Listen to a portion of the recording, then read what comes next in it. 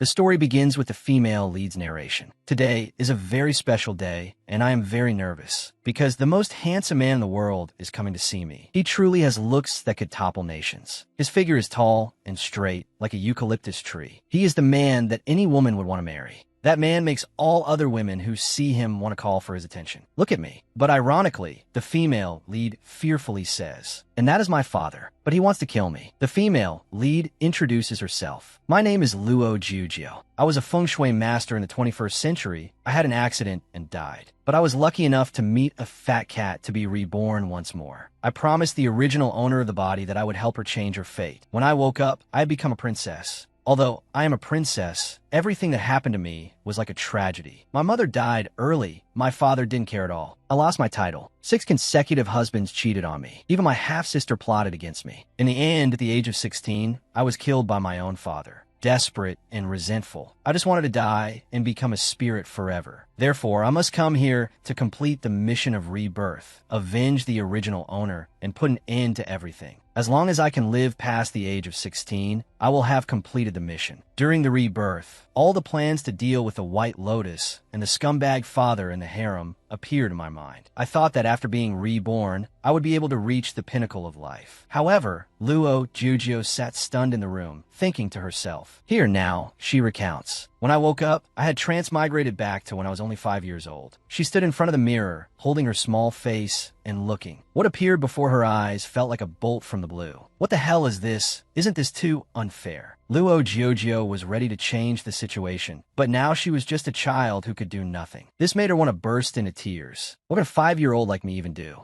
The story continues. Furthermore, after my father heard the state preceptor say I would become a good-for-nothing, he planned to kill me so his illegitimate child could inherit the throne my mother left behind. Fortunately, my cruel and heartless father never visited this cold palace. That's good too, as long as he doesn't remember me. I can probably live past 16. But unexpectedly, a huge fire broke out. However, in my previous life, I lived to be 16 because there was never a fire like this. Luo Jiujio stared blankly at the fire before her, hearing the noisy, bustling crowd around her urging each other. Go get water, put out the fire quickly. She thought in astonishment. I didn't meet my father until I was 14. But now, who am I? Where's this? Luo Jiujio was tense and scared, pulling the blanket over herself. Clutching the pillow in her hands, her whole body trembled like a little rabbit as she thought. Impossible. There's nothing like this in my memories. At this moment, the yellow cat with 2 different colored eyes that had given her a second chance at life appeared. Seeing her so scared, it raised an eyebrow disdainfully and asked, "Are you trembling? It wasn't supposed to turn out like this. But what have you been doing all this time?" Hearing that, her face immediately darkened as she asked back, "What did you say?" Then, seeing that the bag of things the cat brought was only half its body size, she furiously shouted, "But wait, you only brought this much here?" The cat, at a loss for words, froze. It stuttered in astonishment.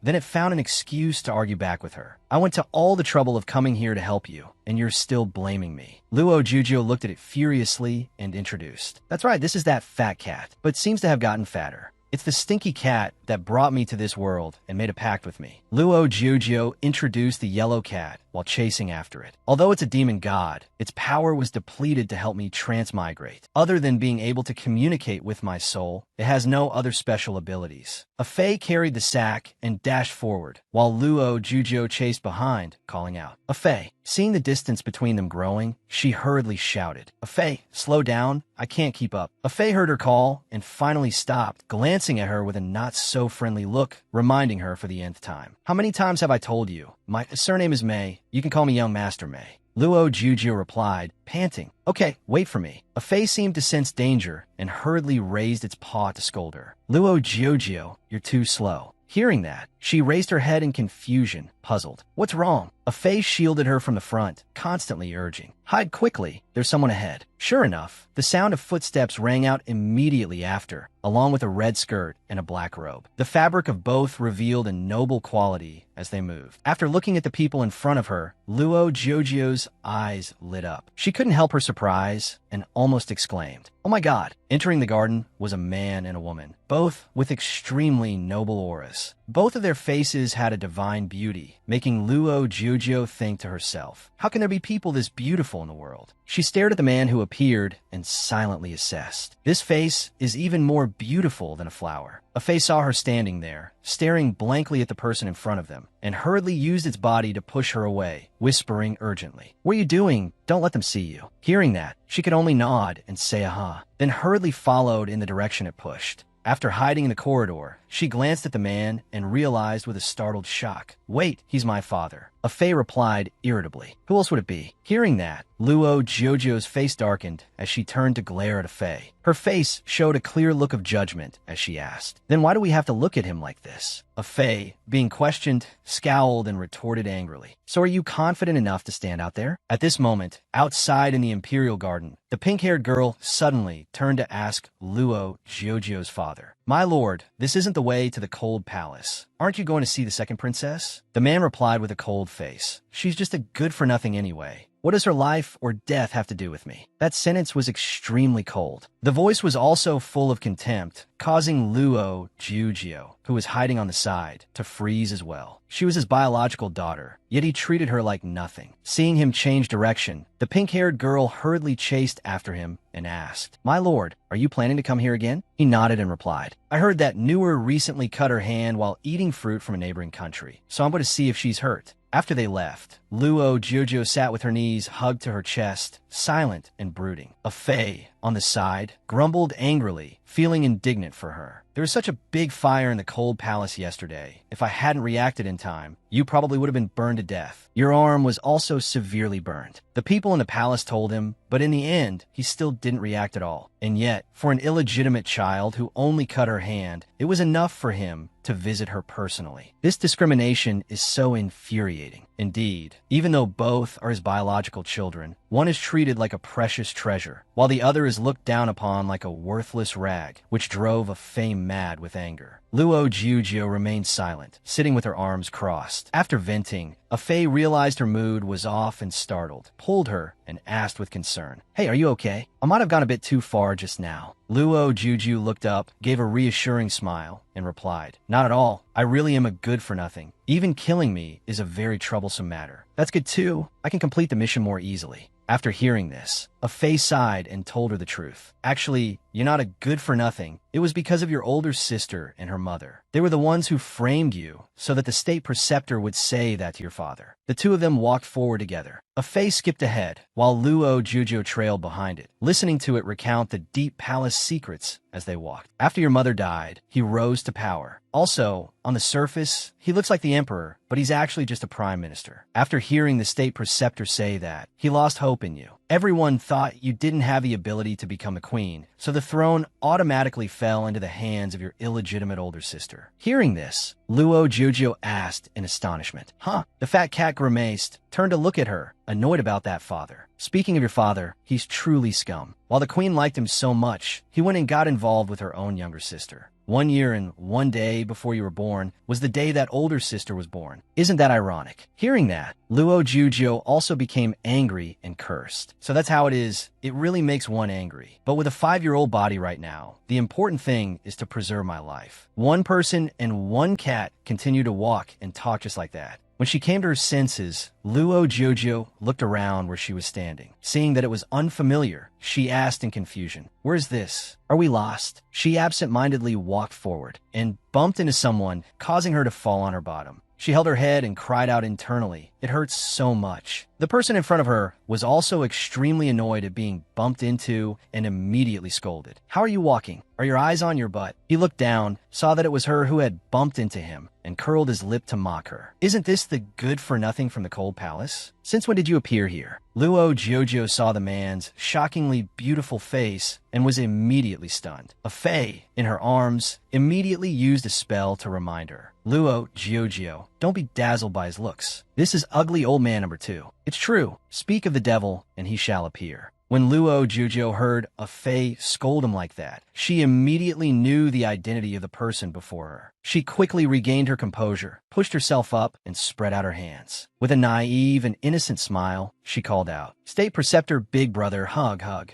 The moment the State Preceptor saw her smile and adorable appearance, he was stunned and thought to himself, this little cutie is quite charming. That State Preceptor was mesmerized by Luo Jiujio's cute appearance. He immediately did as she wished and picked her up. She immediately gave him a smile to win his favor. The scene at this moment was incredibly harmonious. A Fae, watching from below, was shocked as if struck by lightning, his mouth agape as he thought, Luo Jiujio, are you kidding me? How could you let that State Preceptor hold you so easily? Luo Jiujio flashed another innocent and pure smile, clinging to the State Preceptor's shoulder and asking naively, State Preceptor Big Brother, can I kiss you? Seeing those big, round, sparkling eyes looking at him, the State Preceptor thought to himself, so cute. He let his guard down and asked, the second princess likes to kiss? Moved by her adorable appearance. This time, he also went along with her wishes, turning his cheek for her to kiss. Luo Jiujio slowly moved closer. Then she suddenly opened her mouth and bit his cheek hard, saying, I'll bite. The State Preceptor, suddenly bitten so hard, screamed in pain. After biting him, Luo Jiujio quickly pushed him away and jumped down from him, her feet landing safely on the ground. The tricked State Preceptor angrily pointed at her, furiously scolding her with incredibly harsh words. You piece of trash, how dare you bite me? Luo Jiujio covered her mouth, laughing secretly, and immediately came up with a very reasonable and convincing excuse for her action. Because State Preceptor Big Brother's neck is so sweet, I really like you, State Preceptor Big Brother, so I've marked my territory on your face. Her bite mark was clearly visible on his face, still throbbing with a dull pain, causing his face to darken as he gritted his teeth. Luo Jiujio, however, continued to act innocent, flashing a harmless smile and declaring, from now on, you are my person. The State Preceptor was so angry he was going crazy, cursing inwardly, this damn little piece of trash. After completing her simple revenge, Luo Jiujio immediately picked up a Fae who was still dazed on the side. Waving her hand, she quickly ran away. Goodbye, State Preceptor Big Brother. She just left the State Preceptor, who was about to go mad, behind her. After running away from him, a Fae immediately raised his paw in praise. Luo Jiujio, you did great. I'm afraid that bite mark won't fade for a long time. Luo Jiujio laughed and replied, I was being lenient. I already disliked him. Getting revenge feels so good. But then a Fae frowned with a worried expression and asked, but that bite looks quite painful. Will he get revenge on you? Luo Jiujio smirked and calmly analyzed, no matter how much he dislikes me, I'm still the queen's only daughter. I can't be harmed that easily. Besides, my father's position isn't stable yet. There are still many obstacles in his way that need to be eliminated. So the person who needs to be eliminated the most right now is none other than him. So she had already anticipated this before acting. After hearing her analysis, Faye was still a bit confused. How are you so sure that he wants to eliminate that State Preceptor? Luo Jiujio then explained her analysis to Faye. It's simple. This State Preceptor is regarded as a god. Everyone in the Tianyue Kingdom is convinced by him. If he wanted to, he could cause chaos at any time. Faye, having just been put back on the ground, was extremely surprised after hearing her words and exclaimed, I didn't expect you to know so much. Luo Jiujio tilted her face to the sky proudly and asserted, that's me, I'm not a piece of trash. But Faye still couldn't let go of his worries. He sighed and asked again, but what if he secretly harms you? Don't you remember the fire in the cold palace? After hearing him, Luo Jiujio nodded. There are quite a few people who want to harm me. He might be one of them. As the two were talking, the sound of footsteps suddenly rang out. The footsteps got closer and closer, along with a searching voice. Your Highness the Princess, where are you? The person and the cat jumped in fright upon hearing the sound. The person who arrived was Luo Jiujio's handmaiden, Shuang Shuang. The moment she saw her, she ran over in a panic, asking with concern, what if your highness had run into danger? The moment Luo Jiujio saw her, she sighed inwardly. How did I get discovered so soon? She once again put on her innocent mask, then ran and threw herself into Shuang Shuang's arms, saying, I'm here. I was just running around here. Don't be angry. Luo Jiujio introduced the newly appeared character. This is Shuang Shuang, previously my mother's personal handmaiden. My mother personally asked her to take care of me. Seeing her asking for forgiveness, Shuang Shuang immediately hugged her, stroking her hair and sighing as she advised, don't do this again in the future. You scared this servant to death. Luo Jiujio recounted, I heard that she was by my mother's side until my mother passed away. Recalling the scene that day when the late queen, who was also Luo Jiujio's mother, passed away, it was Shuang Shuang who was by her side, heartbroken, holding her hand and crying out, Your Majesty. Then when her arm went limp, she cried out in sorrow, Your Majesty. Luo Jiujio continued to reveal about this woman. She is also my godmother, or to be more precise, she was the one who pulled me out. To me, she is not just a simple handmaiden, so sometimes she gets angry, but I'm still honest with her. Luo Jiujio was brought back to her palace by Shuang Shuang. She went to the table and began to diligently write something on a piece of paper. Just then, Shuang Shuang approached, holding a stack of papers, and said with a smile, Your Highness the Princess, the succession exam is in a few days. Seeing her suddenly appear and mention the succession issue, Luo Jiujio was startled and asked, Huh? Shuang Shuang handed her the documents and instructed, Therefore, you must finish all of this calligraphy, along with chess, political history, horse riding, archery, and martial arts. Each subject that Shuang Shuang mentioned felt like a heavy burden on Luo Jiujio's shoulders, making her jump. She continued to pretend to be pitiful, reaching out to pull on Shuang Shuang's skirt, her eyes welling up with tears as she called out, Big Sister Shuang Shuang, this seems a bit. Her appearance was very deceiving, making even Shuang Shuang think, Her Highness the Princess is so cute. She blushed and hesitated this.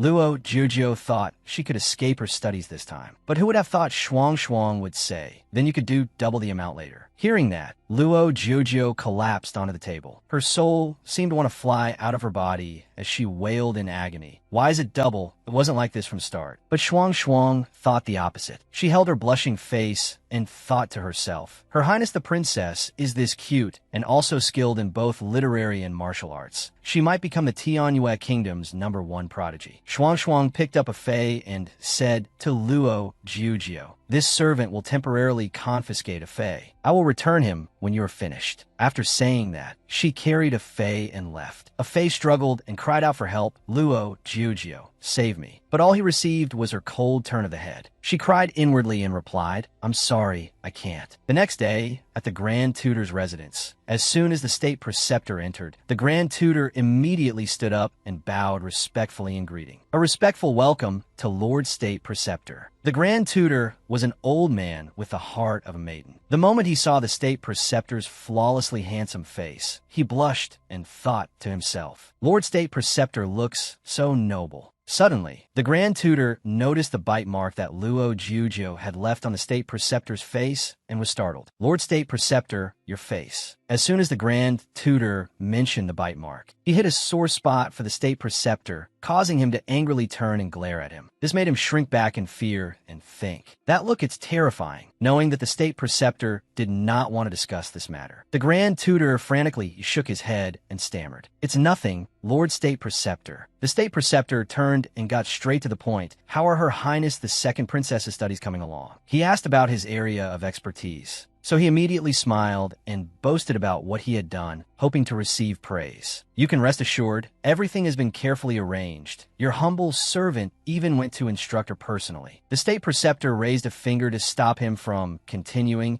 and emphasized, No, I mean the second princess. Hearing this name, the Grand Tutor was astonished and asked in surprise, The piece of trash? He fearfully began to stammer a reminder. But if I help the second princess study, aren't I training the enemy? In his heart, he sighed in pity for her. There's no other way. Since you are not favored, you can only give up. The State Preceptor came up with an idea and ordered him have the girl study with the third prince. I remember the second princess and the third prince have an engagement, right? He was startled upon hearing this. A bit confused and doubtful, he said, But the third prince has always hated the girl because the second princess is a piece of trash. Lord State Preceptor, why must you? Seeing the Grand Tutor trying to interfere with his decision and probe his thoughts, the State Preceptor angrily turned his head, his eyes like a snake staring at its prey, glaring at him as his whole body radiated a murderous aura, asking, It seems you've grown tired of wearing that official's hat. How dare you question me? The Grand Tutor knew he had made a mistake and tremblingly knelt down to admit his fault. Your humble servant wouldn't dare. The State Preceptor ignored him, turned away, and the corner of his lips lifted into a sarcastic smile as he thought to himself, Little piece of trash, I will make you pay the price. It turned out the State Preceptor was still holding a grudge over Luo Jiujio biting his cheek and leaving a mark. The scene changes to inside Luo Jiujio's palace. She was going out for a walk, looking around and muttering, Where is this? It doesn't seem to be the way to the kitchen. She rubbed her stomach, which was rumbling continuously. Remembering offering snacks like cakes, beer, and grilled meat. She began to drool and said, "I'm so hungry. I really want to eat cake, meat skewers. It would be even better with a little beer." Suddenly, she saw a figure with silver hair and purple clothes leaning against a tree and exclaimed, "It seems there's someone under the tree." Seeing a boy with a delicate and handsome face, as beautiful as a celestial being, in front of her, she muttered to herself, "Is it because I'm so hungry that I'm hallucinating?" Luo Jujio reached out her hand, intending to touch the boy, constantly exclaiming in admiration, "This person might be even more beautiful than my father." Suddenly, someone called her, "Your Highness the Princess," causing her outstretched hand to freeze.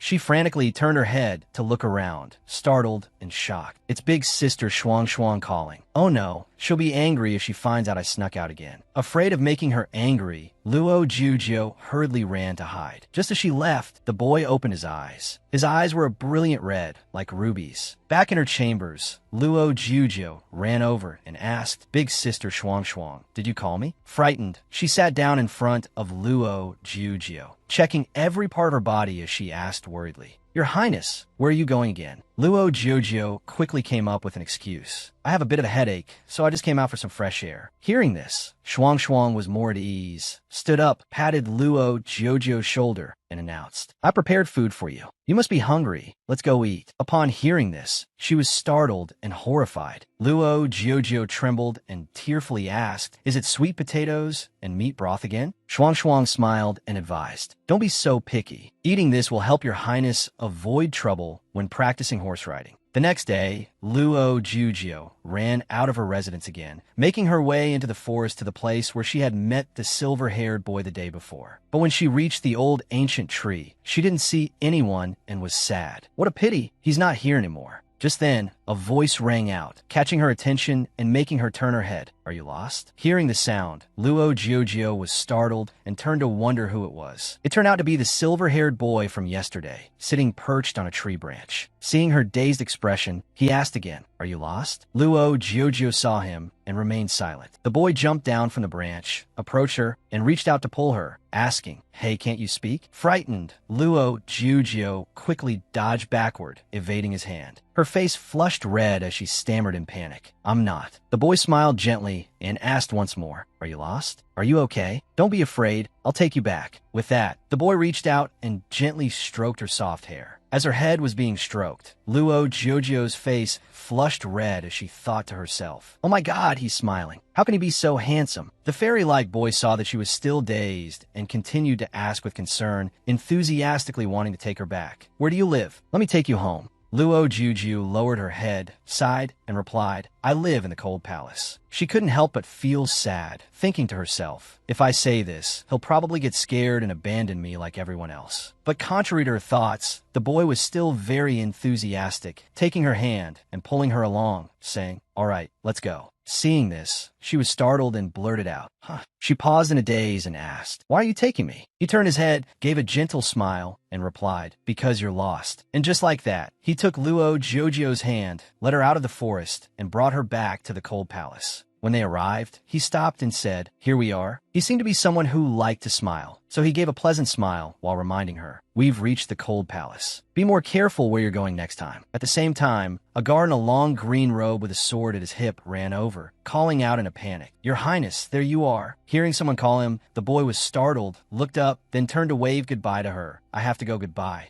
Luo Jujio watched his retreating back and mumbled, "What a gentle person." Suddenly, she realized, "Oh no, I forgot to ask for his name. I wonder who he is?" She began to search her memories, thinking and analyzing based on them. That person just called him Your Highness. Could he be from another country? Just then, Shuang Shuang's familiar voice called out, "Your Highness, where are you?" Hearing her voice, Luo Jujio instinctively flinched. It was like a bolt from the blue as she tearfully mumbled, "Oh no, Sister Shuang Shuang is calling again." She thought sadly and painfully that she had only been running around for a little while. So she hurriedly ran from that courtyard, intending to return to her chambers. On the way, a man in noble-looking blue attire walked past her. Seeing her run off in a panic, he wondered to himself, why does this little servant girl look so rushed? He seemed to be a narcissist, as he thought smugly to himself. It must be because she saw me in the cold palace. You must have fallen for my good looks, right? He was about to call out to her, but she quickly ran past him, paying no attention to his presence. This made him tremble with anger, and he turned around to yell, "Hey, stop right there." She heard him call, but the thought of Shuang Shuang made her even more scared. She kept running while thinking to herself, "I can't. Sister Shuang Shuang will be angry." Seeing himself being ignored a second time,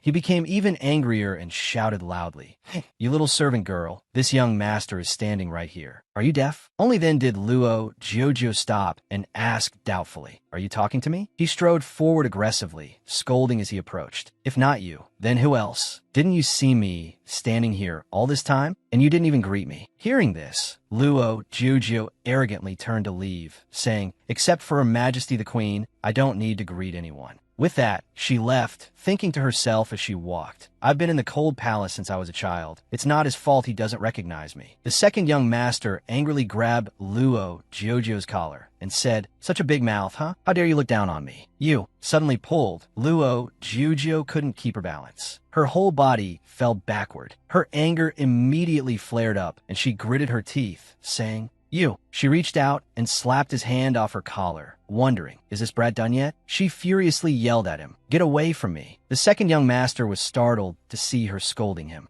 Luo Jojo arrogantly turned her head and walked away, but her face was still full of annoyance. The second young master angrily tightened his grip on the fan in his hand, thinking to himself, still daring to walk away. He gritted his teeth and threw the fan, hitting her on the head as he cursed, "Stop right there for me, you damn dog servant." Luo Jojo's face darkened, her whole body exuding a cold, threatening killing intent. "I'll give you a chance to apologize." The second young master, who had never been treated like this before, sneered and asked, "What did you say? You want me to apologize to you? Is there something wrong with your brain?" Hearing his arrogance, she glanced at him, her eyes filled with a killing intent that could end him at any moment. She raised her hand and gave him a slap. He couldn't believe it, holding his slapped face in astonishment as he asked, "You dare to hit me?" She gave him a cold look as if looking at a dead man and asked back, "So what if I hit you?" While the two were in a tense standoff, Shuang Shuang ran over from the other end, calling her, "Your Highness," which startled her. Shuang Shuang looked at her worriedly and asked, "Why are you here?" Then, upon seeing the young master in front of her, she covered her mouth and exclaimed in surprise, "Second young master, what happened?" Luo Jiujio saw her panicked expression and called out in astonishment, "Sister Shuang Shuang." She glanced away worriedly, not daring to look directly at Shuang Shuang, trembling inside as she thought, "It's over. I'm dead for sure this time." Seeing that Shuang Shuang recognized him, the second young master immediately ordered, "There you are. Quickly seize this insolent dog servant." "She hit me." Hearing this was like a bolt from the blue for Shuang Shuang. She asked in disbelief, "You hit the second young master?" Hearing this title, Luo Jojo was stunned and stammered, "Wait, what did you call him?" "Second young master." It seemed the second young master had also realized who she was. Holding his face, he asked contemptuously, "And you must be that little good-for-nothing from the cold palace, right?"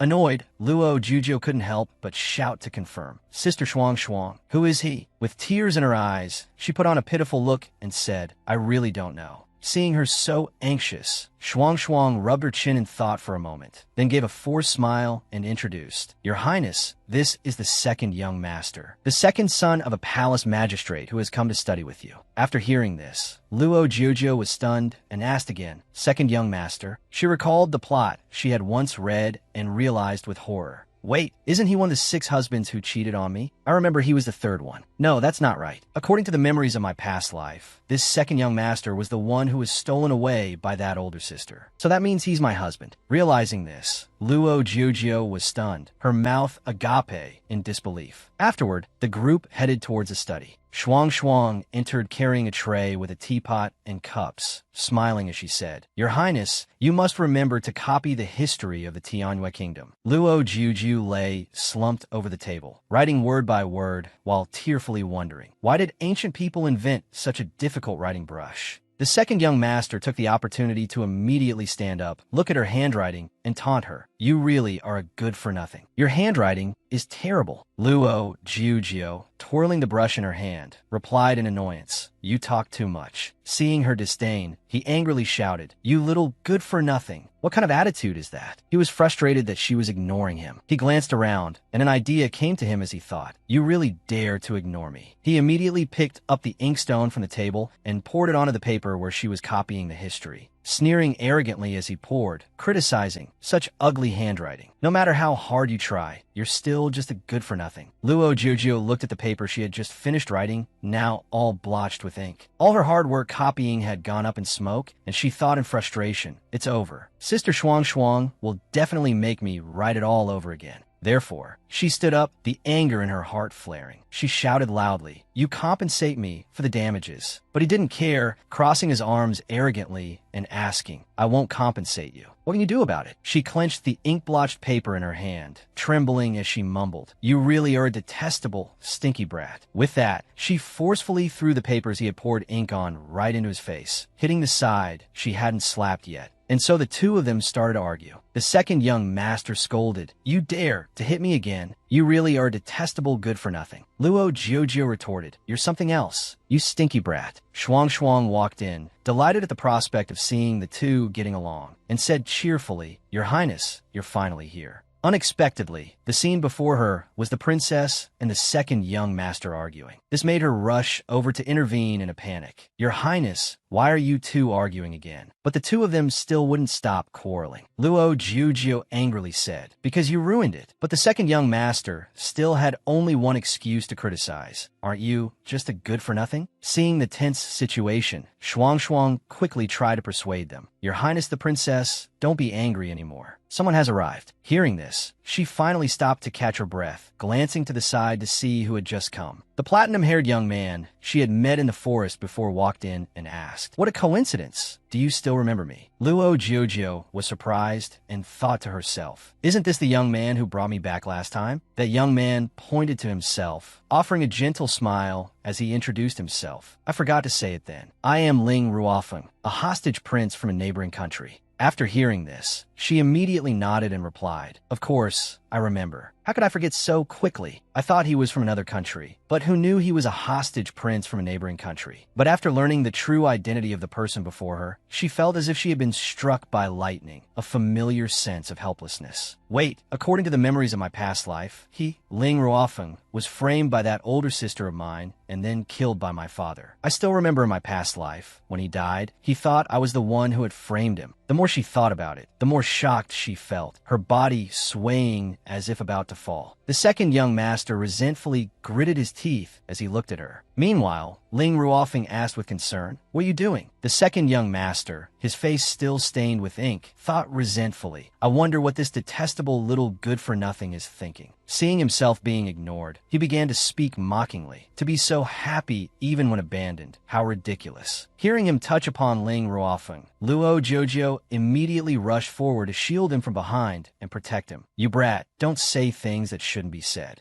Ling Ruofeng reached out and pulled on her sleeve, and although a bit sad, he still said, "I'm fine. I'm used to it, so it's okay." After saying that, he gave a bitter smile. Luo Jiujio stared at him blankly, thinking to herself, "Ling Ruofeng, he is truly very tolerant." Shuang, standing to one side, smiled and reminded them, "Your Highness the Princess, second young master, if you two don't wash off the ink, it will dry." She thought to herself, "It seems like the days ahead will be very lively." In the following days, during a meal, when Shuang brought in the food, she saw the three of them sitting at the table. Luo Jiujio and Ling Ruofeng were talking very harmoniously, constantly laughing and chatting. And the second young master was cast aside, treated like thin air. Being treated like a third wheel, he became extremely angry, gripping the chopsticks in his hands so tightly that they broke. Then, during horse riding practice, Luo Jiujio sat happily on horseback as Ling Ruofeng led the horse. The practice session was very relaxed. The second young master was leading his horse nearby, and seeing how well the other two got along, he started to glare, his whole body radiating a disagreeable dark aura. Shuang hurriedly approached and reminded Luo Jiujio with concern, "Your Highness the Princess, the succession exam is coming up. You must focus more on your archery skills." This time, the second young master turned to glare at her resentfully. Luo Jiujio gave a confident smile, clenched her fist, her face showing clear determination as she said, "Sister Shuang, rest assured, I will practice diligently." Hearing this, Shuang Shuang felt more at ease, and with a gentle motherly smile, she encouraged her in a soft voice. Your Highness the Princess, you must do your best. Luo Jujio picked up the bow and stretched out her arm. As soon as she released her hand from the bowstring, the arrow shot out, but then it immediately plunged straight into the ground and died. This left Luo Jujio utterly stunned, and the smile on Shuang Shuang's face gradually froze. She covered her face in alarm and thought to herself, the princess's shooting is still not very good. It's a good thing the king isn't here. If he saw this, he would surely hate the princess even more. Luo Jiujio gave a forced smile and quickly explained to Shuang Shuang. It was just a slip of the hand again. The second young master walked over and took the opportunity to immediately jab. If you slip again, you'll truly be a little good for nothing. Being looked down on time and time again, she angrily scolded him. You really have a big mouth. Watch me and learn. This time, she became more serious and drew the bow once more. She thought to herself, archery requires calmness and care. She released her hand from the string, and the arrow immediately flew forward with a whoosh. It struck the hair tie on the head of King Bai Luo, who was passing by, startling him. He reached out, took the arrow, and pulled it from the tree trunk. The shadow guard Qing Ling at his side ran over in fear and asked worriedly, Your Majesty, are you all right? As soon as Shuang Shuang saw Bai Luo, she was terrified and quickly knelt down to pay her respects, calling out, Your Majesty the King. She explained tremblingly to the king, this was because the second princess's hand slipped. I beg you to forgive her this time. Luo Jiujio, holding the bow in her hands and facing Bai Luo, was terrified. Her heart was in a panic as she thought, although my mother is the queen, because he has exclusive power, everyone calls him the king. It's over. How could I have almost shot that cold-hearted man? But the king just calmly walked over, bent down to look at her, and asked, After the fire, you're still living this well? Hearing this, her hand holding the bow trembled. She thought fearfully, he definitely wants me dead. I just shot at him, he won't let me go. In front of me is a knife. But if it's a knife, there's nothing to be afraid of. She quickly regained her composure, bowed to him, and said, Father, perhaps it is because Mother in Heaven is protecting your child, so the wounds have all healed very quickly. The shadow guard Qing Ling was startled to hear this, and Shuang Shuang was even more terrified, her face turning pale. This is bad. Not only did the princess talk back, but she also mentioned the queen, which is a huge taboo in the palace. She panicked and quickly crawled forward to plead on Luo Jiujio's behalf. Your Majesty the King, the second princess is still young and doesn't fully understand the palace rules. I beg you to spare her life. It is this servant. This servant is ignorant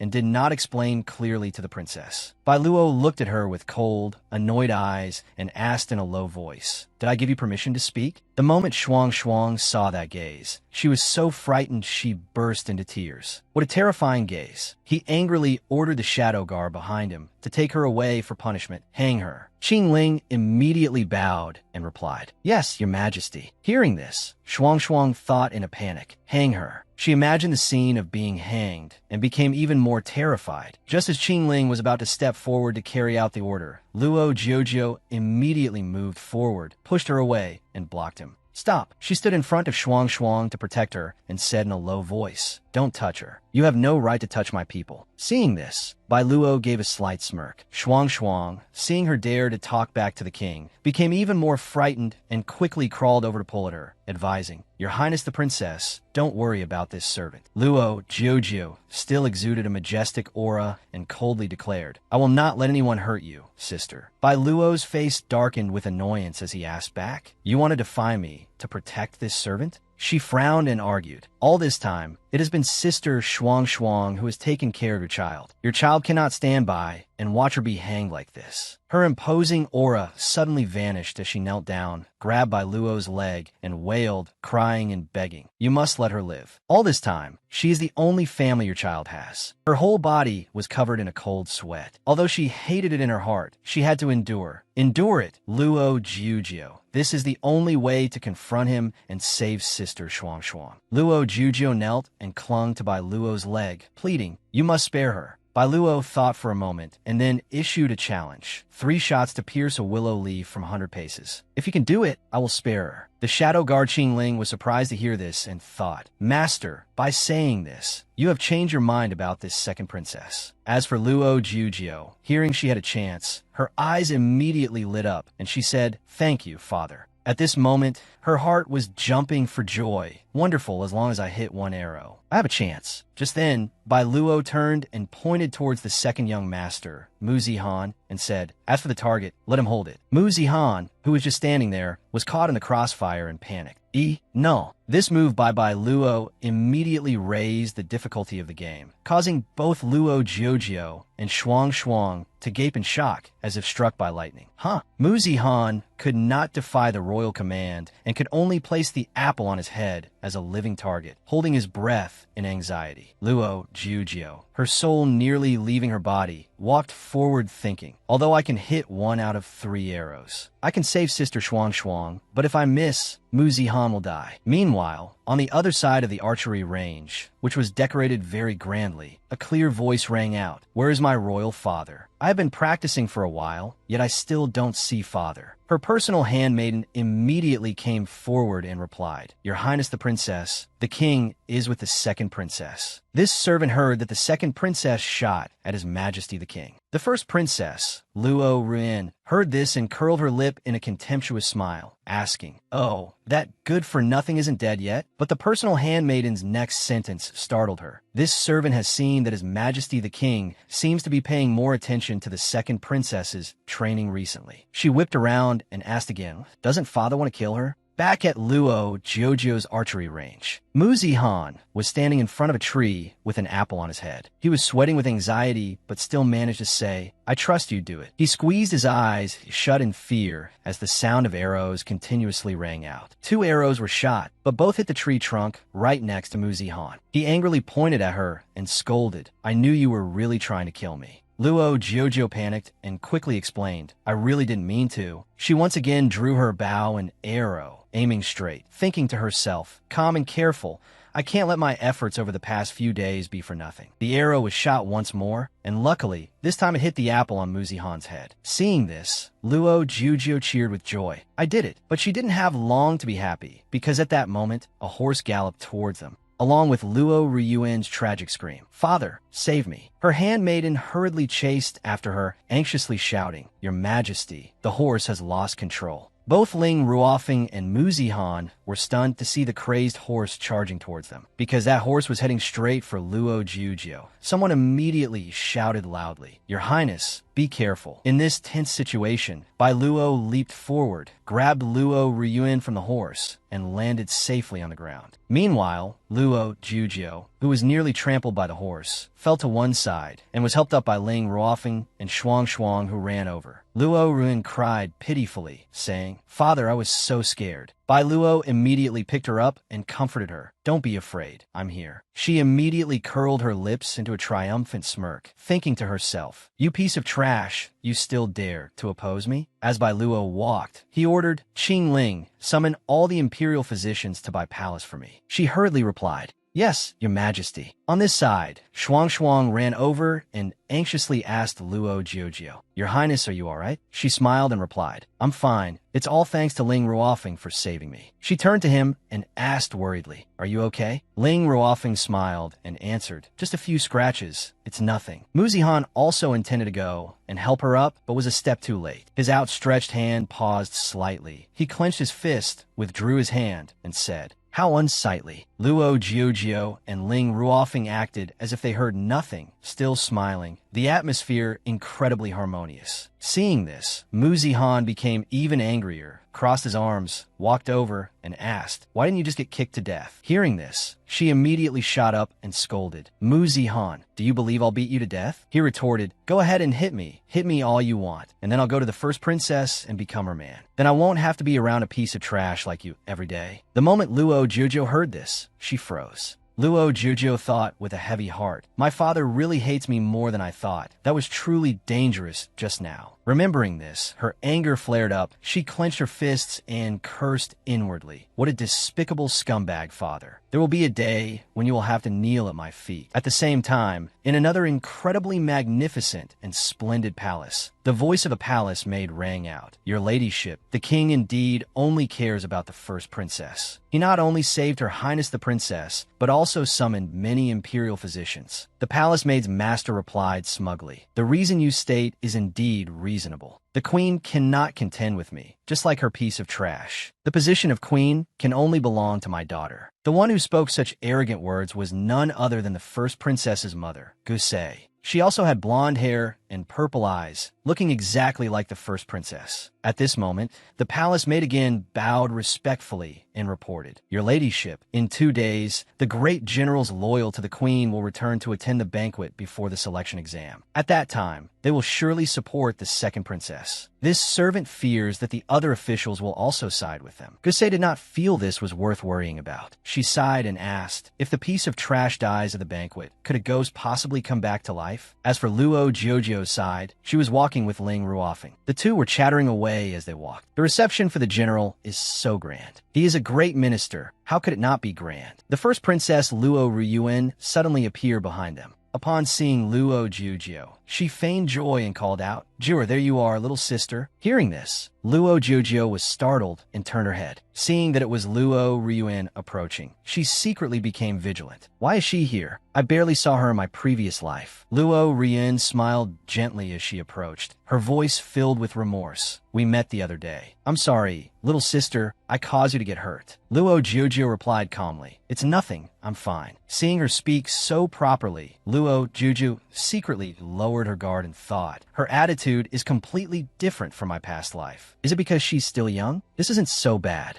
Luo Ryuan continued to make conversation. "The ceremony is about to begin, and our royal father will be there." She just hummed in response. The two were now standing very close to the lotus pond. Luo Ryuan reached out her hand, a triumphant smile on her face as she thought to herself, "You piece of trash, you want to compete with me for the throne? In your dreams." Ling Ruofeng, standing beside them, noticed her malicious smile and immediately knew she intended to harm Luo Jiujio. He rushed forward to shield her and shouted, "Be careful." And just like that, he was framed and pushed into the lake by Luo Ryuan. Seeing this, Luo Jiujio cried out in alarm, "Brother Ruofeng." Fortunately, Ling Ruofeng knew how to swim and immediately surfaced from the water. She ran over in a panic and asked worriedly, "Brother Ruofeng, are you okay?" He replied, "Your Highness, I'm fine." Seeing her well-thought-out plan ruined, Luo Ryuan's face darkened with anger as she cursed inwardly. "Damn it, this guy dared to ruin my good plan." So she continued her act, walking closer and sighing. "Hostage prince from the neighboring country, why are you so careless? Today is the banquet for the generals. It's not appropriate for you to do this." At this time, the ministers who heard the commotion also ran over to the lotus pond to see what was happening. As soon as they heard what the first princess said, they began to whisper among themselves. "So, it's the hostage prince. How shameful. It's great to be able to attend this banquet, but I didn't expect to encounter such an unfortunate thing. This wild child truly has no manners at all." Every word they spoke was incredibly vicious, filled with malice that stabbed at Ling Ruofeng's pain, causing him to lower his head. Luo Jiujio was also stunned after hearing this. Seeing Ling Ruofeng's spirits plummet, she angrily shouted, "Aren't you all going to stop?" This sentence surprised the first princess and the surrounding ministers. They all immediately fell silent. Full of anger, Luo Jiujio turned to question Luo Ryuan. "You wanted to harm me?" Luo Ryuan pretended to shrink back in fear. Her tone panicked as she retorted, "Little sister, why are you scolding me? What does him falling into the water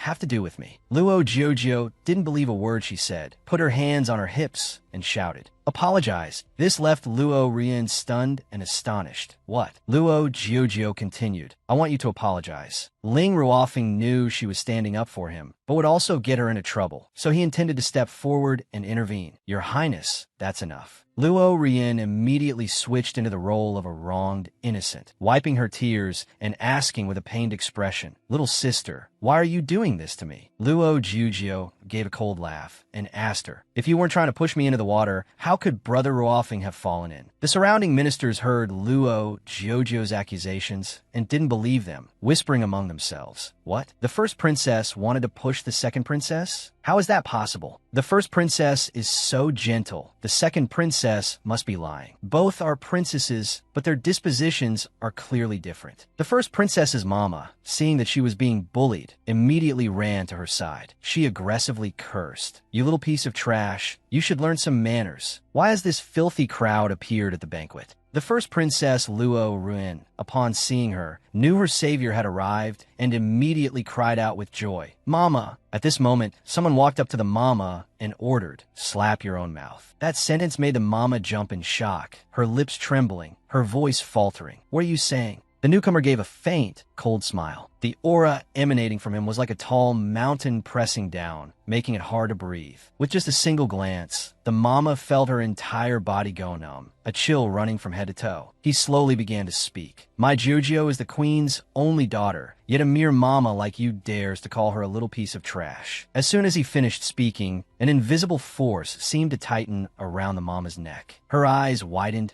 the invisible hand choked her breath, leaving her sputtering, unable to speak. Her whole body trembled, her face turned pale, and tears streamed out from fear. The young man's gaze was ice cold, looking at the mama as if she were an unburied corpse. Every word he spoke filled with contempt. Since when did the Tianyue kingdom become filled with such foul things? Her Highness the Princess is standing right here, and you still dare to shout and curse? Luo Run, in the distance, couldn't help but be terrified, her face turning pale. Her hands were clenched so tightly that her nails dug deep into her skin. In her heart, it was as if 1,000 beasts were roaring. How does this piece of trash Luo Jiujio have such a powerful backer? At the same time, the atmosphere stirred once more. From a distance, another person approached, a man in silver armor, with a solemn aura and eyes as sharp as knives. When he saw Ling Ruofeng, he frowned in surprise and asked loudly, "Isn't this the hostage prince from the Yu Kingdom of Chu?" The sudden appearance of another person startled Luo Jiujio, her face showing clear vigilance. As soon as he saw Luo Jiujio, he clasped his hands in a salute, his voice echoing through the garden. "Your Highness, this humble general is General Yi, a loyal subordinate of Yi Hengtian.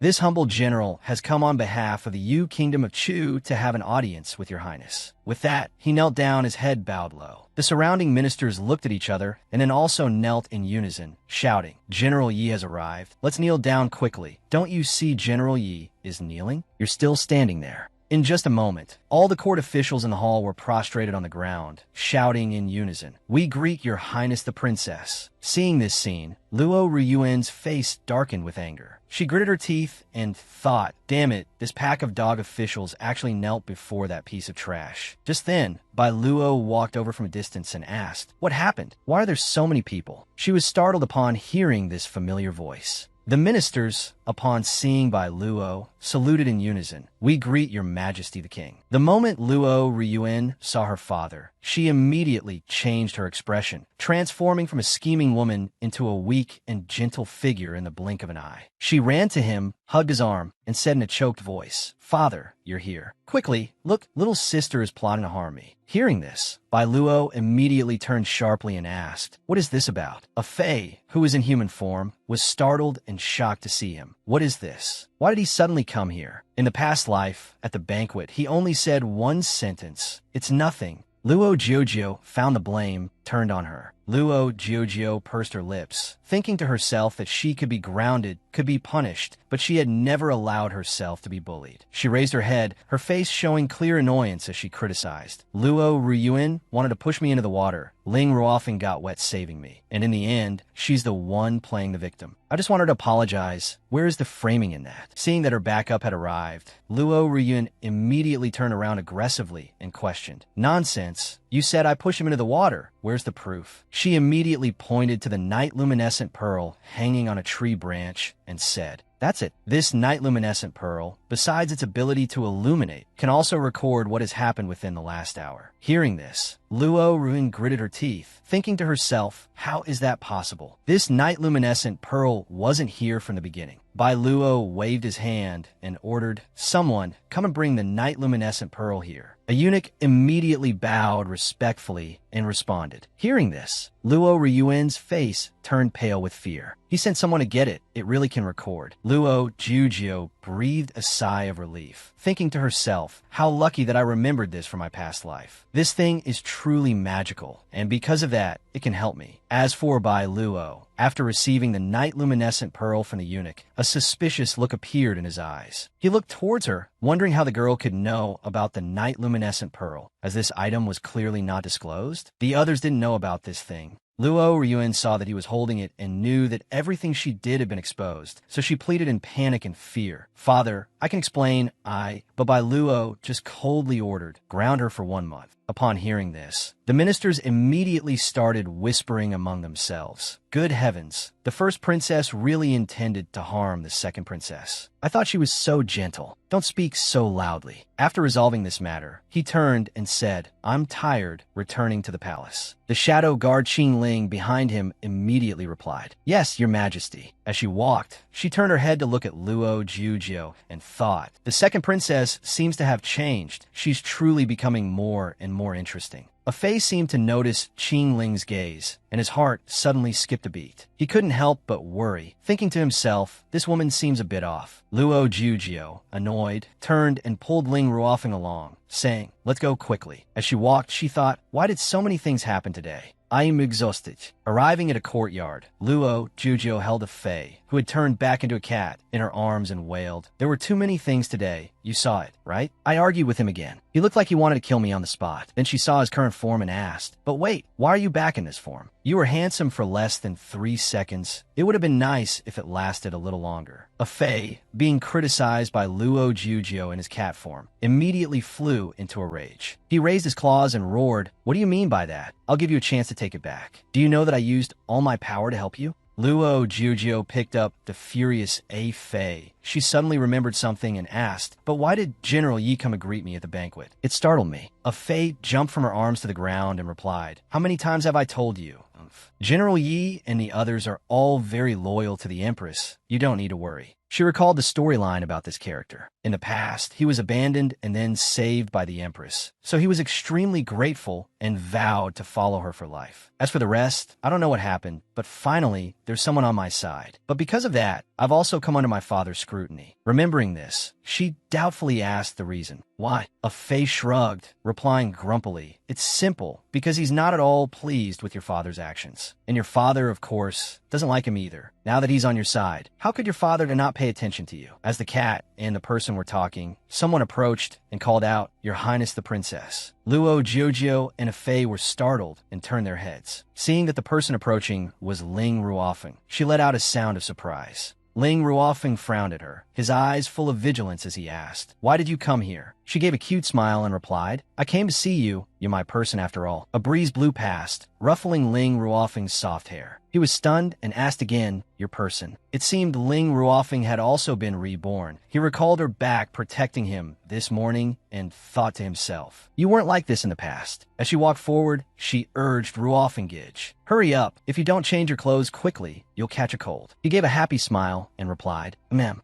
Inside Ling Ruofeng's room, after he had bathed and changed, he shyly urged, Princess, you should go rest. I can manage on my own. She took a towel and started drying his long, soft hair, saying, Let me help you. If it weren't for you, I would have probably become a laughingstock. Mu Zihan, passing by and seeing this scene, thought irritably to himself, He just fell. Is all this necessary? So he also started to feign illness, clutching his head and whining. Luo Jiujio, I suddenly have a terrible headache. Luo Jiujio, who was drying his hair, stopped and asked blankly, A headache? But her next words were cold, like pouring cold water on Mu Zihan's head. If that's the case, then you should hurry home. I'm afraid you'll infect others here. After hearing this, Mu Zihan asked in disbelief, Huh? He turned to her, seething with anger, and scolded, Luo Jiujio, you really dote on that little good-for-nothing. His sudden shout frightened her. Seeing him storm off aggressively, she was completely bewildered. What trick is this kid playing now? At the first princess's residence, Gusei was furious, yelling madly, You're such a good-for-nothing. Not only did you ruin a good thing, but you also gave that little good-for-nothing a chance to show off. After scolding her, she still wasn't satisfied. She raised her hand and slapped Luo Ryuan across the face, making her cry out in pain. She clutched her slapped face and hastily explained. This time, things were ruined all because of that brat Ling Ruofeng. Otherwise, that little good-for-nothing would have already been defeated by us. Gusei irritably reminded her, Now I must be more careful. General Yi and his people are back. The king is paying more attention to the little good-for-nothing. You cannot make any more mistakes. She bowed obediently and replied, Yes, I'll remember. In her heart, she couldn't suppress her anger. gritting her teeth and thinking, this incident has made me lose so much face. You little good-for-nothing. Just you wait. At the Pangwon Imperial Garden, Luo Jojo ran there, thinking when I was alive, the night luminescent pearl was stolen tonight. I was framed for it. She hid behind a tree, silently observing her surroundings and recalling. Luckily, Shuang Jeju testified for me before they took me away for punishment. I want to see who it is that wants to frame me. Just then, the sound of a footstep was heard. She looked towards the place where the night luminescent pearl was kept, and as soon as she saw the person, she was startled. This person is? Isn't this my father's shadow guard? It was she who stole the night luminescent pearl. I have no grudge against her, but why did she steal the night luminescent pearl? Qingling took the night luminescent pearl and smiled faintly. Luo Jojo saw the ears on the person's head and was startled. Wait a minute, she's a demon. How can that be? She seemed to have detected someone watching her and immediately asked warily, who is it? Qingling walked step by step towards the tree where Luo Jujio was hiding. She was terrified, breaking out in a cold sweat. Qingling reached the side of the tree, turned to look, and was surprised. They ran away? Behind the tree was now empty. It turned out Fei had transformed back into his beast-human form and carried Luo Jojo away, scolding as he ran. If I didn't have instant teleportation, you would have been done for. In his arms, Luo Jojo praised him. Hey, Fei, you're so fast. But how did you know I was here? Fei landed on the ground and replied, I didn't see you in the palace, so I thought you might have gone to check who stole the night luminescent pearl. So I came here to see, and I didn't expect it to be true. Luo Jojo looked up and revealed who the thief was. But I didn't expect the thief to be my father's shadow guard. After hearing this, Fei nodded. That's right. I thought she was very strange from the beginning. It seems she's very powerful. I don't know what her purpose is either. We shouldn't act rashly right now. We are no match for her. And also, seeing that Fei didn't continue, Luo Jojo's eyes widened as she asked, and also? Fei reminded her irritably, I've told you my surname is Mei. You can call me anything, but don't call me Fei anymore. Isn't that just like insulting me? 2 days later, inside the study, while Luo Jojo was engrossed in practicing her calligraphy, Qingling walked in, stood beside her, and praised. Your Highness the Princess is indeed very diligent. Luo Jojo was startled and looked up, asking, why are you here? Qingling leaned down, stared at her, and asked back, why does the princess look so flustered upon seeing me? Do I frighten you? Luo Jojo thought fearfully to herself. Could it be that she found out I was the one who spied on her last night? No, this must just be a probe. Thinking this, she felt less afraid, regained her composure, and asked her, what are you doing here? Qingling gave a harmless smile and replied, of course, I came to visit the second princess. Could there be any other reason? She once again leaned down close to Luo Jojo's face and murmured. But, seeing her suddenly lean in close, Luo Jojo was startled and let out a cry. She hurriedly dodged the hand she was raising and asked, what are you doing? Qingling reached out her hand, wiped an ink stain from her face, and replied, Your Highness, don't worry, it's just an ink stain. Luo Jojo followed her. Looking at her back, she thought to herself, the night luminescent pearl was stolen before, and I was framed as the thief. Then I was mocked and ridiculed. I was innocent, yet I was dragged into this matter. But who was it that ordered her to steal the night luminescent pearl and frame me? Suddenly, she turned her head, smiled, and said, Your Highness the Princess, you're staring at me. It's making me feel quite shy. Hearing this, Luo Jojo immediately turned her head away, thinking irritably, what a flirt. She walked towards the study, and after entering, she looked around and mumbled, My father isn't here? Where'd he go? Discovering something, she perked up. Huh? She approached the table, picked up a coin, and asked joyfully, why is there money here? It's been so long since I've gotten to touch it like this. She remembered her past life and couldn't help but sigh. Back in the 21st century, I had a whole bunch of luxurious mansions, more than I could live in. But now, as she tossed the 3 coins in her hand, she said, it really would have been much better if I hadn't come here.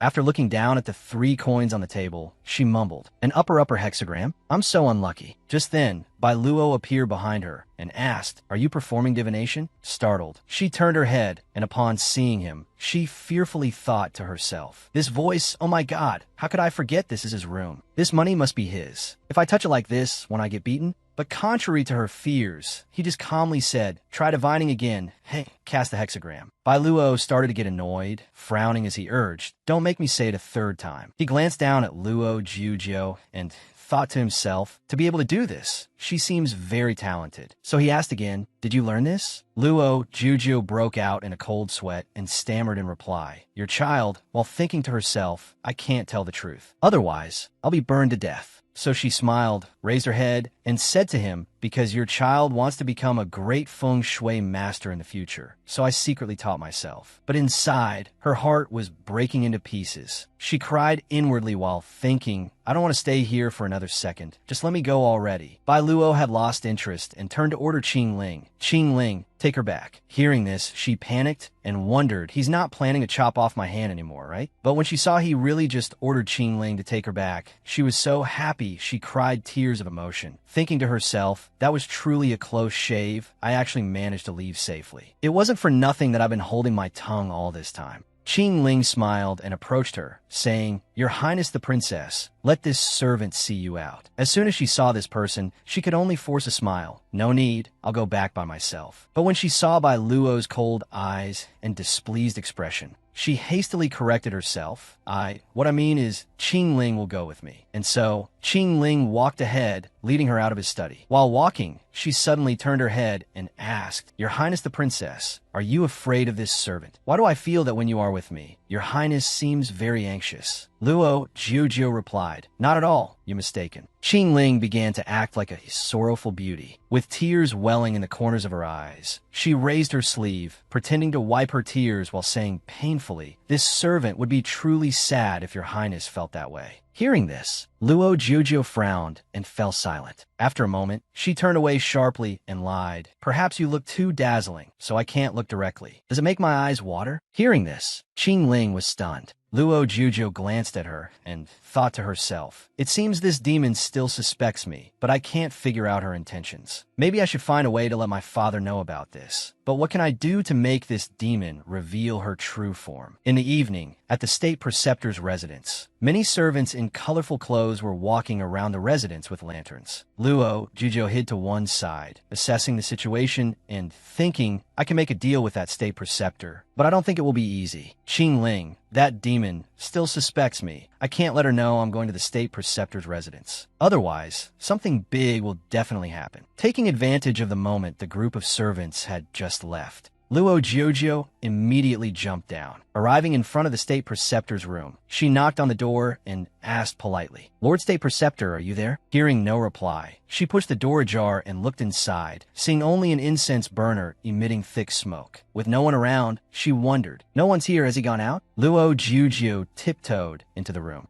As she was walking, she suddenly kicked a shelf, causing it to fall over, and the statue on the shelf also shattered to pieces. She fearfully picked up the broken pieces of the statue, horrified as if struck by lightning. "I'm dead. Isn't this the wooden statue he uses whenever he communicates with the heavens? I heard this is his most precious possession." Terrified, she hurriedly hid it and mumbled, "I can't let him know." Just then, she heard footsteps approaching the door and was startled. "Oh no, it can't be." It turned out the state preceptor had returned. The servant following him bowed respectfully and reported, "Lord State Preceptor, your hot water has been prepared." He nodded in response. "All right." Then he went behind the folding screen and took off his robe, revealing his firm chest muscles. Luo Jiujiu, hiding behind the screen and peeking inside, was startled. Is he going to take a bath? She happily began to tiptoe away, thinking to herself, "Perfect, got a bolt." But she wasn't paying attention and kicked the broken statue, which made a dull thud. Her whole body froze, her face turning pale. "I'm so dead." The state preceptor, who was taking off his robe, was startled when he heard the noise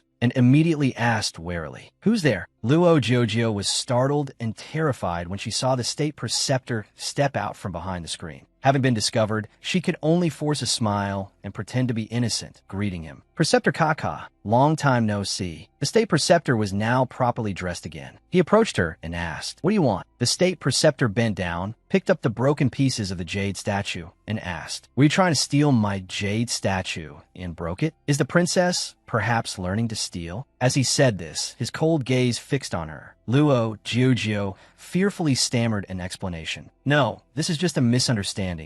As soon as she saw him pick up his sword and prepare to draw it from its sheath, she quickly shouted, "I need your help with something. That's why I came here to talk to you." The state preceptor had already fully drawn his sword, his face filled with killing intent as he asked in a cold voice, "Still trying to stall for time?" Luo Jiujiu hurriedly explained, "I really do have something to say. Luo Jiuzhou tearfully hid behind the door and said, I just want to make a deal with you. The state preceptor asked doubtfully. A deal? What deal? She stated her request. I need a magical weapon that can fight demons. Hearing this, the state preceptor frowned with suspicion and wariness. What do you want to do with it? She quickly made an excuse. Well, I've been feeling a bit uneasy lately, so I thought I needed it for self-defense. She thought to herself, not too many people should know about this, or it will get worse. The state preceptor's interest was piqued. He smirked and said, It's not easy to get a weapon containing magic, but if it's you, I have one condition. Seeing her chance, she immediately asked, What condition? Inside the state preceptor's residence, he stated his condition to Luo Jiuzhou. You must not tell anyone about this, or we'll both be implicated. She immediately agreed. I know, but he didn't stop there and continued. And also, seeing her tearful appearance and face full of fear, he scowled, bent down, and said, Stop it. He pulled at the pink money pouch in her hand, saying, Let go. She wanted to cry even more and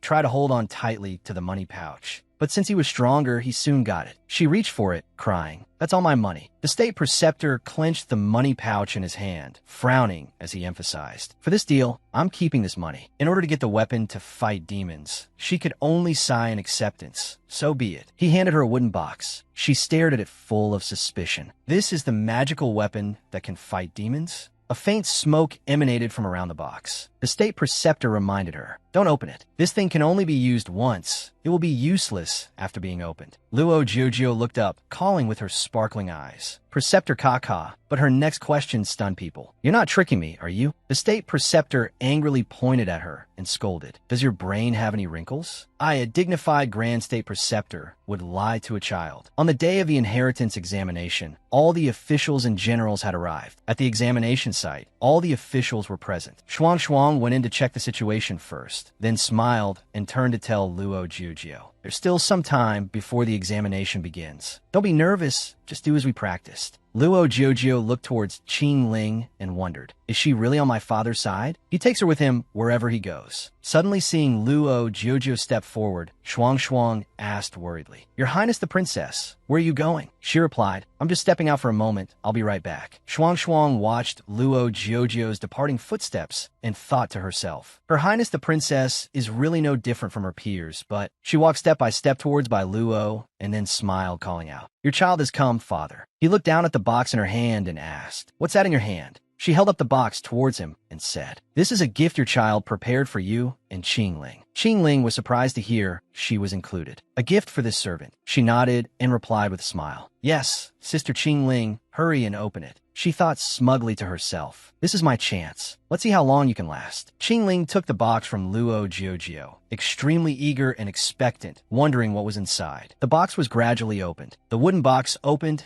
and a bunch of flowers shot out from inside, surprising Qing Ling. As soon as she saw the red roses, her eyes lit up and she asked, Flowers? Seeing the pile of flowers, Luo Jiuzhou's jaw dropped, wanting to curse. What? How can this be? Why didn't she reveal her true form? Only then did she realize with a shock. Wait, could it be that I was tricked by that state preceptor? Qing Ling smiled happily and said to her, This servant didn't expect the princess to prepare this gift for me. I'm truly very happy. Hearing this, Luo Jiuzhou was so angry she could spit blood, but still replied, She forced a strained smile and asked, You like it, sister? Just then, Luo Ruin ran up from behind, eagerly calling, You're here, Father King. Luo Jiuzhou was still mumbling. So rude. As soon as she saw her, she feigned surprise and asked gently, You're here too, little sister? She once again pretended to be pitiful, with tears welling up in the corners of her eyes. Her tone was apologetic. Last time, I was thoughtless and unintentionally harmed you, little sister. I feel very regretful now. Can you forgive this foolish older sister? Upon hearing this, Luo Jiuzhou crossed her arms in annoyance and thought to herself, Luo Ryuan is truly cunning. With a wave of her magic wand, it's as if all the sins she committed have vanished into thin air. She could totally become a famous actress, no joke. However, she had no intention of letting her off the hook. Luo Jiuzhou sighed. Each question she asked was like a sharp jab. This matter has left my mind completely blank. Now I don't even know how to take the exam. You've said so much. It must have taken a lot of time to prepare, right? Hearing this, she was startled.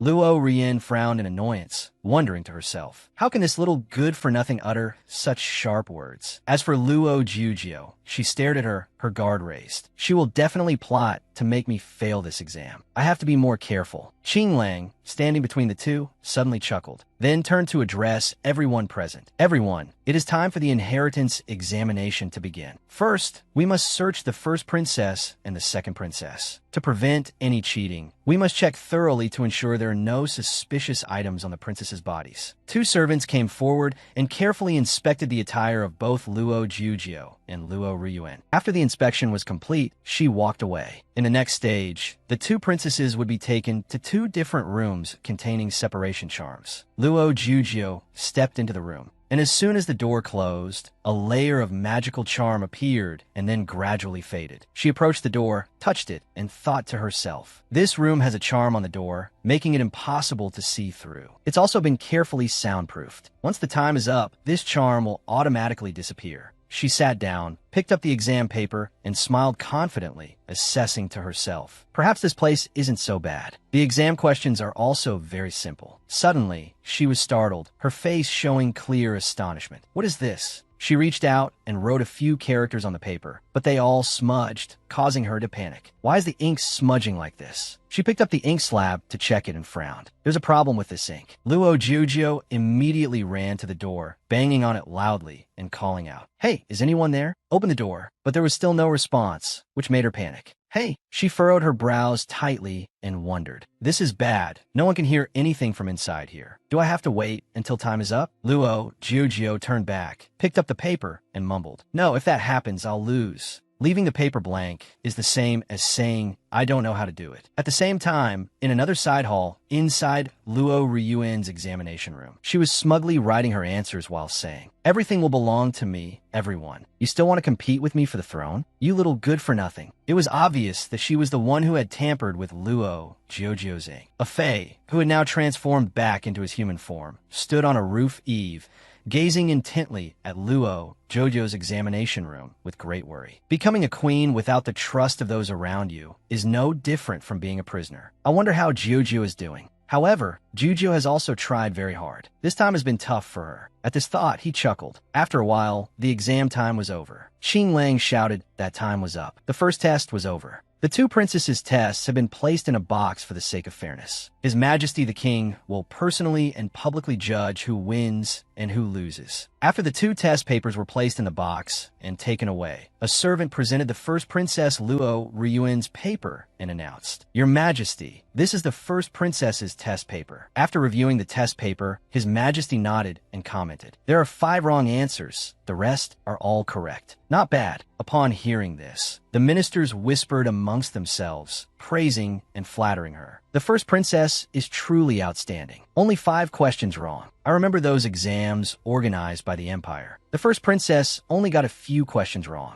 Hearing the result, Luo Ryuan gave a smug smile and thought to herself, "Little good-for-nothing, you still want to go against me? Dream on. No matter what dirty tricks you use, you can never be as smart as me." Next was Luo Jiujio's paper. This time, Xing Lang personally opened the box and presented the paper to Bai Luo. "And this is the second princess's test paper, Your Highness." The moment Bai Luo picked up the test paper, he was startled. "This is..." Seeing his expression, all the ministers began to discuss among themselves. Why does the king's expression look so bad? There's an 80% chance something is wrong. Could it be that the second princess's test paper is terrible? A minister whispered in a low voice, "That must be it. How could this little good-for-nothing possibly do well?" Suddenly, the king turned and ordered Luo Jiujio, "Show me your hands." Luo Jiujio held out her hand, which was covered in wounds. Standing to one side, Luo Ryuan smiled with satisfaction, thinking self-righteously, "Father is surely going to punish her. Serves her right, the damn little good-for-nothing." But when she glanced over and saw the actual state of Luo Jiujio's hand, she was startled. "What is this? Why are her fingers covered in wounds?" Bai Luo's face darkened as he asked her, "Why did you have to use blood to write?" Hearing this, Luo Ryuan was stunned as if struck by lightning. "What?" The ministers also couldn't believe it and exclaimed, "Used blood to write? What happened? Is the second princess insane?" "Hey, don't talk nonsense." Luo Jiujio ignored the rumors buzzing in her ears. She stood straight and reported the truth to the emperor. Actually, the ink in your daughter's examination room had a problem. It was impossible to write on the paper. Because it was enchanted, no one outside could hear your daughter calling from inside. Therefore, your daughter had to bite her own finger and use her blood to complete the test. After hearing her explanation, the ministers were all shocked and astonished. A continuous murmur arose. Oh my God, using blood to do the test. I never expected the second princess, so young, could do such a thing. But even so, her paper surely can't compare to the first princess's. The emperor bent down to read each answer on her test paper and then gave his assessment. Except for the 5 blank questions, the rest are all correct. Hearing this, the ministers were once again so shocked their jaws dropped. Good heavens, look at the second princess. She actually tied with the first princess. The moment Luo Ruin heard their scores were equal, her face turned pale. Impossible. She's clearly a good-for-nothing. After finishing the grading, the emperor turned and said, there are still several tests left. The heir will be decided then. The other officials also dispersed one by one. Now, only Luo Ryuin and Luo Jiujio remained in the hall. She shouted angrily, Luo Jiujio, you were just lucky this time. There won't be a next time. She turned her head and smirked. Is that so? We'll just have to wait and see. This remark made her so angry she couldn't retort, only managing to spit out the word. You. A Fei was already waiting on the side. As soon as he saw her return, he asked with a pained heart, don't be so foolish next time. Don't you know what pain is? She looked down at the fingers he had bandaged for her and asked back, was there any other way? If this hadn't happened to me, I probably would have beaten her. A Fei suddenly changed the subject, his face scrunching up in disgust. By the way, why did you give flowers to that fox demon? Are you out of your mind? She replied, it was a trick. I'll tell you later, brother. Just then, the state preceptor walked by. As soon as a Fei saw him, he asked, isn't that the dog state preceptor? Is he heading to the cold palace? The moment Luo Jiujio heard the name of the one who had swindled her, her anger flared. She said furiously, that child swindler, stop right there for me. She ran pitter-patter and crashed into the state preceptor, causing them both to fall to the ground. Then she climbed on top of him and grabbed his collar. The state preceptor, suddenly attacked, asked, what's the matter, Your Highness the Princess? She shouted angrily, you dare to trick me. Give me back my money. But the state preceptor turned his head away and replied, no. He smirked and asked shamelessly, Your Highness, didn't you once say that I belong to you? So what's wrong with accepting a little tip from my master? She frowned and corrected him. I never said I would tip you. You're just making excuses. The state preceptor smiled and advised, all right, just take this. Stop making a scene. Receiving the gift, Jiujio was completely bewildered, not understanding anything. As soon as she opened the gift bag, she roared, candy. Since when did you want to become a child? But the state preceptor was already holding a piece of candy, brandishing it forward. Am I not? Then, the instant she disagreed, he popped the candy into her mouth. Of course not. Right after the state preceptor turned away, a terrified scream rang out. What did you do? Specks of light appeared and surrounded Jiujio. Her eyes widened as she looked at herself in a strange form. What is this? Why am I? And my clothes too? A Fei turned in astonishment, wanting to capture him and punish him. What did you do to Jiujio? Change her back quickly, but he only slowly explained the situation. You don't need to worry. This thing only works for 3 hours. After 3 hours, she will automatically return to her original form. Then the state preceptor also conjured a magic circle around a Fei. Also, you're better off in your original form. Your human form is too ugly, not cute at all.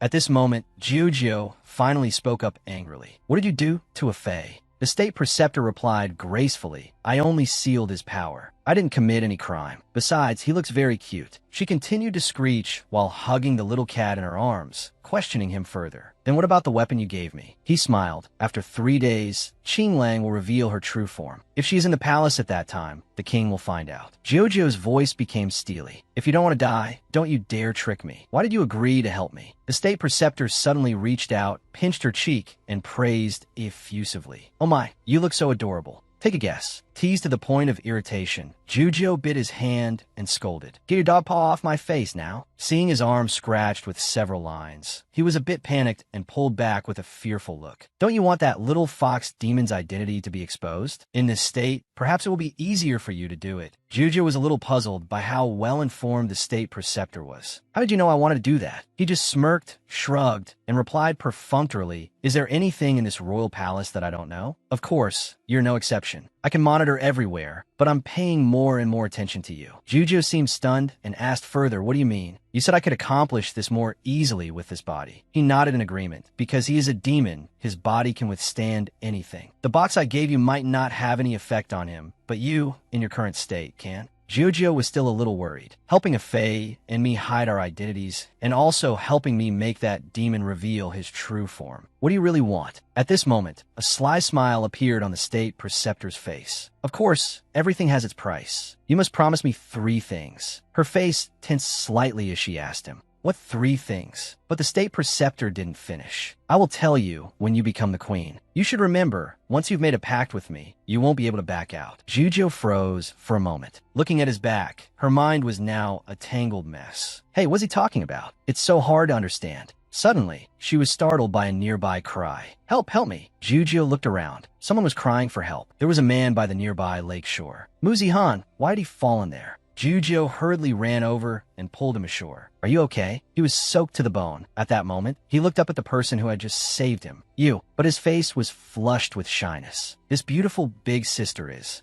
Jujio looked at his state with confusion. How did you fall in the water like this? Recalling what happened, Zihan recounted it with some embarrassment. I was just passing by when I saw that the lotus flower in the pond was so beautiful. I reached out to pick one and accidentally fell in. But who are you, big sister? Why haven't I seen you before? She hesitated, about to say her name. I am Luo. But then she remembered, no, if I tell Muzi-han that I am Luo Jojio, I'll never be able to find out what Qing Ling is plotting. So Jujio picked a lotus flower by the lake. I am. Jujio used the lotus flower as an excuse and replied to Muzi-han with a smile. The lotus fairy of this pond. Little boy, don't play in the water anymore, okay? But Muzi-han couldn't believe it and turned his face away, making Jujio feel indescribably awkward. Hey, what's with that expression? Muzi-han shook his head, not accepting it. Nothing. But when he turned back and forth, Jojio's figure had vanished in a thin air, leaving Zihan stunned. Big sister, she disappeared. At this moment, Jujio was praising herself. I'm truly so smart. To even think of such a reasonable answer. Now I can explain my appearing and disappearing. For sure, doing things with this body is indeed easier. No one can know my true identity. I can come and go freely. Jujio turned into a room at the end of the hallway, without anyone suspecting a thing. Stepping inside, she fumbled around, thinking. Even the clothes have been completely changed. Jujio was squinting at the black pants in her hand. What is this? It's too dark in here. I can't see anything. But the sound of footsteps suddenly came from outside, making Jujio jump. The shadow lingered in front of the door, putting Jujio in a passive position. Oh my god, why is she back so early? Doesn't she follow my father around all day? Her expression hardened as she hurriedly hid everything. These things all came from the closet. Why can't I put them back now? I'll just have to hide them on my person. Just then, Qing Ling appeared and caught her red-handed. Who are you? What are you doing in here? Jujio fumbled and came up with a random reason. I am a new servant who just came to clean the master's room. Qing Ling's eyes were full of suspicion. I didn't send anyone to clean the room. I know perfectly well you are. Standing to one side, Jujio was so frightened by Qing Ling's gaze that she trembled all over. But contrary to her imagination, Qing Ling rushed over, patted Jujio's head, and giggled. You purposely came in here secretly to seduce me, didn't you? This tone was something Jujio had never expected, and she panicked slightly, backing away. Well, what? A moment later, Qing Ling seriously lifted her face and questioned her. Did the first princess's mother send you here? Do you know how many women like you have already died? But it seems this time you're quite cute. Qing Ling smiled faintly with a hint of regret. It's indeed a bit of a pity to let you die so easily. Jujio pushed her away. Wait, I'm not. A pair of pants then rolled out from her clothes. Qing Ling turned to look, completely bewildered. This is? Her eyes widened in horror. Underwear. At this moment, Jujio was crying with 2 streams of tears. Why? Here? It can't be. In the end, Qing Ling didn't attack her and just sighed. You are really interesting. But Jujio was trembling with fear as she backed away. This is just a misunderstanding. Don't come here. Qing Ling was on the offensive, advancing with a smirk to tease her. Trying to escape? I'm starting to like you. No, but the transformation time limit was up, and Jujio changed back to her normal form. Qing Ling felt the world spin, unable to believe it. Second princess? She trembled and backed away in disbelief. Your Highness? How? The person just now was you?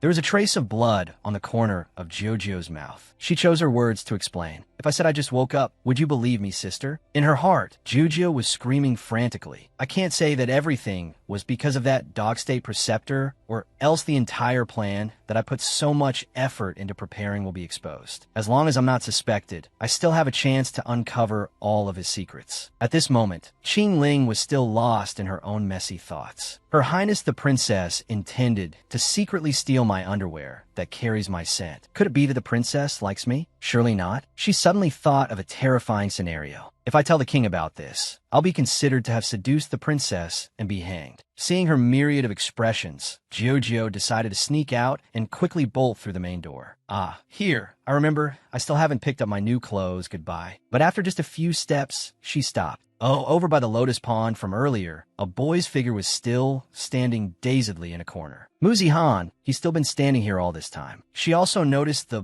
blooming lotus flower on him, and he was still holding the lotus she gave him. Could it be that he likes flowers that much? At this moment, she walked past and took the opportunity to remind him with a few words. Muzi Han, it's dangerous to stand so close. You should back away. She silently blamed him in her heart. Didn't I already tell him not to play in the water anymore? Do my words go in one ear and out the other? But Muzi Han glanced aside with a disdainful smirk. You want to manage me? A little good-for-nothing wants to interfere? A fire of anger rose in Jojo's heart. You? This little brat isn't cute at all. A few days later, the princesses were preparing for the next test. Horse riding, archery. Qing Ling acted as a bodyguard, sticking closely by her side. Your Highness, I will now announce the practice rules. There are a total of 3 bows and arrows. The 2 princesses will take turns shooting to see who can hit more targets. She was always on Jojo's side. Your Highness, do your best. You will definitely win. It's very deserted here. Besides the nobles in the palace, no one else can enter. An arrow quickly hit the bullseye. Ling Ruofeng smiled and gently held the prize. What a pity I won again. She gaped at him and praised him profusely. How do you shoot so well? To be able to shoot like this, I had to try very hard. It's also partly because I have to practice for the exam. Ling Ruofeng didn't brush it off and directly offered to guide her. Your Highness, please rest assured, I will definitely help you win. But suddenly, a piercing scream rang out. Be careful. He used his body to shield her. With the momentum, he fell to the ground, making the air seem to stand still. A poisoned arrow had pierced his left chest. Ling Ruofeng, a stranger standing in the distance, saw that the assassination had failed and looked somewhat annoyed. What a hateful brat, daring to ruin my good work. I'll only be satisfied when you're dead. At this moment, Jojo disregarded everything and rushed down to him. But Ling Ruofeng shouted to stop her. Don't come here. But Jojo didn't stop. No, if he shoots again, Brother Ruofeng will die. So the assassin raised his bow and arrow again. The arrow grazed her face, leaving a bleeding wound.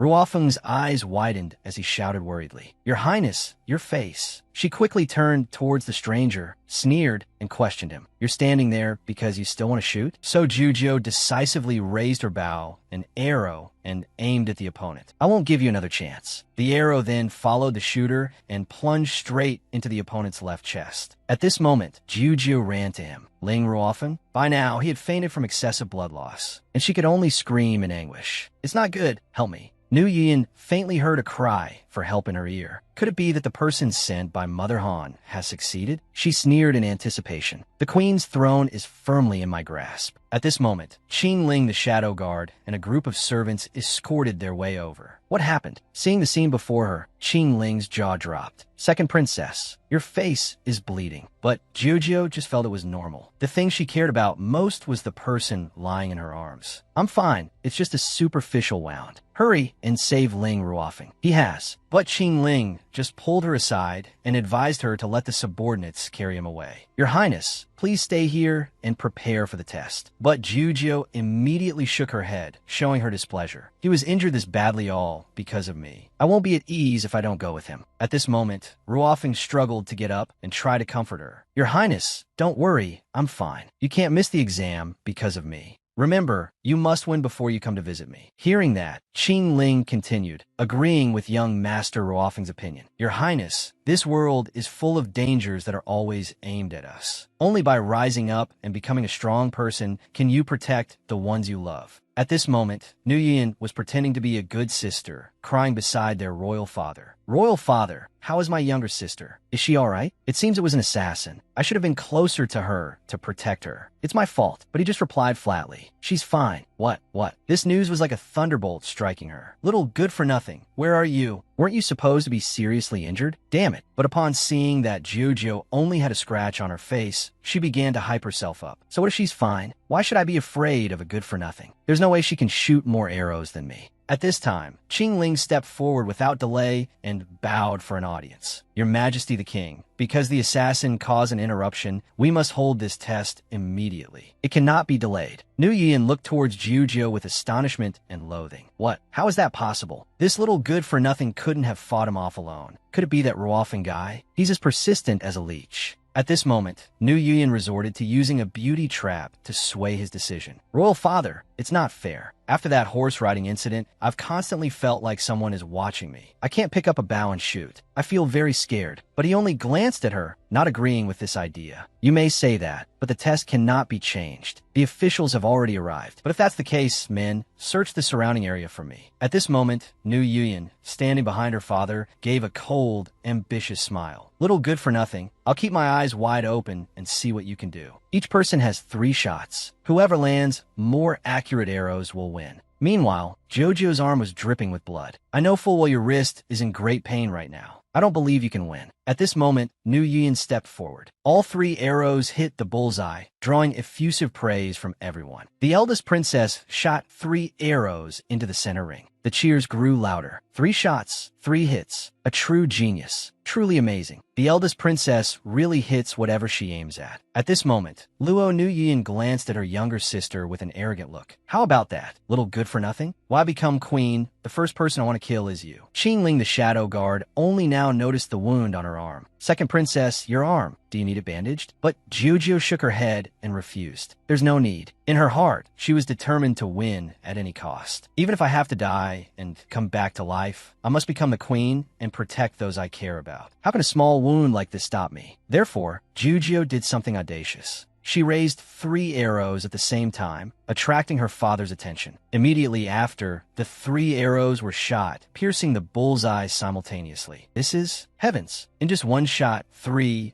arrows at once. Isn't this second princess too powerful? An old official stroked his beard and nodded. This is truly the heir of a future queen. A man suddenly reminded him, hey, the king is right in front of you. Aren't you afraid of being beheaded for mentioning the queen? Seeing her throne as queen about to be snatched away, Nu Yin scowled in annoyance. Damn it, how is this possible? Suddenly, a crazed horse appeared behind by Luo. Your Majesty the King, be careful. This horse is out of control. Your Majesty the King. Qingling couldn't react in time. This is not good. Jiuzhou worriedly rushed over. Royal father. Then she drew her bow and aimed. Don't move. The horse was quickly taken down. At this moment, Qingling hurriedly ran over to help him up. Your Majesty. She also ran over without delay to ask, are you alright? The emperor looked at Jiuzhou with a different, dazed expression. Since when did you learn this? Jiuzhou was a bit taken aback by his affectionate words. Since I was a child, your daughter has practiced continuously, never being lazy. Without hesitation after this incident, Bai Luo announced, from this day on, you will be the new future queen of the Tianyue kingdom. Nu Yin's face darkened. What? She started to speak in an aggrieved tone. Royal father, that's not fair. The number of arrows my sister and I shot was the same. Moreover, I was clearly the one who shot more accurate shots. Hearing her older sister's disbelief, Jiuzhou had no choice but to demonstrate again. Is that so? Then how about now? A series of arrows landed one on top of the other, piercing the target. The emperor was firm with his decision. No more arguments. The next queen of the Tianyue kingdom has been decided. Open the treasury, bring out gifts to celebrate the end of the test. His eyes suddenly hardened as he instructed his subordinate. Furthermore, investigate the matter of the assassin and the horse just now for me. Yes, your majesty. Her eyes sparkled with joy. I've finally won. If Sister Song Song knew, she would definitely jump for joy. Unwilling to accept defeat, Nu Yin shouted to stop her. Jiuzhou, you stop right there for me. Her eyes were clouded with anger as she warned. Don't you think that once you become queen, you can do whatever you want and comfortably ride on others' heads? Let me tell you, I have thousands, hundreds of ways to bring you to ruin. Jiuzhou wasn't afraid of her either. Is that so? I'm actually really looking forward to that moment. On the contrary, she showed open contempt. But shouldn't the eldest princess behave a little more politely towards me? Being so arrogant, isn't this defying the head of the empire? New Yuyan was so indignant, she was speechless. The more she spoke, the more Juju laughed out loud. However, I'm in a rather good mood today. Perhaps I'll give the eldest princess another chance to bow to me properly. New Yuyan couldn't hold it in and just muttered curses in her heart. Juju, you little good-for-nothing. Don't you go too far. 3, 2, 1. In the end, she had no choice but to endure it and kneel. Your Majesty the Queen, long live, long live, long live your Majesty. Juju giggled, covering her mouth. Eldest princess, you may rise. Then she turned and walked away, leaving her with a look of hateful resentment. Juju, there will come a day when I will make you die. You just wait. Returning to her palace, her personal handmaiden hugged her and cried out, Your Highness, do you have any idea how much I worried about you? You really scared me to death. Sister Song, please don't be like this. Juju tried to comfort her. It's just a small scratch. Besides, I've already won. From today on, I will protect you. She softened and sighed. Your Highness, even so, please don't take such risks in the future. It's not good to let yourself get hurt. This servant. As she spoke, Song's voice trailed off sorrowfully. Juju comforted her even more. Sister, don't cry anymore. From now on, we will live better than before. That's right, you're right. Song thought for a moment and finally made up her mind. My Highness is still young. She doesn't yet understand how important the position of queen is. Perhaps I must find a way to restore Her Highness's face. Even if I have to ask them, I will not hesitate. Juju looked around with a sense of fondness and reluctance to leave. Sister Song,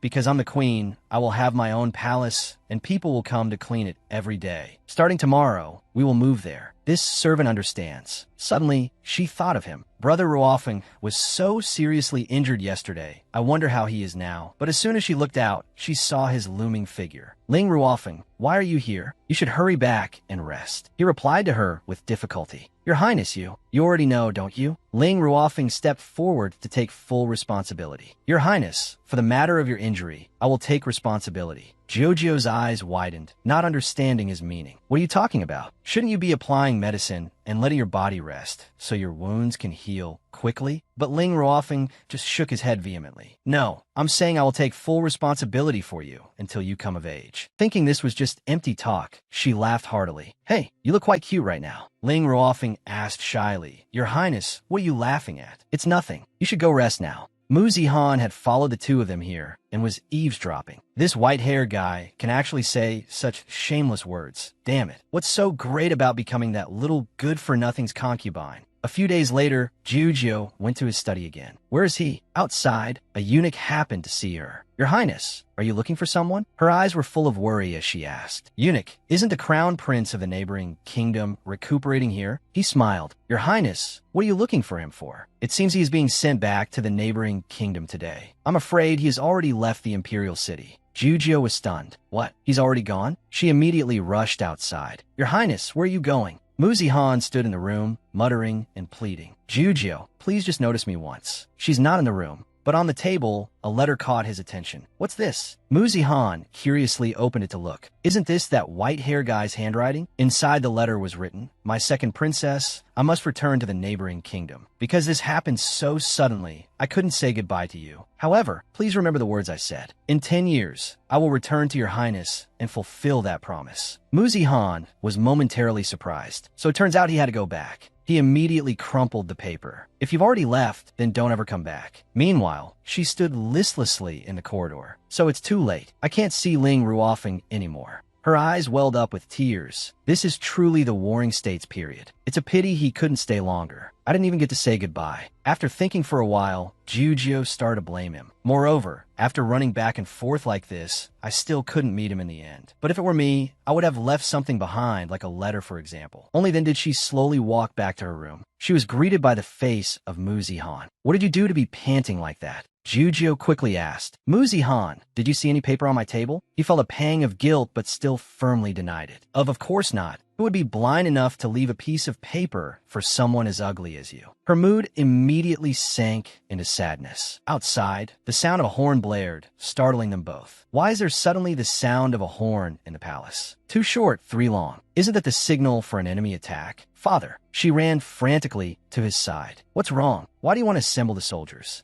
Qingling appeared and reported respectfully to Jiujio. Your Highness, the neighboring country has long been preparing to ambush us. If we hesitate now, they will attack. The situation this time is very urgent, and we currently only have regular soldiers. General Ye's side is also insufficient, so the king can only go into battle himself. A sense of fear rose in Jiujio's heart. Father, when will you return? Bai Luo, sitting on his horse, smiled to comfort his daughter. Don't worry. It will be very soon. From now on, Qingling will take care of you in my place. This sword was once your mother's favorite. Now it's yours. Jiujio was momentarily stunned, unable to believe it. Mother's sword? He still kept it for me. Qingling anxiously interjected, Your Majesty, the number of soldiers they've brought is massive, and they've also managed to pull many great merchants to their side. Please allow this subordinate to accompany you. But he just asked faintly, Have you forgotten what I told you back then? Qingling could say no more and bowed his head. Yes, your subordinate obeys. Jiujio was also worried for him. Father, but he only instructed, Remember, if you want to wear the crown, you must train arduously. If you want to protect this country, you cannot be soft for any emotion. Watching his figure gradually disappear from sight. For some reason, at this moment, I almost wanted to burst into tears. Before, I felt that he was very heartless and cruel. But now, I really couldn't understand him at all. 13 years later, Jiujio glanced at the national preceptor and grumbled. Heaven is so unfair. It's been so many years, yet you haven't changed a bit. I have told your highness that the national preceptor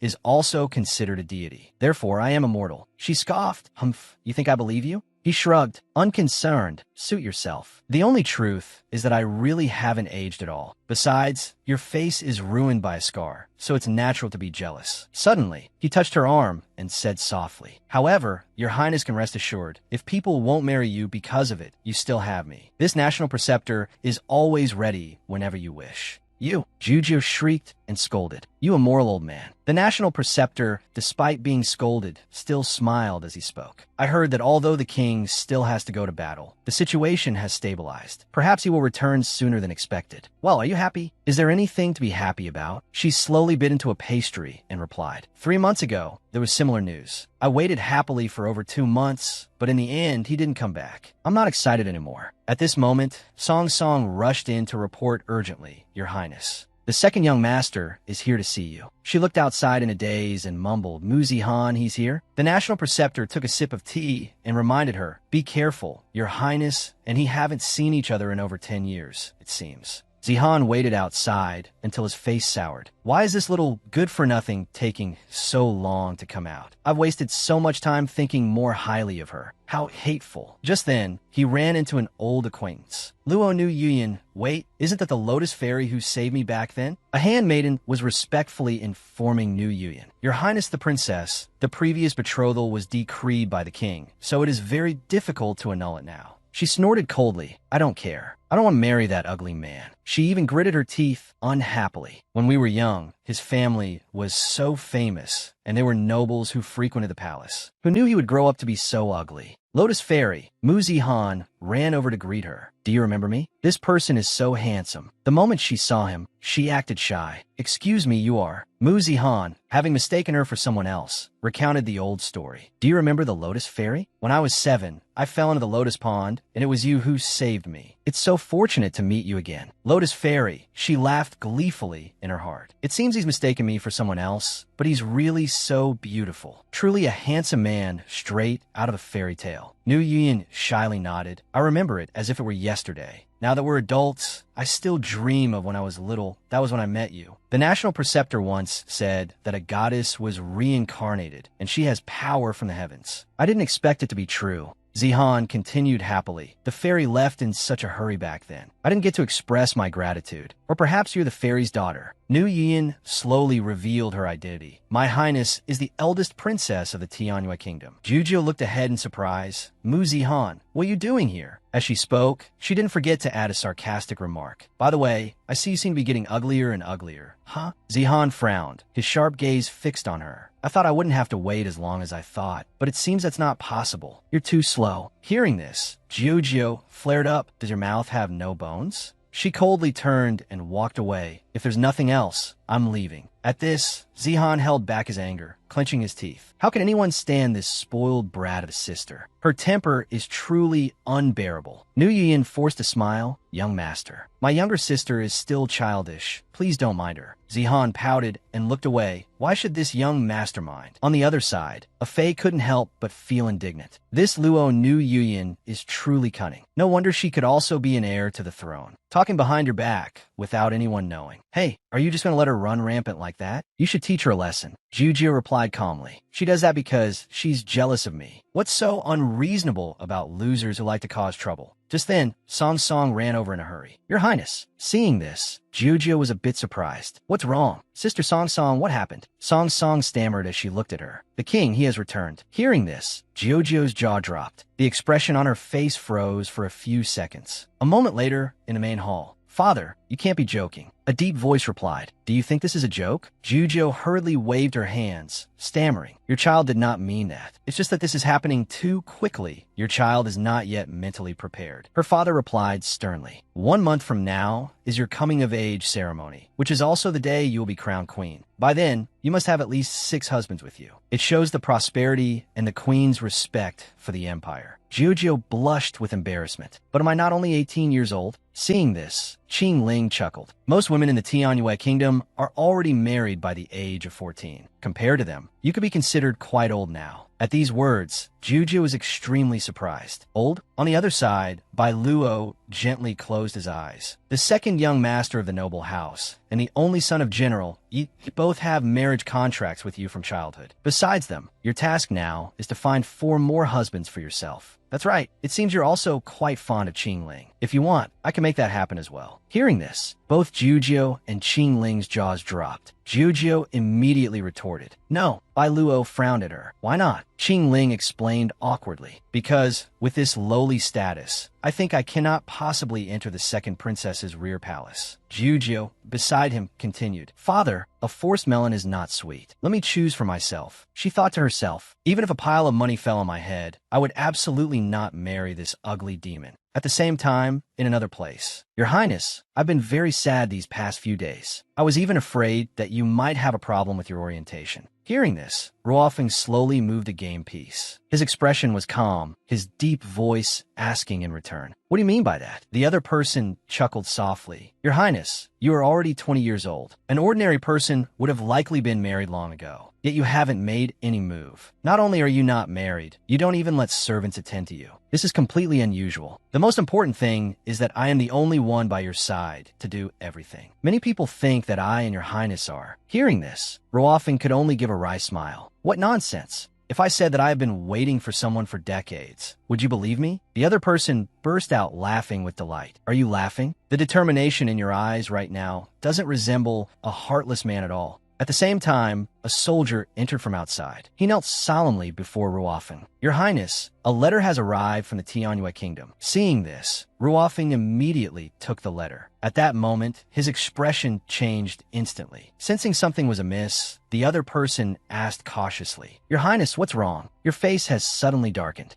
At this moment, Ruofeng's mind was filled with only the blackness of disappointment. So, all our memories from that time, you've forgotten them all? It's Jujio. All this deception, I'll return it all to you. The day of the ceremony. Your Highness, where could you have gone at a time like this? The handmaiden Song hurriedly urged her up and down. But almost all the young masters have arrived. Jujio stood there, dejected. Sister Song, I really don't want to go. I have to meet so many people today, and I have to go out before I'm even ready. Song could only sigh and comfort her. Your Highness, everyone has their own hardships. You were born into the royal family, so you will inevitably have an arranged marriage if you wish to consolidate your power. You must have a marriage like the one with the son of General Yi and the second young master of the noble house. When they marry you, she slowly poured a cup of tea and held it up. They certainly won't be of much help to you. Her voice was slow, as if trying to steady Jujio's wavering heart. However, thanks to that, when you rule the country by following the marriage contract, you will surely open another path that you must walk. Only then did Jojo look at herself and sigh. My shyness has made me evade my responsibilities, but it seems choosing my own husbands isn't too difficult after all. She began to drag the heavy garment and mumbled to herself, although I have to attend the ceremony today, isn't this dress a bit too long? Suddenly, her next step landed on the front hem of her dress. Jojo stumbled and lunged forward. Whoa. Fortunately, a man appeared and caught her. His deep voice advised her, "Be careful, miss." Jojo's cheeks flushed red as she replied shyly, Thank you." The masked man was a little stunned when he saw her exquisite face as she looked up. Here, this person's eyes are so beautiful. It seems I've seen them somewhere before. At this moment, the shadow guard Qing Ling appeared behind her and called out, "Your Highness, the ceremony is about to begin." Jojo glanced over and nodded slightly. "I'm coming." Then, without any further delay, she bid him farewell. "Thank you. Perhaps we'll meet again later. We'll meet again soon." As soon as she reached the corridor, she met Bai Luo. "Father, I'm here." Glancing down below, she then looked over at Bai Luo with a worried expression. "Father, what's wrong? You look so pale." He shook his head, not paying it much mind. "It's nothing." What he cared about was today's ceremony. All the young masters have arrived. You will have a number of peach branches corresponding to the number of young masters here. If you like someone, you will place a peach branch on that person's table. Following the emperor's command, Qing Ling presented a red peach branch to her. "Your Highness, every single one of them is very handsome." Outwardly, she shyly accepted the peach branch with a bright smile. Then it will be even harder to choose. But inside, she was extremely anxious. Everyone is so handsome. What am I supposed to do? So she went around and tossed a peach branch to each person. As it happened, one landed right on the table of the masked man from earlier. She immediately recognized his unmistakable, graceful beauty. Isn't this the person who just saved me? Suddenly, she had a thought and retracted the branch. No, I can't let the drama of vying for favor in the harem crush him. But in the next second, her wrist was held tightly. "Your Highness." The masked man smiled and pleaded with her. "I have waited for this moment for a very long time. If I don't receive your branch, I think I will die." Hearing these words, she gaped in disbelief. Wait, he really likes me? In her heart, Jojo could feel it pounding. Finally, after all these years, I have a secret admirer. That's good too. So she placed the peach branch back where it was. Here, after everything was settled, Qing Ling and Princess Jojo moved a short distance away. "Your Highness, you have just chosen the first young master of Hongmei. The fourth young master, Yi Yanji." Yi Yanji quickly bowed to her. "Your Highness, I look forward to your guidance." She stepped forward and smiled faintly. "Young Master Yi, you're too polite." Qing Ling gestured forward and introduced formally. "Your Highness, this is the young master of the Bing-Lian Alliance, Xiao Zian, the elder brother of the 5 young ladies." Xiao Zian crossed his arms, looking arrogant as he smiled and bowed to her. "Your Highness actually chose me. It seems you have a good eye for people." The moment she saw him, her eyes lit up with fascination. He looks like a cute little wolf dog. Qing Ling continued with the introductions. "Your Highness, this is the eldest young master of the Fa noble family, Mu Ziyu." He stepped forward and bowed in apology. "You've had a hard time, Your Highness. I heard my younger brother has troubled you a lot." Jojo gave a forced, embarrassed smile. "Young master, you're too polite. So this is Mu Zihan's older brother. His arrogance level has been reduced." Finally, it was the last person. "Your Highness, the last person you chose is one of the great merchant patrons of the Tianyue Kingdom." She and he only exchanged a glance. Although he wore a face covering, he still looked very handsome. Especially his eyes, they shone like stars. She had just finished admiring the handsome faces when the emperor announced, "The ceremony for choosing the male consorts is over. The wedding is scheduled to be held next week." Her eyes widened in bewilderment. "Cannot be so fast. I'm still very young. Although previous generations were earlier than this is illegal." Suddenly, Jojo scanned the lineup of handsome men below with suspicion. But wait, these people don't seem much different from the past. It can't be, right? Is the past going to repeat itself? Will I be cheated on again? But Jojo looked at the masked man and thought, it won't happen. This person wasn't here back then. Besides, Ling Ruofeng is no longer here either. But that's good too, as long as Ling Ruofeng has nothing to do with me anymore. He will make the same mistake and suffer a tragic end like before.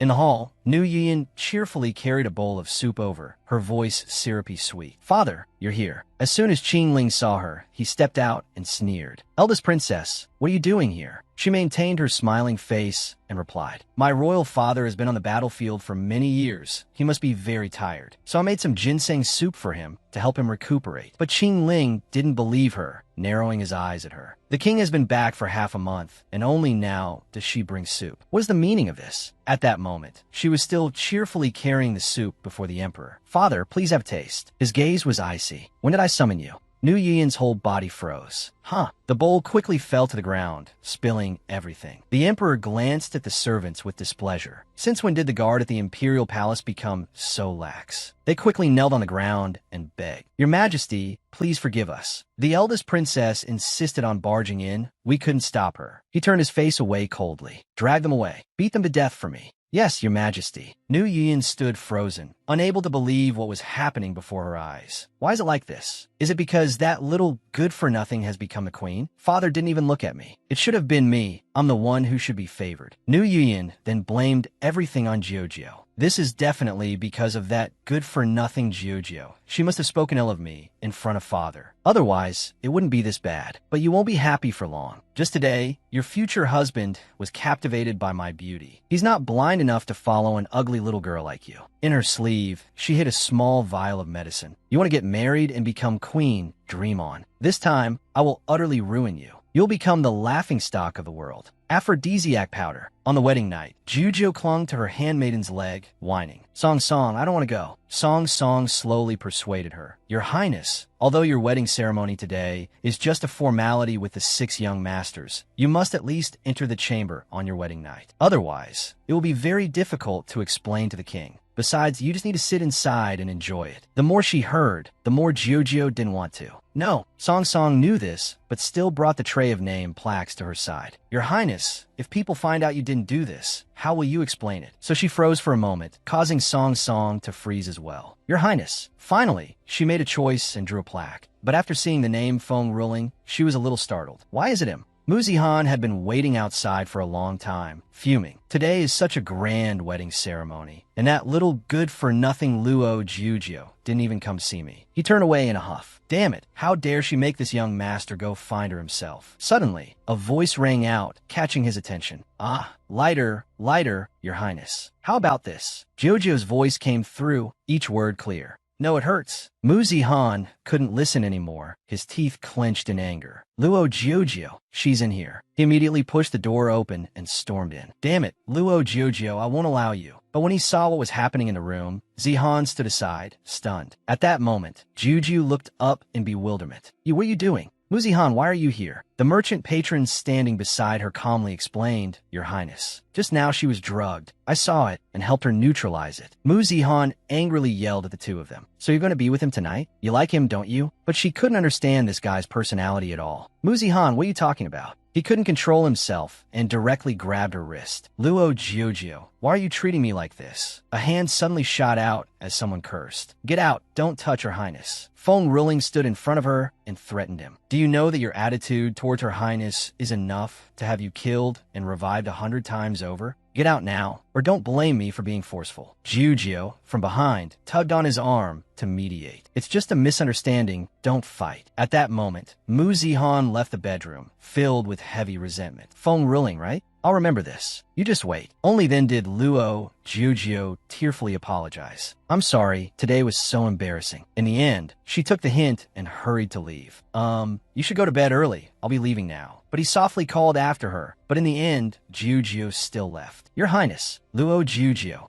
As he spoke, he ran after her, shouting in pain, "You clearly care about that little brat." But the wound on his chest forced him to stop. Outside, Jiujio sighed, holding a Fei in her arms as she ambled along. "I know full well that the harem is difficult to manage. You did wrong today, but I still don't understand. What is Mu Zihan so angry about?" As he spoke, she lifted him up and looked at Fei angrily. "It's meaningless. He's so angry just because you didn't pay attention to him. Heaven must be blind to let that guy like an ugly little girl like you. The harem is truly hard to please. The way demons think is truly strange. It's just too awful." Suddenly being called out, a face snapped back. Ugly little girl. What do you mean by that? Suddenly, he remembered the old issue and asked, by the way, when were you drugged? Luckily, that phone-ruling fellow is a decent person. He immediately neutralized the drug for you upon seeing what happened. Not bad at all. Luo Jiujio didn't know the reason either. I don't know what's happening. Before I went to see phone ruling, I only drink a cup of tea, and while I was on my way, I suddenly felt that something was wrong. Even my consciousness gradually became hazy. Perhaps there are still some people who dare to harm me. Luckily, phone ruling arrived in time and took me away. A fae looked at the night sky and gently warned her to be careful. You must be careful. The wedding ceremony lasts for 3 days, and moreover, the officials and generals are still here. If anything happens, it will be difficult for you to keep your position as queen. The next morning, Giorgio's booming voice echoed in the room. Father, are you kidding me? Her face turned pale as she asked her father back. Why must I go to the battlefield? I'm a woman. He just gently explained to his daughter. This has been going on for 1,000 years, and you have come of age. Your queen mother also went back then, although she passed the test. But if you don't have the courage to step onto the battlefield, I'm afraid we'll have to change the successor. At that point, you will once again become nothing more than a little good for nothing. In her heart, Giugio was displeased. What is this? Why is this guy suddenly taking a jab at me today? Without further ado, I will leave for the border tomorrow. As a deputy general, I will advance towards General Ye's only son to fall back. The emperor sat down on the chair, making a decision according to the customs passed down by his ancestors. At least you should know what a battlefield is like. You can't just stay in a palace having fun. Besides, you are a woman, and your husband is on the battlefield. As his wife, how can you have never met your husband? Just then, Qing Ling appeared and overheard the emperor's instructions to his daughter. Even if you have to use any means necessary, as long as you can repel the enemy, you can ascend the throne immediately. As for the palace, you were supposed to ascend the throne before you could leave, but I will keep this matter a secret. No one will know but us. As soon as he finished speaking, he covered his mouth and coughed. Your Majesty. Giugio also ran over worriedly to ask, Father, are you all right? But he shook his head and refused. It's nothing, just a small cold. Suddenly, she appeared before him with a serious face. Father, what is it? Giugio whispered softly in his ear. Don't trust anyone around you. You will not know their true faces. The emperor nodded and then advised her. You don't need to worry about other things. Just focus on yourself. I'm tired, let's go. Qing Ling escorted him out of the hall. Yes, Your Majesty. Giugio's mind was full of calculations. I have to leave the palace tomorrow, and I don't even know if I can return safely. Although there is no proof that Qing Ling is a demon, I still have to warn him. Just then, the National Preceptor came to seek an audience with her. Second Princess, I, the National Preceptor, have a few things to say to you. But Giugio didn't even glance back, full of anger. Sorry, I have nothing to say to you. He smirked, quickly noticing her annoyed tone. Are you angry? She immediately drew her sword and pointed it straight at his neck. I made it clear to you before, the thing I hate most is betrayal. At this moment, the National Preceptor reiterated their previous promise. Your Highness, do you remember the deal between you and me? After I, the great National Preceptor, help you ascend to the position of Queen, Your Highness must help me with 3 things. Hearing this, she let out a scornful laugh. Huh, you can help me? And you still demand my help. At this point, he pointed to the sword at his neck. The sword in your hand is the one left by the former queen, but it is not the treasured sword left by the ancestors of the Tianhua kingdom. This sword was sealed on Lingyu Mountain after the empire was founded. It is surrounded by a layer of phoenix energy. The one who obtains it can be said to be the one who obtains the world. The economy of the Tianhua kingdom is currently quite low, but with it, becoming the most powerful empire would be as easy as flipping a hand. But Giugio just narrowed her eyes, not believing him. Such a treasured sword. Why don't you take it for yourself instead of telling me? But he directly lifted her chin to explain. Don't hang your head like that. I don't want to hear any more meaningless questions like that. You're not cute at all when you grow up like this. Seeing the National Preceptor's impertinence, Giugio flared up. Let go of me. Don't let your dog paws touch me. He had no choice but to let go, sighing as he revealed the hidden truth. If you want to know the reason, let me tell you. He sat down, dangling his legs on the chair, and began to elaborate. First, not just anyone can touch the sword. Second, the king wants you to go to the battlefield so that you can go to Lingyu Mountain and retrieve the sword. Only then did she realize with a start a strange point. Could it be that you can't touch the sword? A few days later, Feng Ruling, wearing a sheepskin cloak, appeared before a forbidden gate. I've come to find my consort husband, but the guard outside raised his spear and shook his head. Lord Consort Husband, Her Highness has not been well these past few days, so she has ordered not to see anyone. He immediately frowned, sensing a problem. What happened to Luo Jujio? I've been coming to the palace for several days now and still haven't seen any sign of her. At that moment, Mu Zihan happened to walk by and recognized the familiar figure. Hey, wait, aren't you phone ruling? You're still here? He even clasped his hands together and teased. I didn't expect it. Her Highness really has a strong taste. At this point, seeing him go too far by insulting Jujio, phone ruling couldn't take it anymore, his hands tightening into fists. Mu Zihan, for a man to have to tiredly get out of bed every day, it's not easy, is it? A loud noise came from that direction, so clear that even the palace maids in the adjacent corridor could hear it. Mu Zihan, with a scratched face, fell to the ground in confusion. You dare to hit me? His face was cold as he threatened him. If you dare to be so disrespectful in front of me again, I will kill you. Get out now, or don't blame me for being rough. Jujio, from behind, grabbed his arm to mediate. Mu Zihan clutched one side of his punched face and sneered. This is your true nature, isn't it? Everything you do in front of Luo Jiojio is just an act. This made him even angrier, and he directly grabbed his collar. Mu Zihan, phone ruling's cold voice rang in his ear. This is the last time I'm warning you. Don't provoke me, you. Then he bluntly let go, letting him stumble forward. Otherwise, you will die a miserable death. I do what I say. After just a moment of contact, Mu Zihan couldn't help but scorn this guy in his heart. How terrifying. That damn phone ruling. How can he be so skilled? That night, phone ruling came by once again. Luo Jiojio, I want to see why you don't want to see me. But the room inside was completely empty. What's going on? Why is no one here? Could she have gone out? He gently wiped a trace of dust on his hand. That's not right. This table is covered in dust. This place has been uninhabited for a long time. Outside in the corridor, he frowned deeply. Where could Luo Jiujio have gone? Why is Bai Luo hiding this from everyone? At this moment, a guard rushed over. Your Highness. Phone ruling turned around, bewildered. Why are you here? The guard hurriedly reported. It's the war situation at the border. His Majesty has been looking for you for 2 days. This subordinate has come to inform you that His Majesty wants you to go to Yunshan Temple to pray for him. I implore your Highness to return quickly. If you delay any longer, His Majesty will find out. Hearing this, he was startled. What do you mean the war situation at the border has a problem? Didn't Royal Father just select a tall and extraordinarily strong general? Could it be that he is still no match for that new young general from the Tianyu Kingdom? Indeed, there is no way to defeat him. I implore your Highness to quickly return to the neighboring country to discuss with His Majesty. Your Highness, this subordinate knows you have unfinished business, but please rest assured, Your Highness, this subordinate has already inquired about that matter. The guard knelt down to report. The consorts of the Tianyu Kingdom's ruler can leave the imperial city after marriage. You should still resolve the neighboring country's affairs first. That way, when you decide to return here, no one will know your identity. Hearing this, phone ruling found it reasonable and nodded. All right, then you go prepare the horses. We will return to the neighboring country tonight. 7 months later, at the military camp, Jujio chased after a person.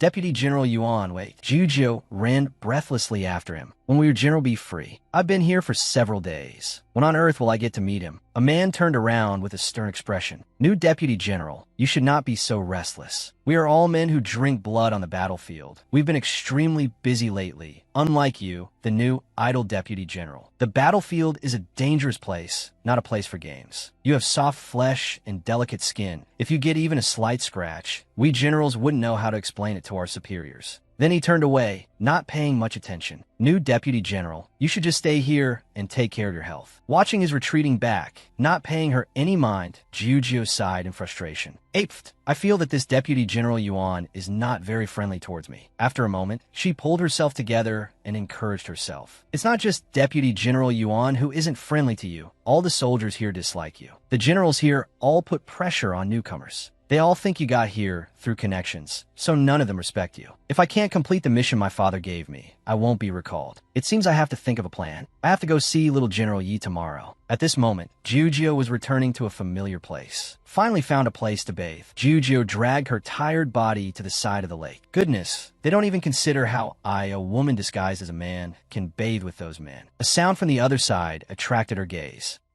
That is, her eyes widened as she moved closer to get a clear look at the other person's face. Wait, I remember now. That person must be little General Yi, the adopted son. He was currently sitting leisurely, soaking in the lake. While still in the palace, I heard that the newly appointed Yi Fanshun is not only aloof, but also doesn't touch women. He's a cut sleeve, often forcing some able-bodied men to stay by his side. As she thought about it, her mind buzzed. I can't believe those rumors are true. What should I do? It seems I've discovered something I shouldn't have. Should I ask that handsome man to get out of the lake? As Jujo moved closer to the lake shore, General Ye's eyes stared intently at the strange figure. Who is it who dares to come here? Without this general's order, while the poison in my body is spreading, no one is allowed here. Jujo slowly walked over and greeted him. Huh, you're awake? Then, assuming he needed help, she grabbed his hand to pull him up. You can't move? Don't be afraid. I'm here to save you. General Ye's gaze swept over her suspiciously. This stinky brat was wearing a military uniform, so why didn't he recognize me? Yet Luo Jiujiu was still fussing over him with concern. By the way, what's your name? But after several minutes, there was still no reply. Jiujiu could only sigh. Hey, you're not a fool, are you? Then, she flared up in anger and berated him. This little General Yi is truly inhumane. Humiliating others is one thing, but to even poison someone mute, hearing himself being cursed, General Yi could only keep it to himself. How did this fool turn into a homosexual? She also introduced herself. My name is Luo Jiu, the new deputy general. Don't you worry about a thing. With me here,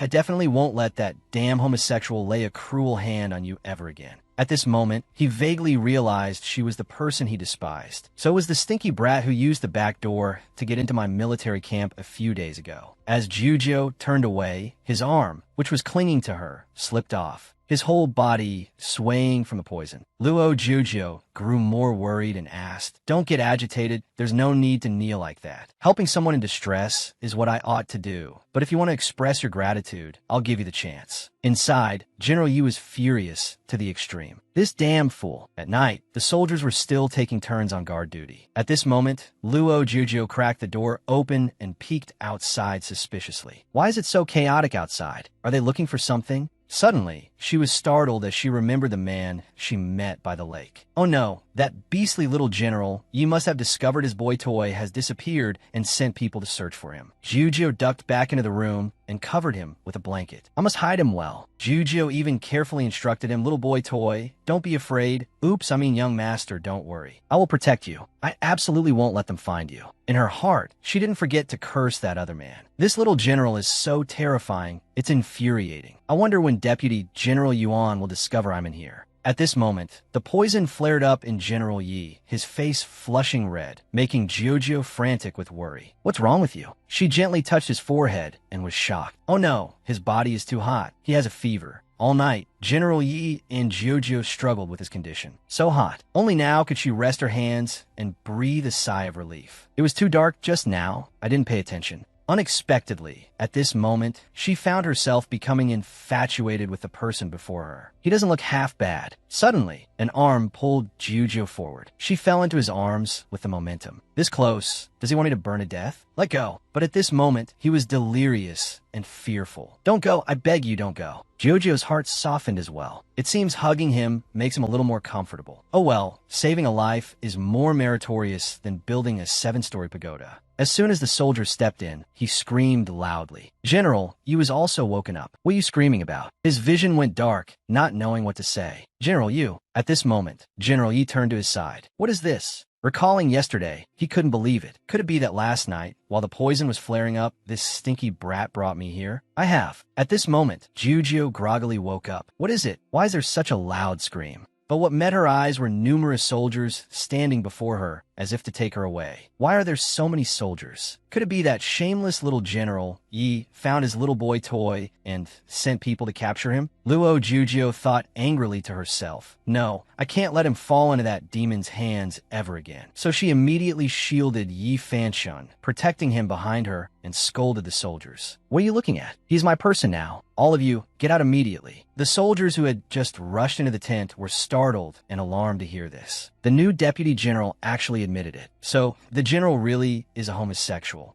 Last time when it was hot, the general even got water for me. Could it be that the general has feelings for me? Oh heavens, I'm still an innocent, handsome man. That deputy general was frightened by his own imagination, biting his handkerchief on the verge of tears. Luo Jiujiu stepped forward and told him, "Go tell your general that he is my person." Hearing this, the deputy general asked in confusion, "Which general? Isn't our general right behind you?" Luo Jiujiu was stunned when she heard this. "What?" She jerked her head around to look at the scowling Yi Fanshan behind her and asked in fear, "You're saying he is little General Yi?" Recalling everything she had done, Luo Jiujiu's face turned pale and cold sweat dripped down as she wondered, wasn't little General Yi supposed to be as ugly as a demon? Why did he become so handsome? Over here, an enraged Yi Fanshan picked up the sword in his hand, drew it, and held it to her neck, saying coldly, "It's your eyes, new deputy general, that are no good. This general will gouge them out for you." Terrified, Luo Jiujiu hurriedly backed away, trying to persuade him, "Wait, general, don't be agitated. Acting in agitation will lead to a lifetime of regret." Yi Fanshan asked coldly, "Would a homosexual like me know regret?" Frightened, with tears welling in her eyes and her face pale, Luo Jiujiu hurriedly waved her hands to explain, "Last night was all a misunderstanding. Please let me explain." Hearing this, Yi Fanshan became even more furious. The sword pressed a little closer to her skin as he asked in a cold voice, "You dare mention last night again?" Luo Jiujiu cried out in fear, "I didn't do anything last night." Seeing the situation was not good, the deputy general rushed forward to protect her behind him while persuading his general. "General, don't act rashly. The new deputy general was sent by the higher-ups. If anything happens, I'm afraid we won't be able to bear the consequences." Yi Fanshan's face darkened, his entire body radiating killing intent as he declared, "If anything happens, I, this general, will take full responsibility alone. Today I must kill this shameless, stinky brat." Just then, the tent flap was lifted once more, and a soldier ran inside in a panic to report, "General, it's bad. The enemy launched a surprise attack, and the Iron Cavalry Guard has been completely captured." After hearing this, Yi Fanshan scowled and frowned, asking what happened. "The outer perimeter is so heavily guarded. How could they all have been captured?" The soldier hurriedly recounted the details of the situation, reporting to the general. This time it was personally done by the cruel crown prince of the neighboring kingdom. They deliberately sent some old, weak, and sick soldiers to provoke us. The Iron Cavalry pursued them and ended up falling into their ambush. "General, what should we do?" His voice was filled with pleading and anxiety. After listening, Yi Fanshan frowned and laid out a plan. "The Iron Cavalry has followed me for a long time and endured many hardships. If they are still alive, we must rescue them before they are taken to the palace." At this, he turned to order the soldiers to prepare the horses. The man under his command immediately shouted, "As you command." Yi Fanshan turned and left his tent, with Luo Jiujiu tagging along behind. Seeing this, he stopped, turned his head in annoyance, and asked, "What are you following me for?" She answered honestly, "I'm going to help." He looked at her with eyes full of loathing. "You better not cause any trouble. Stay put for me. When this is over, I'll come back to deal with you." With that said, he continued to leave, abandoning her behind. She watched his departing figure and sighed, feeling extremely worried inside. "What should I do? It seems I've offended the general." Hearing a noise, she glanced over and saw a Fei carrying a large sack, tiptoeing towards section. She immediately asked, "A Fei, what's that bundle you're carrying?" A Fei, who was about to run, heard her question, turned his head, and showed a look of contempt. "Are you blind?" "I'm running away, of course."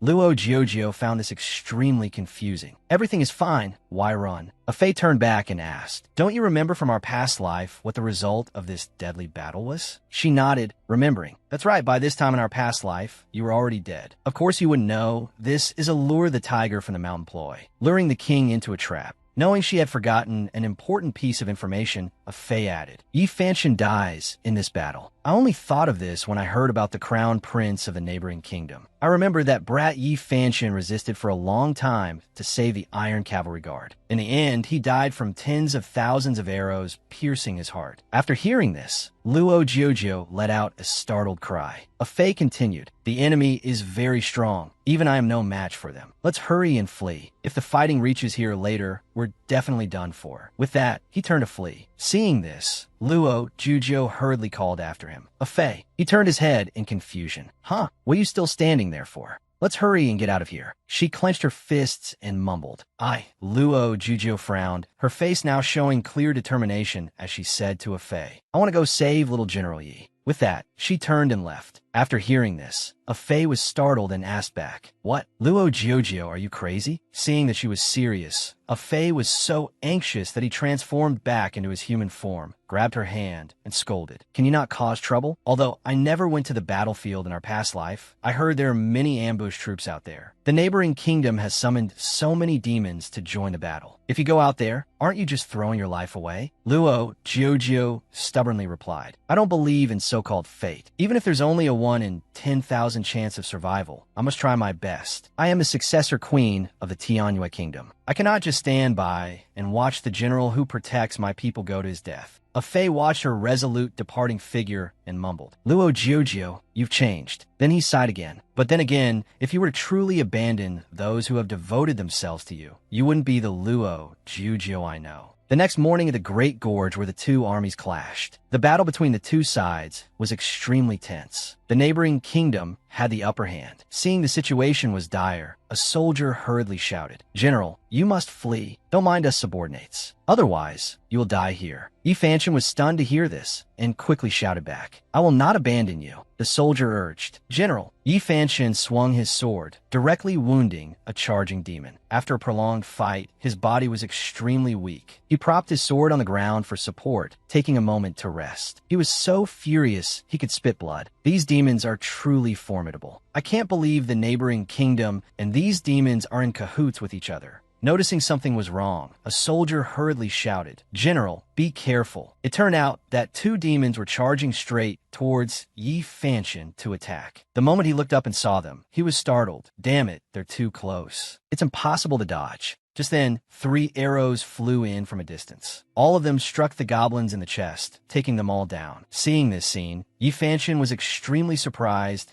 and immediately turned his head to look for the person who had acted. 3 arrows at once. Who could be so skilled? When he saw Luo Jiujio standing behind him, Yi Fanchen couldn't help but think. So it was him. Luo Jiujio rushed over to check Yi Fanchen's body and asked worriedly, "Little General Yi, are you hurt anywhere? Are you injured?" His face turned bright red as he quickly pushed her hand away and replied, "I'm not." The other soldiers, seeing the interaction between the two, began to mumble and whisper. This new deputy general is so bold. He even dared to touch the general all over. The key is that the general isn't even angry. An ordinary person would have probably been kicked away long ago. Yi Fanchen and Luo Jiujio both raised their swords, standing back to back to protect each other. But his tone was a bit annoyed. "Who told you to come here? Hurry up and go back," she retorted decisively. "If we're going back, we're going back together." The other soldiers, after witnessing Luo Jiujio's skill, praised, "I never expected the new deputy general's swordsmanship to be so formidable. It seems we're saved." At the same time, at the neighboring kingdom's military camp, Ling Ruofeng was lazily leaning back in his chair. After hearing his subordinate's report, he frowned and asked, "How could that have happened? A few goblins couldn't even capture Yi Fanchen?" The soldier replied, fearfully, "Reporting to your highness, a youth suddenly appeared on the battlefield. He blocked all the goblins, and now it's difficult to capture Yi Fanchen in a short amount of time." A youth suddenly appeared? Since when did the Tianyue kingdom have new talent? Hearing this, Ling Ruofeng gave an order. "If you can't capture him, then just kill him. No need to take him alive anymore." Just then, the ground trembled, causing the teacup on the table to rattle. Sounds echoed as everyone asked in alarm, "What's happening?" The soldier, unable to even stand steady, cried out in fear. "The ground is shaking so violently." Ling Ruofeng shot up, his face full of worry. "It's an earthquake." He immediately mounted his horse and rode off, urging his soldiers, "Quickly, gather everyone and get out of here." Suddenly, he heard a familiar voice. Yi Fanchen grabbed my hand. He was startled in astonishment. That voice is... Luo Jiujio was now standing at the edge of a cliff, shouting loudly to Yi Fanchen, "General, quick, take my hand." The soldiers had also followed on horseback. Seeing him stop, they hurriedly urged, "Your Highness, you should leave this place." Suddenly, a tree branch flew towards Luo Jiujio.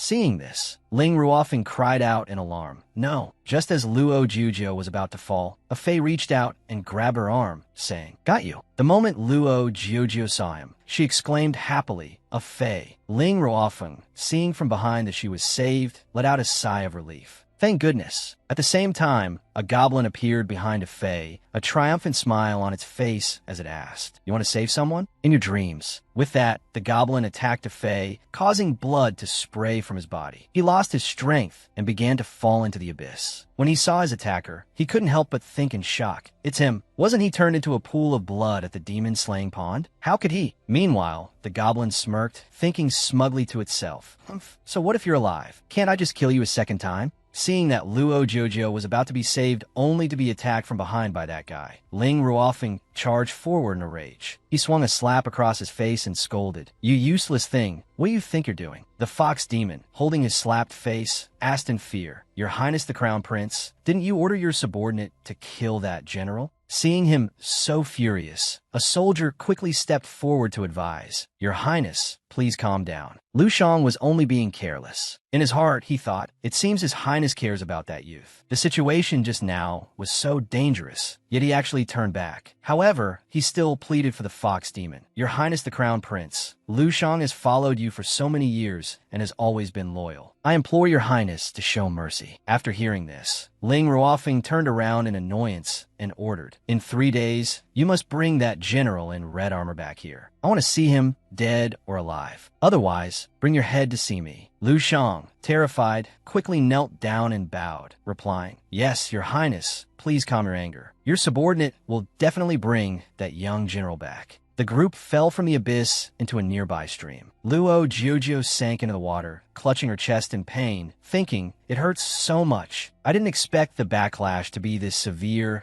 after a fae was injured. It's so unbearable. Could this be the end?" Just as she thought she was about to die, Yi Fanshin swam over from a distance. He took her into his arms and gave her air mouth to mouth. That evening, Yi Fanshin finally managed to climb ashore. He walked forward step by step, water dripping from the hem of his clothes with each footstep. Luo Jiujiu gradually regained consciousness and wondered, "Where is this? Am I still alive?" She opened her eyes and was stunned to see that she was being carried on Yi Fanshin's back, calling out, "Little General Yi." After a moment, she realized, "Oh, you saved me? I remember I couldn't breathe anymore when I was underwater. How did you save me?" Seeing that she was awake, Yi Fanshin blushed and quickly let go, causing her to fall on her, but with a thud. He turned his head to hide his blushing face and ordered, "If you're awake, then walk on your own." Luo Jiujiu rubbed her bottom, cursing silently in her heart. "This little General Yi is as hateful as ever. I clearly risked my life to save him first, yet he doesn't have a shred of gratitude." Luo Jiujiu stood up on her own, her heart filled with worry. "I wonder how a fae is doing. The backlash on my body has subsided a little. Maybe he's all right." Suddenly, Yi Fanshin, who was walking ahead, abruptly collapsed, frightening her. "Little General Yi, what's wrong with you?" He pulled at his clothes and cried out, "It's so hot." Her face turned bright red as she quickly raised her hands to cover her eyes and shouted, "Little General Yi, let's talk things through.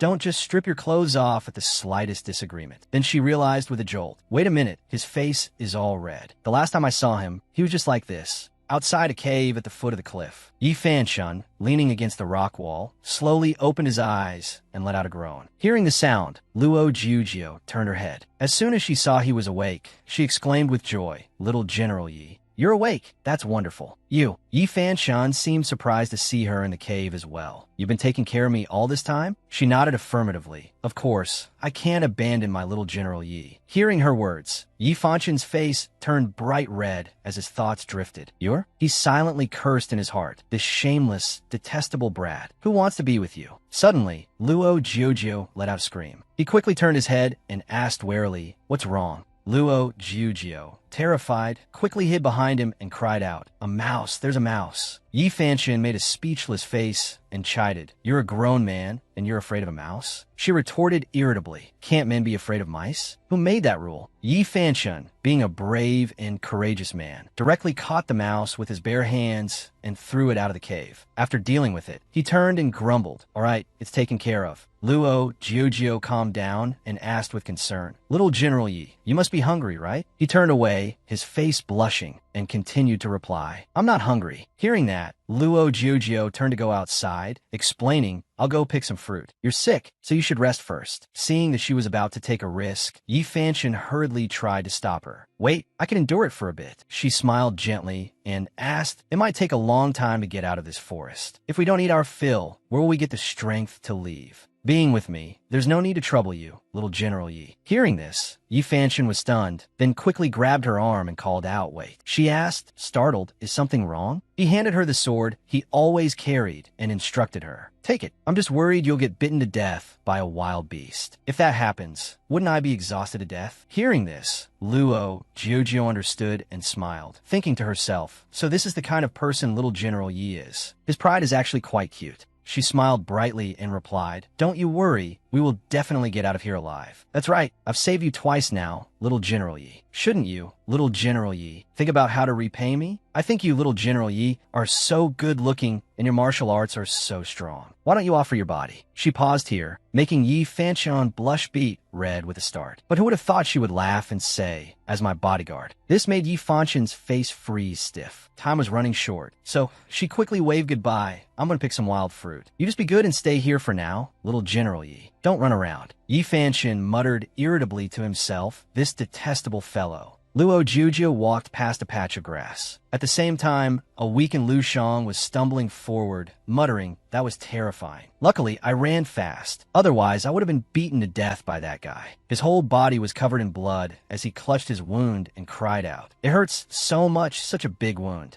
Now, Lu Shang was too exhausted to maintain his human form. He could only revert to his original form and mumble, "I'm afraid I'm done for." Luo Jiujio, passing by, discovered Lu Shang and was surprised. "Ah, this poor little cat. It's bleeding so much." Lu Shang opened his eyes and saw her, thinking to himself, "This is me." Luo Jiujio quickly picked it up and mumbled, "I have to hurry." Being held in her arms, Lu Shang could feel it. This embrace is so warm. Luo Jiujio brought it back to the cave, fed it something, and said, "Little fellow, eat this quickly." Seeing it staring at him intently, he asked, "Why are you staring at me like that? Is the food not enough?" Yi Fanshan, seeing her carrying a cat back, was annoyed. "You're such an idiot. Have you ever seen a cat eat an earthworm?" Hearing this, Luo Jiujio held up the branch with a wriggling earthworm on it and asked blankly, "Don't animals usually like to eat soft-bodied creatures?" Yi Fanshan broke into a sweat and explained, "Cats like to eat fish and mice. No matter how hungry they are, they won't eat insects." Hearing this, Luo Jiujio sighed. "You already chased the mouse away. There's no fish, only some wild berries." Looking at it like this, it can't even take a bite. "That's right, I'll just chew it up and feed it to him." Lu Shang, upon hearing this, bristled his cat fur in alarm. "What?" Luo Jiujio chewed the berry in her mouth and puckered her lips. Seeing this, Lu Shang's cat fur bristled as he thought in alarm. "No, I don't want to eat something from someone else's mouth." But Luo Jiujio had already moved forward to feed him the berry, making him jump in alarm. After feeding him, she put him down. The cat's face was now blushing, its ears drooping as it thought, "Shouldn't I feel disgusted? Why is my heart beating so fast?" Just then, a group of people walked towards the cave, speaking loudly. "So they're hiding in here. You made a search for a long time." The moment Luo Jiujio saw the group of beastkin, she was startled. "This is bad. There are demons at the cave entrance." The leading beastkin pointed forward and shouted, "Brothers, charge. They just fell from the cliff. This is our chance to capture them." Luo Jiujio hurriedly picked up her sword to fend them off. The other beastkin surrounded and attacked Yi Fanshan, swinging their claws at him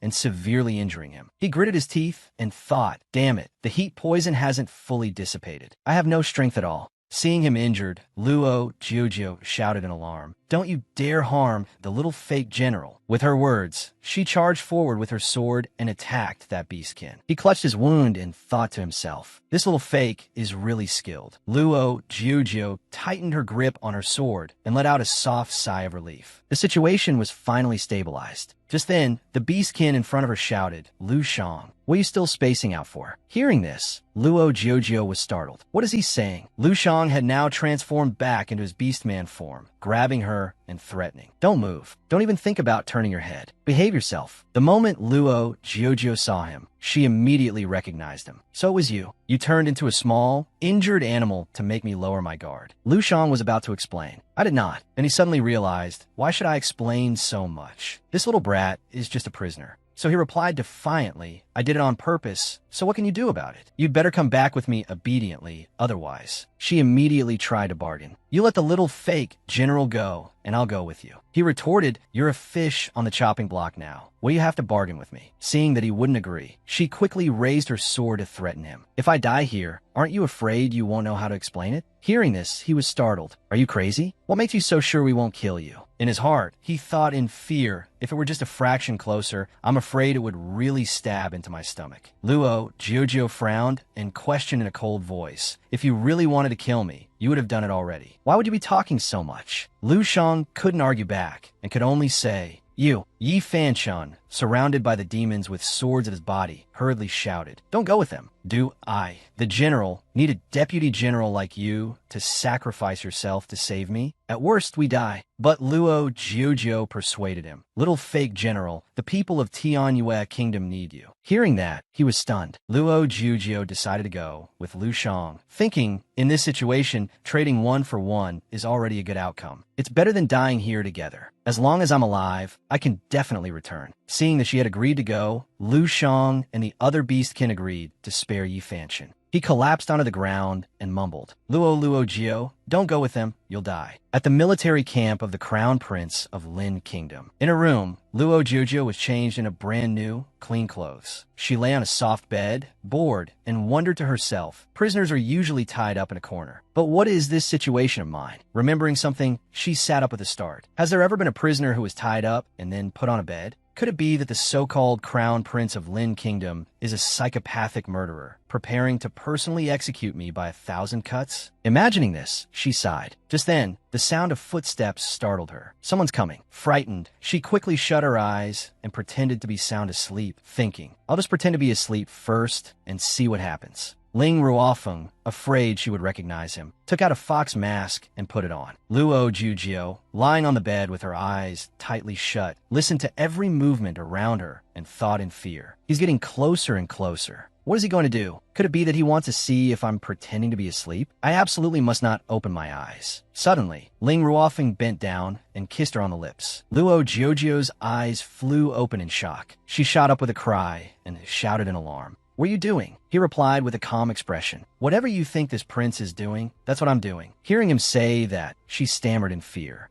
But I'm a man, and you kissed me. Luo Jiuzhou blushed in embarrassment. Not daring to look at him directly, she averted her gaze and wondered. Why did his face suddenly turn so unpleasant? Did my overreaction make him angry? Suddenly, Ling Ruofeng asked her, do you find it disgusting? She said boldly, of course I. When she saw him radiating killing intent, she hurriedly changed her words. Not disgusting. Luo Jiuzhou thought worriedly. I've heard the Crown Prince of Lin Kingdom is a cruel and heartless man. If I offend him, I'm afraid I'll be torn apart by 5 horses before I can even run. It hurts so much. My hands are tied, so tight they feel broken. The tightly bound wrists caused her immense pain, and she began to wiggle her arms. Ling Ruofeng, who had been watching her every move, noticed this. His heart aching, he stepped forward and untied the ropes for her, then caressed her red, swollen wrist. Luo Jiuzhou was startled by this.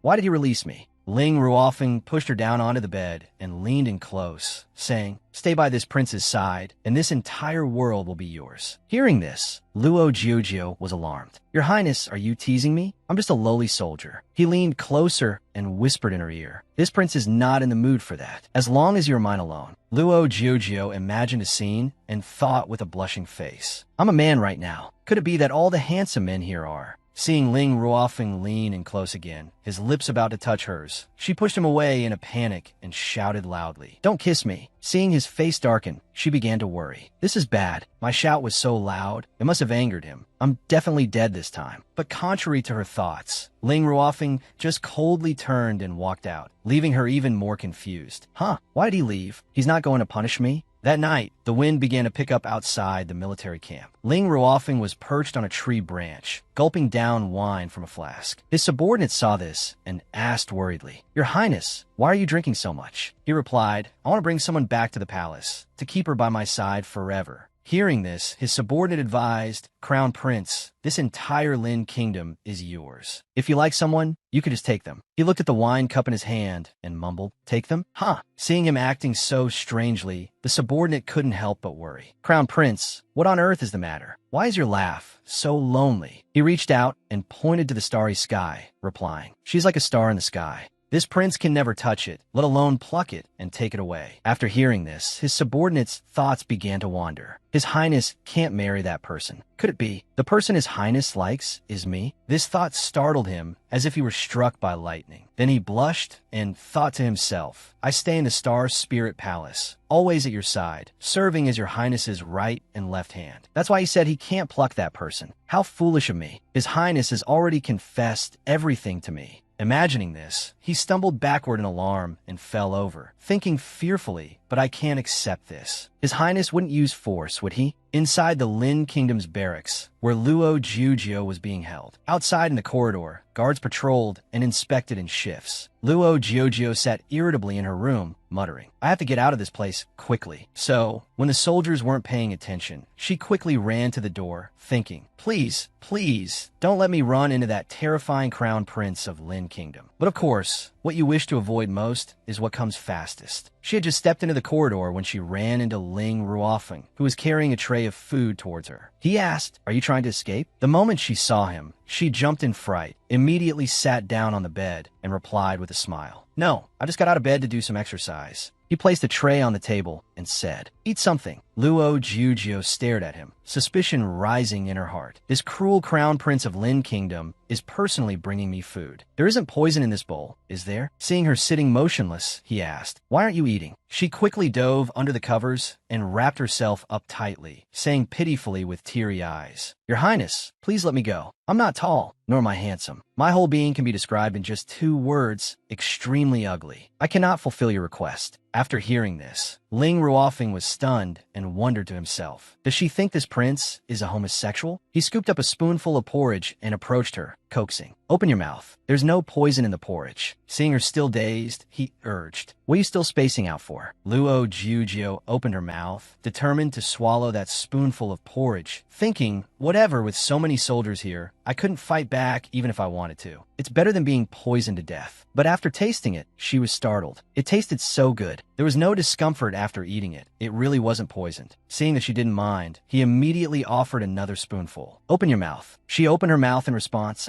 Good. She stared at the person in front of her, feeling extremely puzzled. It's so illogical. Why didn't he poison me? Let me think this through. Even if I ruined his plan to kill General Xiao Yi, and he captured me to vent his anger. But at that time, I was with General Xiao Yi. Wouldn't it have been more convenient for him to just capture us both at once? Does he really see me as a man? If only time could stop right at this moment, how wonderful would that be? Just as she was lost in her thoughts, a soldier suddenly burst into the room with an urgent report. Your Highness, this is bad. The general of the Tianyue Kingdom has brought his soldiers to attack. He said that if we don't release their deputy general, they will level our military camp. Ling Ruofeng heard this, turned his head, and sneered coldly. Level the military camp? Has he Fanshin completely lost his mind over this person? Luo Jiujio was terrified to see his expression suddenly change like that. His face is so scary. He was so warm just a moment ago. He reached out, grabbed her wrist, and pulled her up, saying, Let's go see just how far your general is willing to go for you. Outside the military camp, soldiers from both sides were clashing. At that moment, Ling Ruofeng walked out with Luo Jiujio. Yi Fanshan, on his horse, was shocked when he saw her and cried out, Luo, Jiujio. She also hurriedly called out to him, General Xiao Yi. Just as she was about to run, Ling Ruofeng reached out and grabbed her hand, asking, Why are you in such a hurry? Do you like him that much? Luo Jiujio was stunned and asked back, Like? Ye Fanshan angrily shouted, Release him. Ling Ruofeng sneered coldly. Why should this prince listen to you? If you don't release him, I will definitely level this place. Do you think threatening this prince will get this person back to your side? Ridiculous. When it comes to warfare, this prince has never lost. He then turned towards Yi Fanshan and criticized him. And you, a general of a nation, are leading all your soldiers to their deaths for a mere deputy general. Truly astonishing. Sure enough, the soldiers behind him began to worry. General, there are many demons in the Lin Kingdom's military camp. If we fight this battle, I'm afraid we will lose many of our brothers. The soldiers began to persuade him. Although the deputy general was sent here from above, he was captured by the demons of the Lin Kingdom. Even if we are blamed by our superiors, they won't make things difficult for you, General. Ling Ruofeng reached out, pulled Luo Jiujio into his arms, and said with a smile, Surrender, and I will release him immediately. Hearing this, she asked in shock, What? The soldiers of the Tianyue Kingdom heard this and cursed angrily. What kind of joke is this? Our general could never be a traitor. But Ling Ruofeng paid them no mind and turned to ask, Yi Fanshan, what is your decision? Yi Fanshan had now dismounted, raised his sword, and approached him to bargain. A life for a life. My life in exchange for his.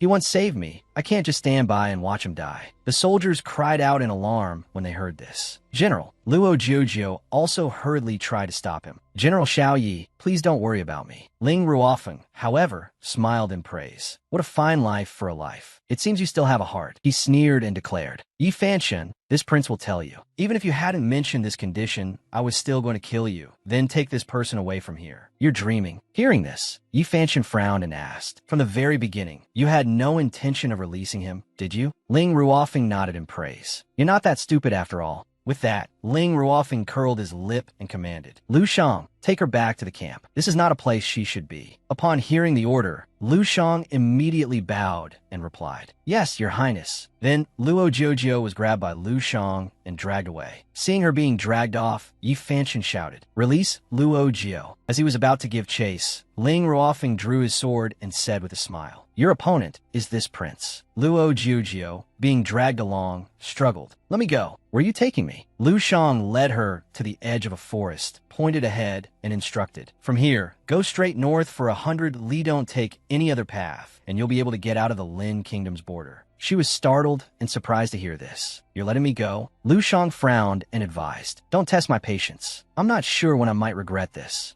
Luo Jiujio began to think. I wonder how General Xiao Yi is doing. I can't just leave like this. As if knowing what she was thinking, Lu Shang spoke up to remind her. I advise you not to return to the battlefield right now. In your current state, you can't save anyone. You should just leave. They will definitely fight a huge battle over you. And in that battle, serious injuries are unavoidable. If you can't even keep yourself safe, trying to save someone will only end up harming them. Luo Jiujio listened and clenched her fists, thinking to herself, He's right. If I'm still in the Lin Kingdom's camp, General Xiao Yi will risk his life to fight his way in. He won't care about anything else. The best way is to leave the Lin Kingdom's camp first, then go find General Xiao Yi. So she looked up and said, Lu Shang, thank you. 7 days later, in a town outside the Lin Kingdom's border, Luo Jiujio ran while staying on high alert, thinking to herself, The soldiers have been looking for me for so many days. If I don't leave the city soon, I'm afraid I'll be caught sooner or later. So she quickly ran into a small alley. The sharp eyes of the soldiers had already spotted her. One of them pointed ahead and shouted, He's in there, after him. Hearing this, Luo Jiujio's heart skipped a beat. Crap, I've been discovered. She hurriedly ran into a room and closed the door. It turned out she had run into a male courtesan house. When the soldiers arrived, they were flustered and didn't know what to do. He ran into the male courtesan house. Should we still chase him? One of them scolded. Why are you hesitating? Don't you forget, we'll be executed if we fail the mission. Luo Jiujio ran from the room into the hallway and came across a silver-haired man in red robes who asked, Has the young master come to play? She intended to ignore him and leave, but he came closer, took her hand, and said coquettishly, Young master, don't go. This is our first time. I guarantee it will be an unforgettable experience for you. Her face flushed red as she cried out, No, thank you. In a nearby room, Ling Ruofeng was negotiating with the general. Hearing the noise, Ling Ruofeng spoke up. It's so noisy outside. Could someone have found a clue? You should hide first. The general agreed and stood up. Then he vanished on the spot. Just then, the door to the room was pushed open. The moment Ling Ruofeng saw who it was, he shot up from his seat in shock. Luo Jiujio. As soon as Luo Jiujio ran into the room and spotted Ling Ruofeng, she was startled. There's someone here, and he's an absolutely stunning male courtesan. She was mesmerized by Ling Ruofeng's captivating face, but she didn't recognize who he was. Outside, the soldiers were still searching and pursuing. Search carefully for me. He can't have gotten far. Hearing their voices, she thought in fear. Crap, the soldiers are here. There's no time. So she quickly took out the dagger from her sleeve. Ling Ruofeng, seeing her with his real face, was overjoyed and called out to her. You're high. He was determined in his heart. Today, I won't hide anything anymore. It's time to reveal my identity. As he was feeling joyful, Luo Jiujio suddenly pressed the dagger to his neck and threatened, Don't move. Help me with something, and I won't hurt you. Ling Ruofeng was stunned by this scene. He dazedly realized she doesn't recognize me at all. She has long forgotten what happened 10 years ago in the Tianyue Kingdom. Luo Jiujio, you truly are heartless and ungrateful. Outside the door, a clamor arose. Boss, we haven't searched this room yet. He might be hiding in here. They immediately kicked the door open. The moment they saw Ling Ruofeng inside, the soldiers were terrified. This is Ling Ruofeng's face darkened as he angrily scolded. Get out. The soldiers fearfully and hastily replied. Yes. After going outside, that soldier was so shocked he covered his mouth, breaking out in a cold sweat as he thought. Isn't the male courtesan house supposed to be General Lu's favorite place to visit? Why is the crown prince here too? It's over. I just ruined the crown prince's good time. Will I be silenced for this? After chasing away those soldiers, Luo Jiujiu smiled and praised him. That was some good acting. She walked closer, handed him an item, and said, A reward for you. No need to thank me. With that, she cheerfully turned to leave. Seeing this, he called out, Wait, what about me? He grabbed her and asked, Do you take me for one of the courtesans here? Hearing that, she panicked. You mean you're not? Ling Ruofeng frowned and replied, Of course not. I was just here waiting for a friend. Realizing she had misunderstood his identity, she gave a forced laugh. So that's how it is. How embarrassing. I'm sorry. But Ling Ruofeng seized the opportunity, pretending he wouldn't let her off the hook. What good is an apology? So many people saw us together just now. You've completely ruined my innocence. You have to take responsibility for me. Hearing that, she panicked. Responsibility? She couldn't help but wonder in her heart. I'm a man right now. Were young masters in ancient times all this good-looking? Taking advantage of her confusion, Ling Ruofeng moved closer, pinched her soft cheek, and asked, I just saved you. Are you telling me you don't want to take responsibility for me? Her face flushed red as she stammered.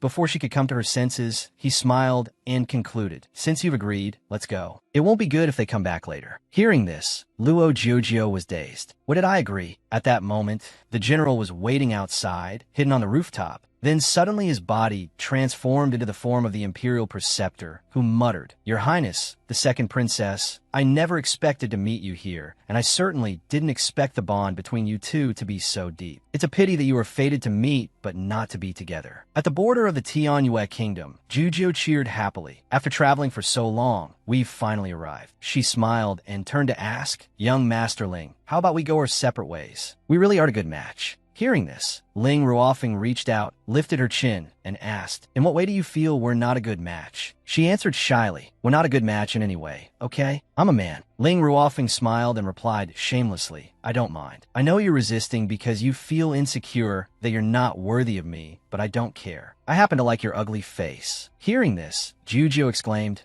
How can you be so thick-skinned? Just then, First Princess Luo Ruin and Mu Zihan were passing by. She spoke up, Zihan, look what those two are doing. Hearing this, Mu Zihan shouted loudly, Where did these ruffians come from, daring to dirty the eyes of the flower fairy? Hey, you two stinky brats. Can't you restrain yourself a little in broad daylight? So depraved. Jiujiu was startled when she recognized the two of them. Mu Zihan, isn't this the border of the Tianyue kingdom? What is he doing here? And with Luo Ryuan at that. I've already been cheated on. The thought of being cheated on made her furious. But she still had to think things through. Right now, I'm a woman disguised as a man. But if Mu Zihan and Luo Ryuan recognize me, and word gets back to my father, it will be very bad. So she resolved to ignore them, turning to pull Ling Ruofeng and say, Young Master Ling, I'm a little hungry. Let's go quickly. Seeing them just leave like that, not paying him any mind, Mu Zihan got angry and shouted loudly, Stop. Who said you could leave? Mu Zihan's face darkened as he ordered, Who was that? Stop right there for me.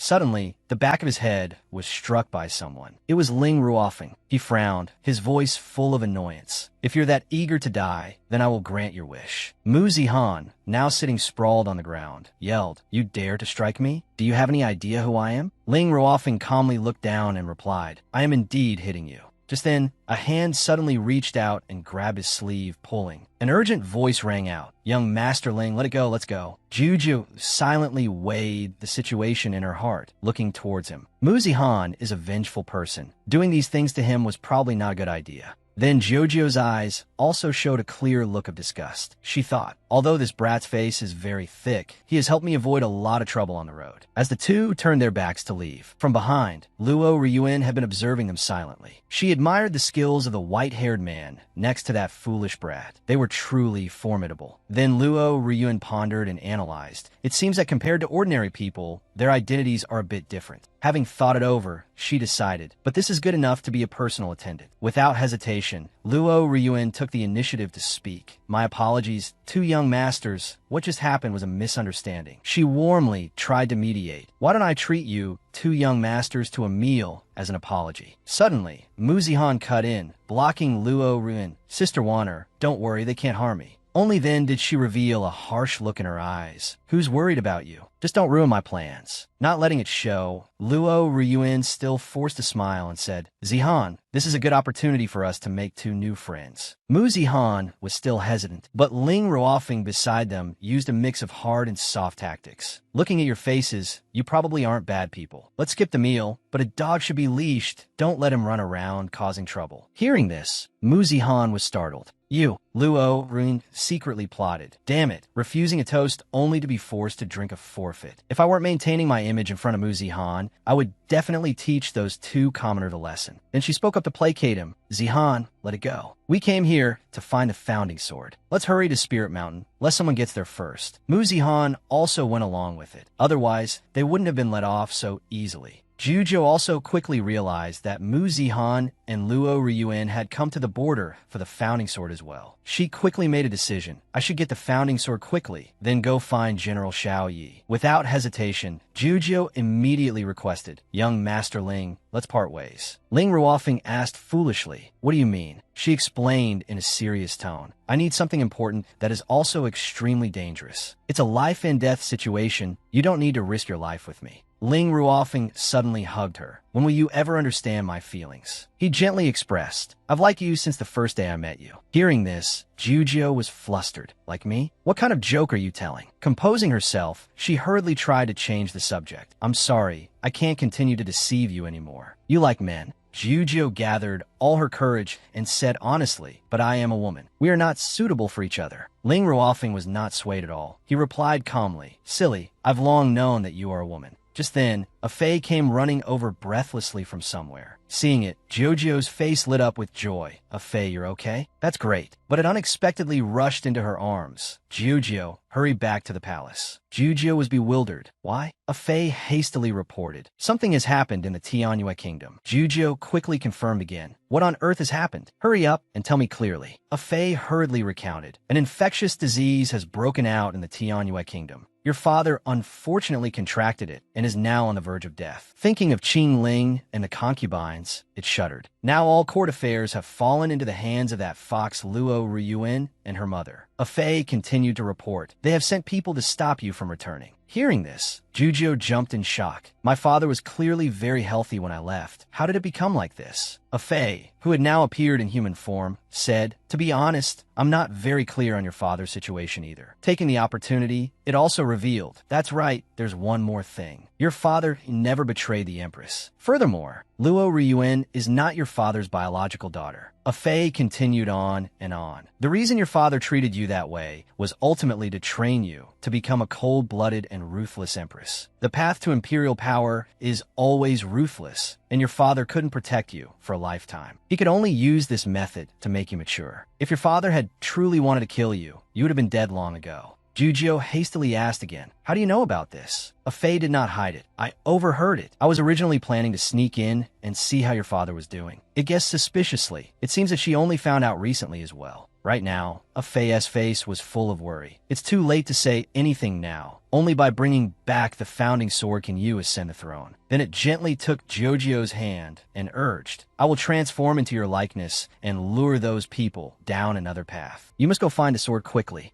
After saying this, a fae was about to leave when she called out, Wait. It turned its head back, bewildered. Jujo, she said with certainty, I want to go back to the Imperial City to save my father. But if you go now, you won't be able to get the sword. The throne and your father, you can only choose one. A resolute look appeared in Jojo's eyes. I want to save my father. A fae, I beg you to help me. A fae could only sigh helplessly. I knew you would choose this way. Fine then, I'll listen to you this once. Seeing this, Jojo expressed her feelings. A fae, thank you. Then she watched intently as a fae's figure gradually disappeared into the distance. Memories of the past flooded back. A fae's mother, I made the wrong choice once before. This time, I cannot make the same mistake again. After taking action, a fae informed her, I will transform into you to mislead those people. You must reach the Imperial Palace before your father passes away. Otherwise, they will definitely seize power. Your situation will become even more dangerous then. Jujo immediately complied. Okay, after that, she turned her head and said in a serious tone, Young Master Ling, I'm sorry for not telling you my identity. You've seen my current situation. You should leave quickly. On the contrary, Ling Ruofeng did not give up. He said gently, "Silly, how many more times do I have to say it? No matter what happens, I will not leave you behind." As he spoke, he suddenly pulled Jojo into his arms. "I will use all my strength to protect you. Even if I lose this life, I will have no regrets." 3 days later, Jojo was still searching tirelessly. She asked Ling Ruofeng with concern, "We've been walking continuously for 3 days. Do you want to rest for a bit?" Although he was tired, he didn't want to stop. "I'm fine. Let's go quickly." Suddenly, a figure was approaching. The assassin had prepared to attack. "I'm afraid you won't get that chance." But Jojo had already sensed it in time. "Young Master Ling, be careful." An arrow tore through the air, speeding towards them, aimed straight at Ling Ruofeng's head. Before it could reach him, it was suddenly cut down by his sword. The assassins began to discuss. The first princess's mother knew long ago that you could only split into 2 groups. "I never expected to actually run into you here." Then they made their resolve. "Don't let them escape." The first princess's mother has said that as long as we kill them, we'll be rewarded with 20,000 gold. Ling Ruofeng's face was also filled with killing intent as he declared, "I have said before, whoever dares to touch a single hair on her head, I will definitely kill them." Ling Ruofeng was confident. "How can these mediocre assassins possibly do anything to me?" Another assassin threatened, "I'm carrying the plague on me. After fighting for so long, you're as good as dead." Ling Ruofeng snapped back, "The plague?" The assassin provoked. "To be able to drag you 2 down with me before I die is really..." Before he could finish his sentence, he was cut off by a loud shout from him. "Shut up." At this moment, Ling Ruofeng was also observing Luo Jojo's condition. "Luo, what's wrong with you?" She staggered and tried to reply, "I feel a little dizzy, I'm afraid." Then Luo Jojo gradually lost her strength. She guessed, "Young Master Ling, perhaps I've been infected with the plague. You shouldn't stand so close to me." Ling Ruofeng hurriedly reassured her, "No,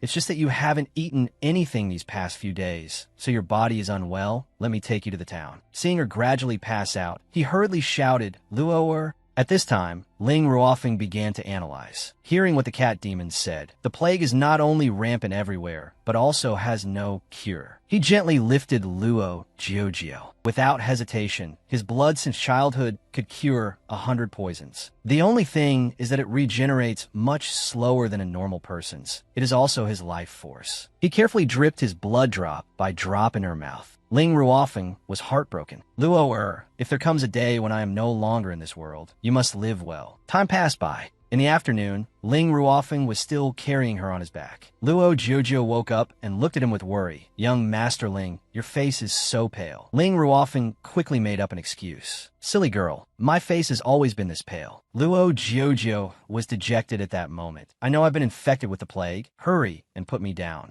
Ling Ruofeng was still gentle. "I will never let go." In the end, the two found a cave to rest. Luo Jojo hesitated. "Young Master Ling, if we continue on like this, you will definitely catch the plague too." She expressed her despair. "I can't be cured anymore. I'll die sooner or later. Why must you?" Suddenly, Ling Ruofeng cut her off. He comforted her. "I've already said it. I will never leave you. With me here, you will definitely not die. But if by any chance that day comes, don't be afraid. I will definitely be by your side. The road to the underworld will no longer be lonely." Seeing Luo Jojo's teary eyes, he coaxed her, "Don't cry anymore, or I will be very heartbroken. Be good and stay here. I'll go get some water for you." Reaching the stream, Ling Ruofeng exclaimed, "The water here is truly fresh, without any impurities at all." He approached to get some. "I should let her try some too." Ling Ruofeng used a bamboo tube to scoop up the water, and after getting it, he returned to the cave. Unsure what shock caused Ling Ruofeng to carelessly drop the water, he couldn't see Luo Jojo. He was frantic. "Luo, where are you? Where could she have gone?"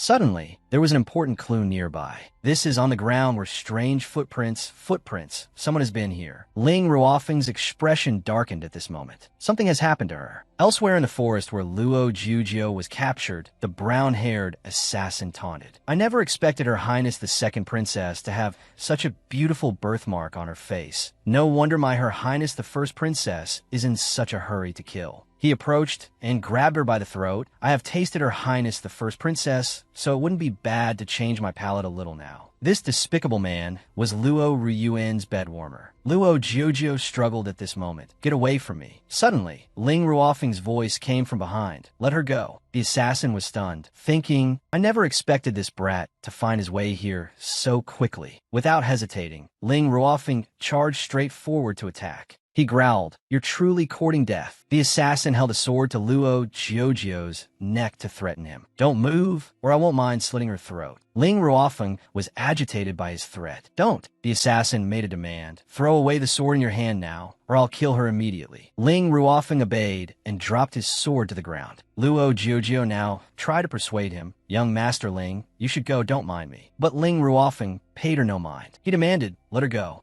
At this moment, the assassin began to go back on his word. "Men, kill him for me." Luo Jiujio screamed in fear. "Stop, don't hurt him." She used all her strength and broke free, but the assassin reflexively slashed her. "You want to die?" Ling Ruofeng was terrified beyond measure. Luo Jiujio fell weakly into his arms. The assassin hastily ordered, "Kill him quickly." Ling Ruofeng was pushed to his limit. He said heartbrokenly, "Anyone who harms her must die." Then he gently swung his sword, making a few slashes. The assassin was defeated. He could only beg, "My lord, please spare us. We were wrong." But he continued his actions. After finishing, Ling Ruofeng reassured her, "Luo, don't be afraid. Everything will be all right." Then he carried her and continued on their way. Arriving at a town, Ling Ruofeng began to check the situation. It turned out that the surrounding towns had long been ravaged by the plague, and now there were dead bodies everywhere. Suddenly, at his feet, a weak hand grabbed his clothes. A trembling voice said, "Save me." In another corner against a wall, a mother was giving food to her child. "Bower, eat this." The little girl asked innocently, "Mother, why are you crying?" The mother tried to swallow her tears and answered her child, "It's nothing, just some dust flew into my eye. Hurry and eat something." The little girl, however, was very understanding. "I'll wait for father to come back. Mother hasn't eaten for a long time. You eat first." Hearing this, the mother was moved and hugged her little child, "Bower." Then the two continued on to a forest. Ling Ruofeng kept promising. "Luo, I won't let you die," he said, then gently placed her down by a tree. Ling Ruofeng's eyes revealed his exhaustion. "Luo, I will definitely." Then he continued to carry her in an exhausted state, taking her back to the imperial city. At that moment, a person was approaching them. At this time, in the capital city, Guxie's voice echoed out, "I told you to go find the founding sword. You took so long to bring it back. Truly a good-for-nothing." Luo Ryuan's frightened voice was also heard afterwards. "Mother, your child knows she was wrong." Inside, Guxie was continuously questioning, "Have you brought back the founding sword?" Luo Ryuan reported, "I have brought it back." Bringing the treasure to her, she took the opportunity to probe. "Mother, I heard that the Lord Monarch left a decree for that little good-for-nothing to inherit the throne. Is this true?" Guxie's tone was full of arrogance. "So what if it's true? I've already told Qingling to take care of her. I'm afraid she's been dead for a long time now." Then she let out a satisfied smile. "And you have brought back the founding sword. This throne of the Empress can belong to no one else but you." Luo Ryuan was still curious. "Mother, there's one more thing I don't understand. Was my biological father just a lowly guard?" As soon as she finished speaking, a cup flew straight towards her head. Guxie's face contorted as she shouted, "Good for nothing. You still dare to mention that rotten man. He died long ago. You remember clearly that you only have one father, and that is Monarch by Luo of the Tianyue Kingdom." After the scolding, she ordered, "Go and prepare a little. I have arranged everything for you for the enthronement day." Luo Ryuan could only endure and obey. "Thank you, mother." But she also thought cunningly to herself, "Luo Jiujio, from this day forward, everything that is yours will belong to me." Suddenly, a servant rushed in from outside. "Your Highness, this is bad." Luo Ryuan was impatient at this moment. "What's the matter to be so panicked about? Hurry up and speak." Then her expression gradually soured. Could it be that the little good-for-nothing is still alive? How can that be? The servant also reported earnestly. This servant heard that the Second Highness fainted on the road and was met by General Ye's men who were looking for her earlier. A familiar silhouette suddenly came to mind. Aren't General Ye's men fighting at the border of the neighboring country? How could they appear in the Tianyue Kingdom? The servant immediately reiterated the main point. This servant is talking about the old General Yi. Hearing this, Luo Ryuan was flustered. "Mother, how should we handle this? I want to become the Empress. If that little good-for-nothing comes back, how can I be enthroned?"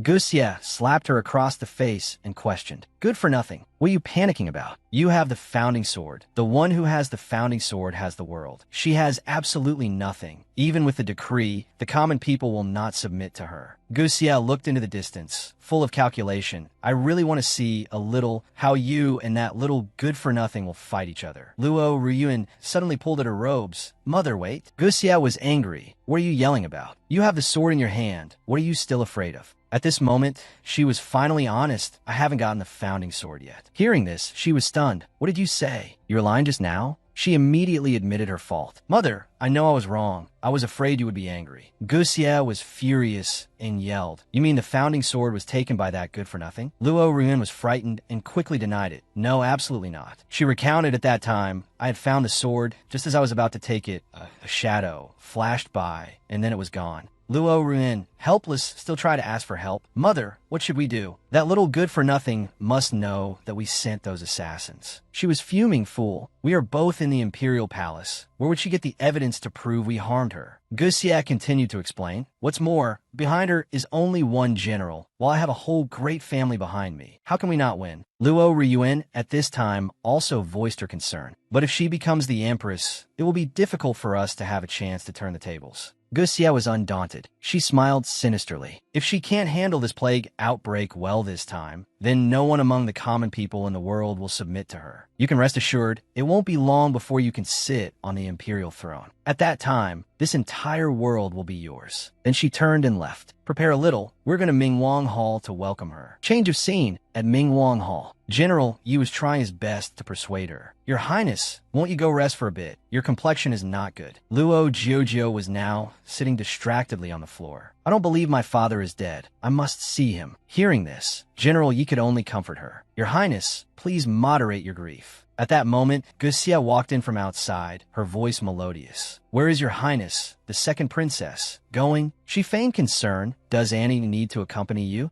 Luo Jiujio, enraged, shot back, get lost. Guxia then revealed her true colors. What kind of attitude is that? So uneducated. As soon as she finished speaking, she was struck by Ling Ruofeng's whip. Guxia fell to the ground, but was still talking tough. Where did that dog slave come from, daring to strike me? Ling Ruofeng bluntly rebuked. Who gave you the nerve to shout in front of the Empress? Luo Ryuan's face flushed red with anger, her eyes glaring as if to burn him alive. Her furious roar echoed. You scoundrel, on what grounds do you strike my mother? Seeing how foolish she was, Guxia became annoyed. In a fit of anger, she swung her hand. A crisp slap echoed, leaving Luo Ryuan stunned and nearly falling. Her voice was as cold as ice, hissing through her teeth. Idiot. Seeing Guxia's sudden rage, she was terrified. Mother, you. But her mother felt no pity and yelled, hurry up and apologize to her majesty now. In that moment, Luo Ryuan seemed to lose her bearings, her heart pounding. Guxia's single shout had turned her daughter into a cowering little turtle. Terrified, she could only drop to her knees, her head bowed low, her voice trembling. Your Majesty, please forgive me. Hearing this, Luo Jiujio merely glanced over, not bothering to reply. She calmly turned and walked away, her expression indifferent, as if the matter had nothing to do with her. Passing the mother and daughter, she said softly to Ling Ruofeng behind her, pay them no mind. Take me to see my father. Her figure gradually disappeared down the corridor, leaving Luo Ryuan and her mother standing stunned in the middle of the hall. The silence was so profound that one could hear the wind rustling the curtains. After a moment, Luo Ryuan hesitantly asked, her voice as faint as a mosquito's buzz, Mother, why did you make me apologize to that little good-for-nothing? A triumphant smile appeared on her face, her lips curling, her eyes flashing with a glint of cunning and calculation. Right now, you don't have the founding sword, while she holds the imperial edict. If we were to rebel now, we would surely be condemned by the people of the world. Luo Ryuan still didn't fully understand, and quickly asked again, Mother, what you mean is... She crossed her arms, her gaze as deep as an abyss, a sinister smile playing on her lips. She revealed her vicious plan. As long as we turn Luo Jiujio into a tyrant, won't this world fall into our hands? At Luo Yu Hall, blocked outside by Qing Ling, Luo Jiujio angrily said, let me in. But Qing Ling stood her ground and refused. The monarch has only recently passed away. You cannot disturb him. Annoyed, she frowned, her entire being exuding an oppressive aura, as she cursed, "You damn stinking demon. Still pretending at a time like this." Seeing her anger, Qing Ling hurriedly explained, expressing her loyalty. "This subordinate is absolutely loyal to the sovereign. If your majesty the empress suspects me wrongly, this subordinate does not know how to explain." Luo Jiujio grabbed her collar and threatened coldly, "You'd best pray for yourself." She pulled her closer and whispered in her ear, "When I find out the cause of my father's death, you will die a very ugly death." With that, she pushed her aside and forcefully shoved the doors open, striding into the hall. Seeing this, Qing Ling was startled and shocked. Her temperament has indeed changed. Luo Jiujio strode deeper inside. She stopped before the ice coffin whereby Luo's body lay. The moment she saw him, she immediately ran up and called out, "Father." Ling Ruofeng stepped forward to check his body and said, "There's no heartbeat. The sovereign has truly." Luo Jiujio cried out in anguish, "Father, you're just sleeping, right? Please look at Jiujio. From now on, Jiujio won't talk back to you anymore." Yi Heng Qian, standing beside her, sighed and told her, "In the past, he always appeared indifferent to you, but in reality, he was always watching over you in secret. If he had truly abandoned you, I'm afraid no matter how smart you are, you wouldn't have survived until now." Even if the Imperial Preceptor truly believed you were a good-for-nothing, Luo Ryuan's mother would have found a way to eliminate you. 10 years ago, when the sovereign returned from the battlefield, he already knew he had a serious illness. He knew he didn't have long to live, so he became even stricter with you. Hearing this, Luo Jiujio frowned and murmured, "Why?" Yi Heng Tian sighed, looking at the deceased king in the ice coffin, and explained, "It's not that he wanted to break your heart. He just didn't want you to grow up in warmth, to become someone with too kind of heart." Seeing her crying so heartbrokenly, Ling Ruofeng quickly pulled her into his arms to comfort her. "Luo, don't cry. You still have me." Yi Heng Tian, standing by, also bowed and advised, "Your Majesty, please restrain your grief. The urgent matter at hand is for you to devise a way to combat the plague. The epidemic is spreading rapidly in the city. Many have died, and the common people are endlessly complaining. Many agitated people have started rampaging throughout the city. If this continues, I fear a riot will break out soon. The ministers are again submitting memorials, wanting you to quickly find a cure. Otherwise, they ask you to abdicate and yield the throne to someone more capable. This subject recalls that when your Majesty returned, you also had the plague, yet after all this time, you haven't shown any symptoms. I wonder what kind of miraculous medicine your Highness used." As soon as Ling Ruofeng heard this, he froze and remained silent. It seemed he knew what had happened. Luo Jiujio, with a bewildered expression, not understanding what was going on, told everyone, "I also don't know why I recovered." Ling Ruofeng offered an explanation. "I have the cure for the plague here. You don't need to worry, I'm here." Hearing this, Yi Heng Tian was immediately overjoyed and said, "If so, that's wonderful." He respectfully stepped forward, bowed, and reported, "I have already issued orders to calm them down, telling them that your Majesty has a cure." Then, Yi Heng Tian left. Luo Jiujio and Ling Ruofeng also left the side hall, and the two went for a walk in the forest together. While walking, Luo Jiujio looked up, smiled, and asked, "Young Master Ling, what medicine did you use to save me before? Why have I never seen that medicine?" Ling Ruofeng smiled and replied, "Such an important item, of course I wouldn't take it out so easily. However, for you, I am willing to do anything." Hearing him say that, she quickly waved her hands and explained, "No, you've helped me so much, I'm already incredibly grateful. Let me buy your formula as compensation. Any price is fine." Ling Ruofeng smiled and found an excuse to tactfully refuse. "I don't sell my formula, but rest assured, although I won't sell the formula, I will help you prepare the medicine to save the people." Hearing this, Luo Jiujio still hesitated, but Ling Ruofeng leaned down and said to her, "If you truly feel indebted, then just agree to one request of mine." Hearing that, she immediately agreed, "All right." He chuckled and reminded her, "Don't agree so quickly. The request I'll make won't be an ordinary one." Although he had warned her, she still blushed shyly and replied, "You've helped me so much. No matter the request, I will agree." After hearing this, Ling Ruofeng turned and continued walking forward, looking thoughtful. "A request, huh? I haven't thought of one yet. I'll tell you after I've thought of it." She nodded in agreement. "Okay."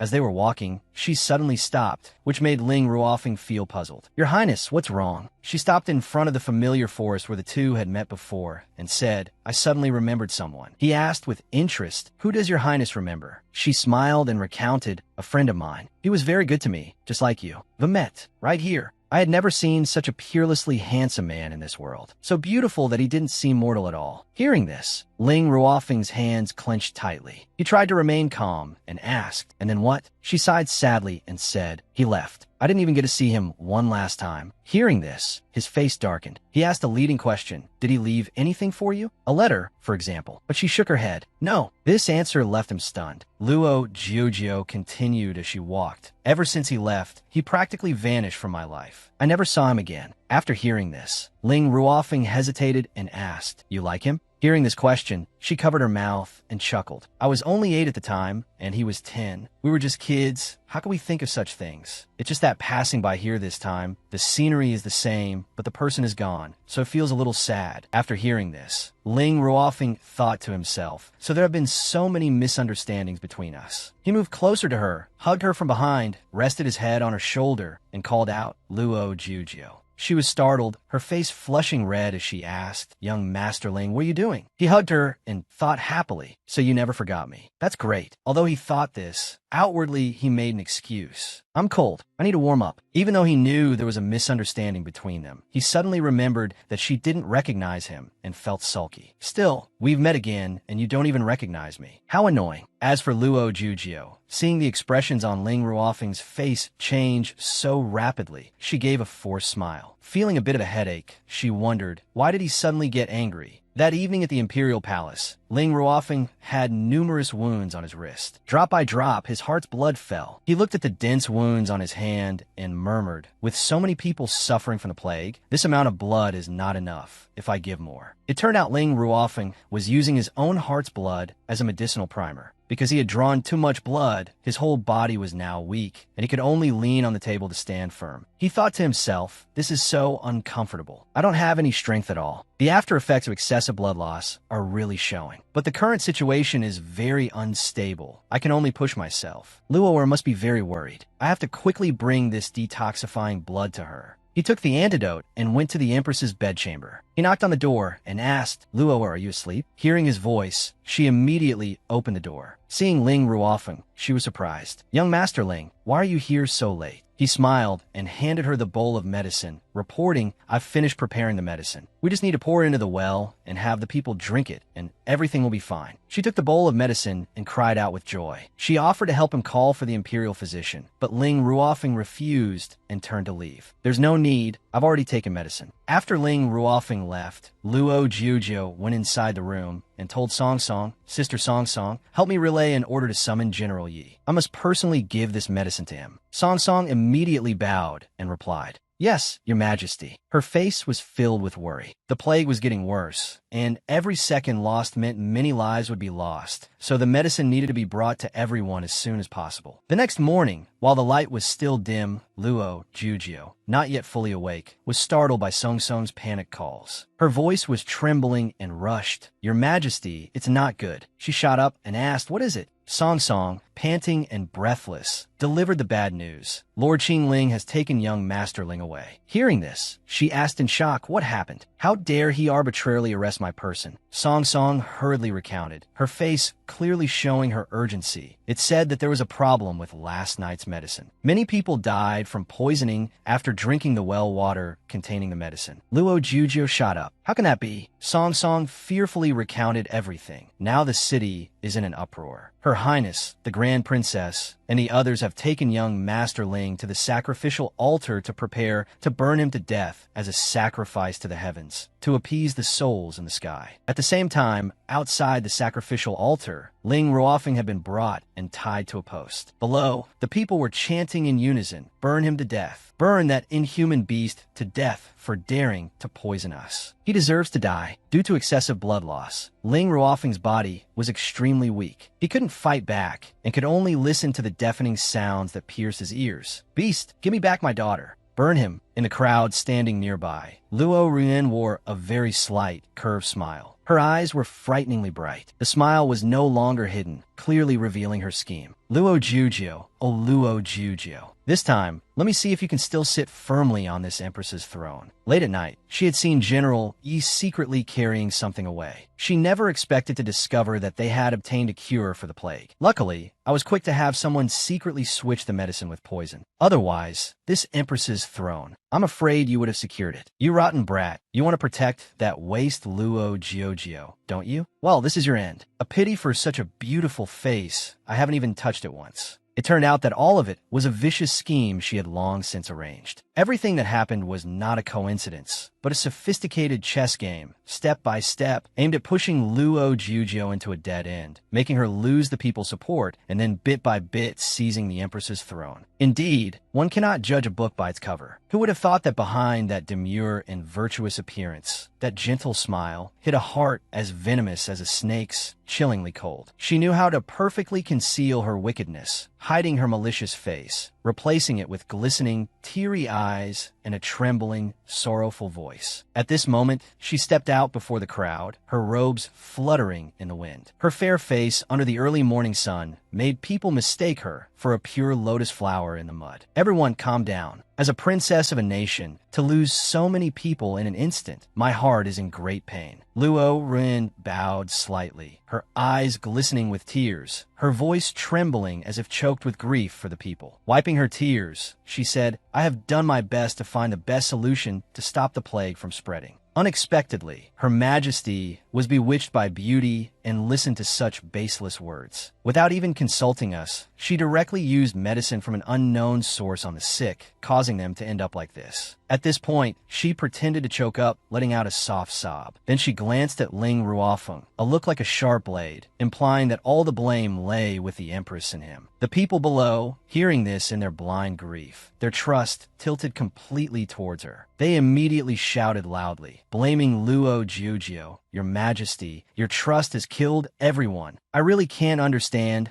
why the former sovereign would choose such a waste to become the Empress. And my wife and children, my family, were all killed by that fatuous ruler. The roars and curses rose like a tide. The entire square seemed to burn with fury. Luo Ruin's face was still downcast, her shoulders trembling slightly, looking for all the world like a princess heartbroken for her people. But in her heart, she wanted to burst out laughing. She continued to pretend to be a responsible princess. Her voice became stern and powerful as she declared to everyone, I, the princess, will definitely give everyone an explanation today. As she finished speaking, a vicious glint flashed in her eyes, and she immediately ordered the soldiers, Men, burn this treacherous villain to death for me. The soldiers, holding torches, advanced towards Ling Ruofeng. Just then, a powerful voice rang out, stopping them. Stop. Hearing this familiar voice, Ling Ruofeng turned in surprise. Luo Jiujio strode forward, frowning as she asked, Without my permission, who dares to touch him? Seeing her appear so early, Luo Ryuan's face went pale, so angry she felt like she could spit blood. Damn it, this waste Luo Jiujio. Why did she get here so fast? Luo Jiujio walked straight forward, ignoring the astonished gazes of the crowd. She personally untied Ling Ruofeng, her voice trembling slightly with worry. Young Master Ling, are you all right? Ling Ruofeng looked at her, his eyes flashing with a mixture of gentleness and despair. His voice was hoarse and weak as he asked, Loa, do you believe me? A hot tear unconsciously fell, rolling down her cheek. She nodded slightly. Her voice choked. Of course I believe you. I'm so sorry. It's because of me that you were dragged into this conflict. Ling Ruofeng pulled her into his arms to comfort her. I should be the one to apologize. I'm sorry. I lied to you. The truth is the medicinal catalyst was my blood. Someone must have stolen the medicinal catalyst last night, which is why so many people died. Hearing this, she was stunned and asked again, So that big bowl of medicinal catalyst was all your blood? He could only nod and reply, Yes. Seeing his confirmation, she grew even more worried. A normal person losing so much blood would surely not survive. He shook his head and replied, I'm fine. I just feel that I've truly failed you. Not only was I unable to help you, but I brought you trouble instead. Hearing this, Luo Jiujio's tears fell like rain, her shoulders trembled, and her voice broke. Why? Why are you so foolish? You're so good to me. You don't even care about your own life? Seeing her crying so heartbrokenly, he quickly bent down and hugged her, calling Luo. Luo Rien, standing beside them, found the sight extremely irritating and spoke up to push things along. Younger sister, how can you be so foolish? Let go of this treacherous villain. Where do you place the common people? Your Majesty, the time has come. Do you still want to protect the villain who killed the common people?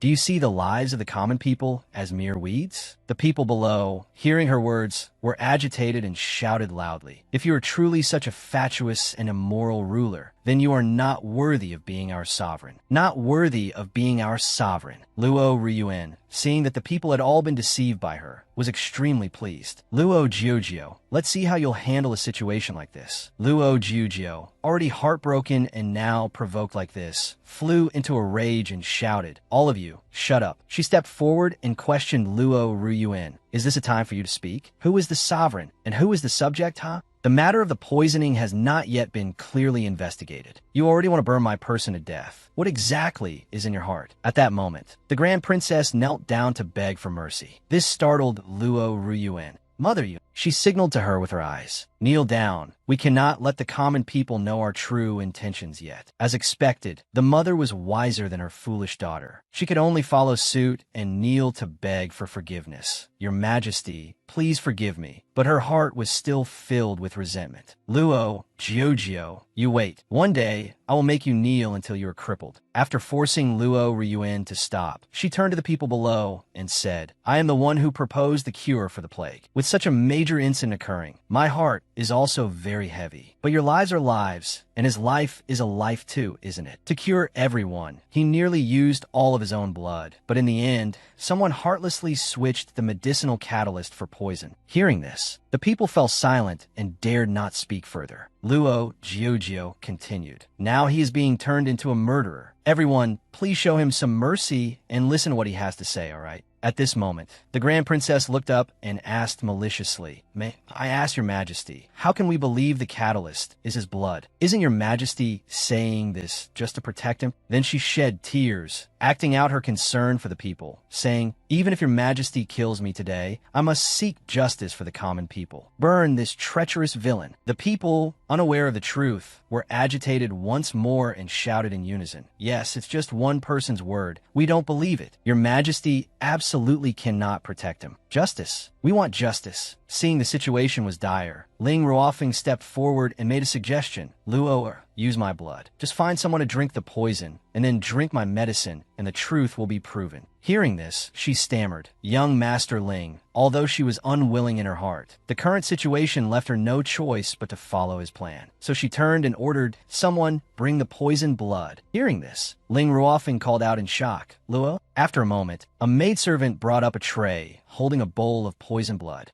Luo Jiujio took it and drank it directly. The people below were horrified. Good heavens, Her Majesty drank the poisoned blood? Is Her Majesty really not afraid of death? Next, Song Song brought Ling Ruofeng's blood forward, frowning with deep worry as she called out, "Your Majesty." After she drank that bowl of blood, the surrounding commoners all gaped in astonishment. "Look, everyone, Her Majesty drank the villain's blood." Seeing her go to such lengths to clear her name, Ling Ruofeng asked with a pained heart, "Are you not afraid that I was deceiving you?" She smiled affirmatively. "I believe you." Ling Ruofeng stared at her, stunned, and thought, "The moment you cried was the moment I felt the most distressed." After a while, Luo Jiujio still stood there without showing any signs of discomfort. Seeing this, the commoners began to murmur amongst themselves. Her Majesty is truly fine. It seems the truth is just as Her Majesty said. It looks like we really misunderstood Her Majesty. The commoners, easily swayed, immediately knelt down in unison to pay their respects, showing their loyalty after it was proven. "Long live Your Majesty, long, long live." One person couldn't hold back their anger and cursed. Who on earth is so vicious, daring to switch the antidote with poison? They truly deserve to die. Seeing the situation turn, Luo Ruin was startled and thought in fear, "Damn it, I can't believe this little good-for-nothing managed to turn the tables." Just then, Yi Hongtian brought a person forward and reported, "Your Majesty, this general has captured the assassin who administered the poison last night." The moment she saw that person, she trembled in fear. "It's over. Didn't I already tell someone to take care of him? How did he still get caught?" That man was forced to kneel before Luo Jiujio. She approached and asked, "Who instructed you to poison them? Confess honestly now." He glanced fearfully towards Luo Ruin and answered, "It was." Seeing this, she cursed angrily in her heart. "Why is this fool looking at me?" Yi Hongtian's face darkened with anger as he reported, Your Majesty, do not worry. If he doesn't tell the truth, we will use heavy torture. At that point, living will be worse than death. I don't believe he won't open his mouth. Hearing this, the villain said in fear, I'll talk. It was the first. Just as he was about to reveal the truth, Luo Run gritted her teeth, drew her sword, and charged at him. She swung her sword and cut him down, causing him to cry out in pain before falling to the ground, instantly losing his life. Luo Juzhou angrily held her sword to her neck and shouted, Luo Rien. She showed a fearful expression and explained, Younger sister, calm your anger. Just now, older sister was just too angry and couldn't help but enact justice on behalf of heaven in the heat of the moment. Luo Juzhou frowned and ordered, Take her away. The soldiers immediately stepped forward and replied, Yes.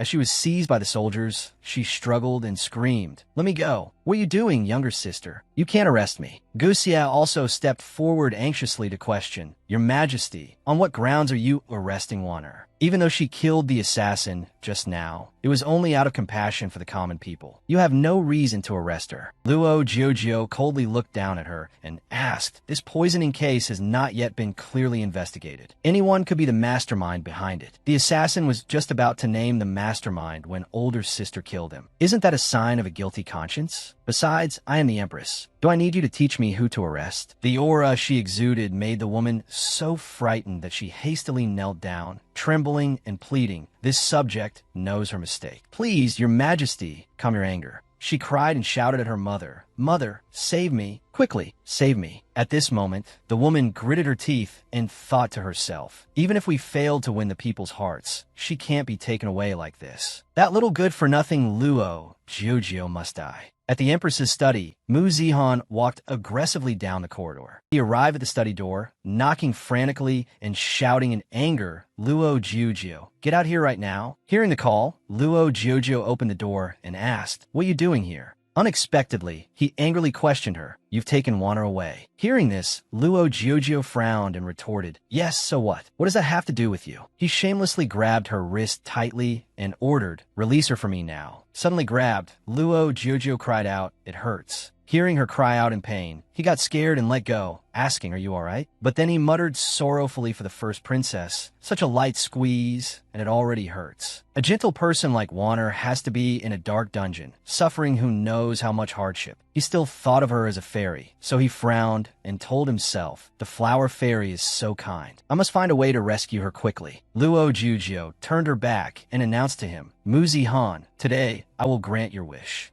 She went to the table and picked up a brush to write. Seeing this, he thought she had agreed to release Luo Ruyuan and said gleefully, Wouldn't it have been better if you had just agreed to my request sooner? I wouldn't have hurt you out of impatience. But before he could finish, Luo Jiuzhou threw the paper in her hand straight at his chest. He picked it up to read and was stunned as if struck by lightning, asking, A letter of divorce? You dare to divorce me? Luo Jiuzhou crossed her arms and asked irritably, If not this, then what? Since you like Luo Ruyuan so much, isn't it great that I'm granting you to your wish? He was startled and stammered, trying to explain but she wouldn't listen and immediately ordered, Guards, see young Master Mo out for me. He shouted loudly, No need, and walked out on his own. But in his heart, he was still extremely frustrated, asking, What do you want by doing this? Isn't this what I wanted? Suddenly, he felt an immense sense of loss. He clutched his chest and said sorrowfully, Why do I feel so upset? Haven't I finally escaped from her? He clenched the divorce letter in his hand, trembling with anger as he thought, Luo Jiuzhou, you're nothing but a little good-for-nothing. What kind of sorcery did you use on me? After dealing with Mu Zihan, Luo Jiuzhou personally brought medicine to find Ling Ruofeng and asked, Young Master Ling, how are you? He was resting in bed. As soon as he saw her, he immediately sat up, smiled, and replied, Luo, I'm fine. But as soon as he finished speaking, he coughed up blood again. Seeing this, she rushed over in a panic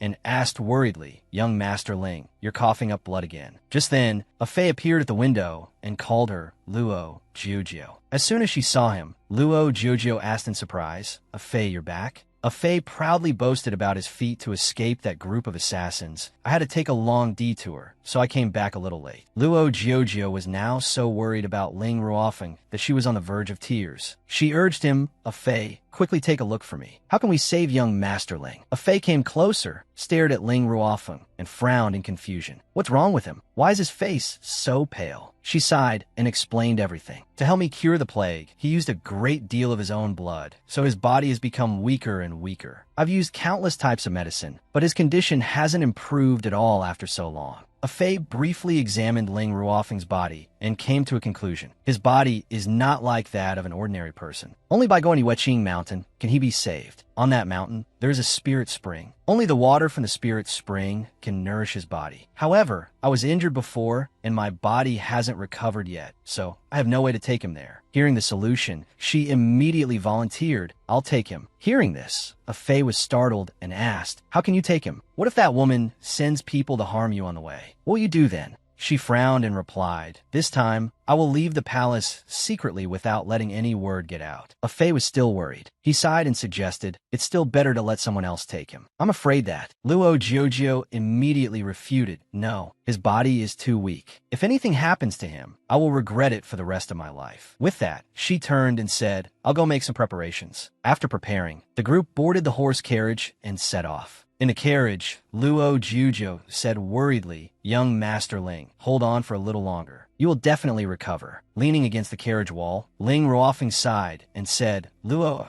life and death are determined by fate. You don't need to come to places like this for my sake." Luo Jiujio immediately pulled the weakened Ling Ruofeng into her arms to comfort him. "You ended up like this because of me. I won't let you die. Didn't you say you would take me to your hometown? When you get better, we'll go together. You can't break your promise." Having received her concern, Ling Ruofeng's lips curved into a faint smile as he replied, "All right." Just then, from within the forest, Qing Ling emerged with a group of soldiers, blocking their way and asking, "Your Majesty, where are you going?" Luo Jiujio lifted the carriage curtain, saw the people outside, and was startled. "It's you." Guxie stepped out from behind the group, a vicious smile on her lips as she declared, "Little good-for-nothing, today is the day you die." Luo Jiujio frowned, staring at them and questioning. I had already sealed off the news of my departure from the palace. How did they find out? Then, upon seeing a familiar person, she asked in shock, "Huh? Sister Song Song?" As soon as Song Song saw her, she called out, full of worry and unease, "Your Majesty." Luo Jiujio looked at her in stunned disbelief and asked, "Why is it you? I treated you like my own family. Why did you betray me?" Song Song lowered her head in fear and stammered, "Your Majesty, I'm sorry." This servant, Qing Ling, smirked and cut off the conversation. "What's the point of all this talk?" She ordered, "Men, kill them all for me." The soldiers immediately charged forward, replying, "Yes." Seeing the situation was bad, Ling Ruofeng immediately stepped forward to protect her. "Luo, you should go quickly. Don't worry about me." But she had already drawn her sword, radiating killing intent as she said, "I won't leave you here." Suddenly, Ling Ruofeng noticed something. He was startled and lunged forward, shouting, "Luo, be careful." Qing Ling swung her sword, and drops of blood fell. Ling Ruofeng was severely injured, clutching his chest and crying out. He lost his footing and fell from a cliff. Luo Jiujio hurriedly ran after him, shouting, "Young Master Ling." She reached out and managed to grab him, but he said, "Let go. Quickly, let go of my hand." She shook her head and refused. "I won't let go." Hearing that, Ling Ruofeng frantically tried to persuade her, "If you don't let go, you'll die too." Luo Jiujio shouted, "I don't want you to die." Seeing her so determined, he asked, "Luo, do you remember that you still owe me a request? Now I'll tell you my request. I want you to let go immediately." Luo Jiujio, heartbroken, shook her head with tears streaming down. "I won't listen. You promised to take me back to your homeland. You can't break your promise." After speaking, he let go of his own accord.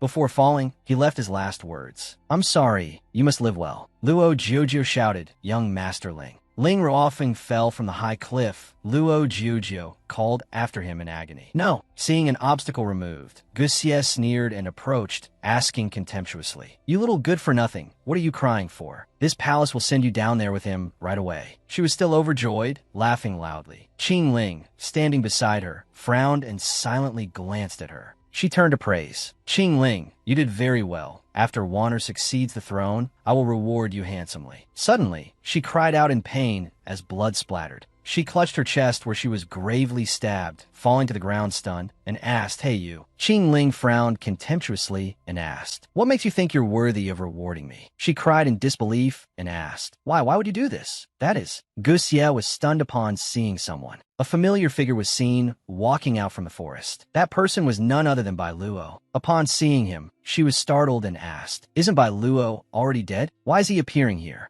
Could it be?" Qing Ling raised her sword, smiled, and said, "Since you already know, then I'll let you go to the underworld with a clear understanding." She screamed in fear. No, but Qing Ling did not spare her, swinging her sword to end her life. After dealing with that obstacle, she knelt and paid her respects. "Greetings, Lord Monarch." Bai Luo nodded and asked, "How's the plan going?" She respectfully replied, "Everything is just as you calculated." Luo Jiujio, still by the cliff's edge, heard the familiar voice and came to her senses. This is Father's voice. She turned her head and was stunned to see Bai Luo. "Father, what on earth is going on?" Qing Ling, standing beside them, smiled faintly. "Congratulations, Your Highness the Princess, on passing the test to succeed as Empress." She asked again, trembling as she cried. "A test?" Luo Jiujio angrily rushed forward, grabbing her by the collar and questioning. "You just killed young Master Ling with your own hands, and yet you say it was just a test?" She hurriedly explained, "Your Highness the Princess, please calm down a little." Bai Luo stepped forward and spoke. "This was all this monarch's idea. It has nothing to do with Qing Ling." She turned her head, tears streaming down, her tone filled with anger and grievance. "Father, you are my father. How could you do this to me?" Qing Ling hurriedly explained to her, "Your Highness the Princess, the Lord Monarch did all of this for you."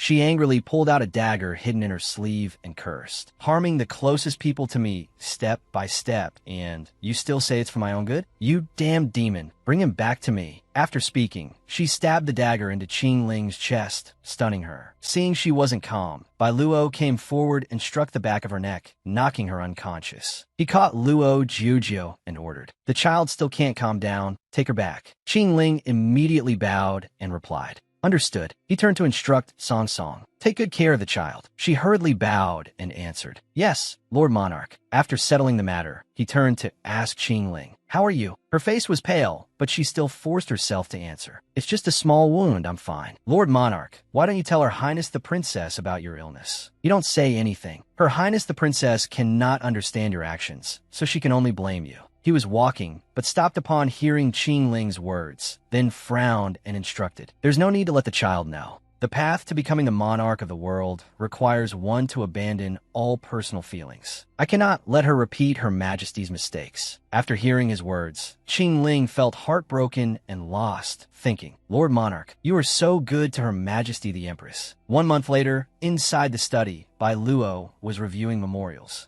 Seeing Qing Ling, he stopped his brush, looked up, and asked, "How is the child?" She respectfully replied, "The princess has had people searching at the foot of the mountain for a month, but the body still hasn't been found. These past few days, Her Highness the Princess has been staying in the main hall without coming out." "Lord Monarch, would you like to go over for a bit?" Bai Luo frowned. The path to becoming the monarch of the world is one she must walk alone. No one can help her. Hearing this, Qing Ling hurriedly reminded him, "Lord Monarch, you're not going to let her walk the same path as Her Majesty the Empress, are you?" Suddenly, Bai Luo coughed. Seeing this, Qing Ling asked worriedly, "Lord Monarch, you're coughing up blood again." He waved his hand, dismissing her. "It's nothing. You may leave first." Qing Ling wanted to say more, but could only frown and reply, "Yes." After Qing Ling left, Bai Luo looked down at the painting on his desk and thought to himself, "Your Majesty, I can finally see you again." He reached out to stroke the paper on the desk, murmuring, "In recent years, you haven't appeared in my dreams. Are you blaming me?" A memory from 19 years ago. In a deep forest, a group of assassins in black, holding swords, chased and shouted, "Hurry and pursue. Don't let this remnant of the Tianji clan escape." Bai Luo was fleeing with another person, who was the senior brother he grew up with. He drew his sword and shouted, "Your Highness the Crown Prince, you run ahead. I'll hold him off from behind." Bai Luo didn't want that, and hurriedly chased after him, calling, "If we go together." But that senior brother sighed and refused. "Your Highness, listen to me. You are the last heir of the Tianji clan. As long as you are alive, we will surely have hope. After speaking, he charged towards the assassins with his sword, shouting, "You treacherous rebels and villains! If you've lost all humanity, then go to hell. I'll fight you to the death." Sword clashed. Bai Luo called out in fear, "Senior brother." But the senior brother couldn't fight off the whole group of assassins, and in a moment, he was gravely stabbed. Before dying, he left his last wish. "Your Highness, you must live and avenge us." After hearing this, Bai Luo was stunned, then quickly turned and ran.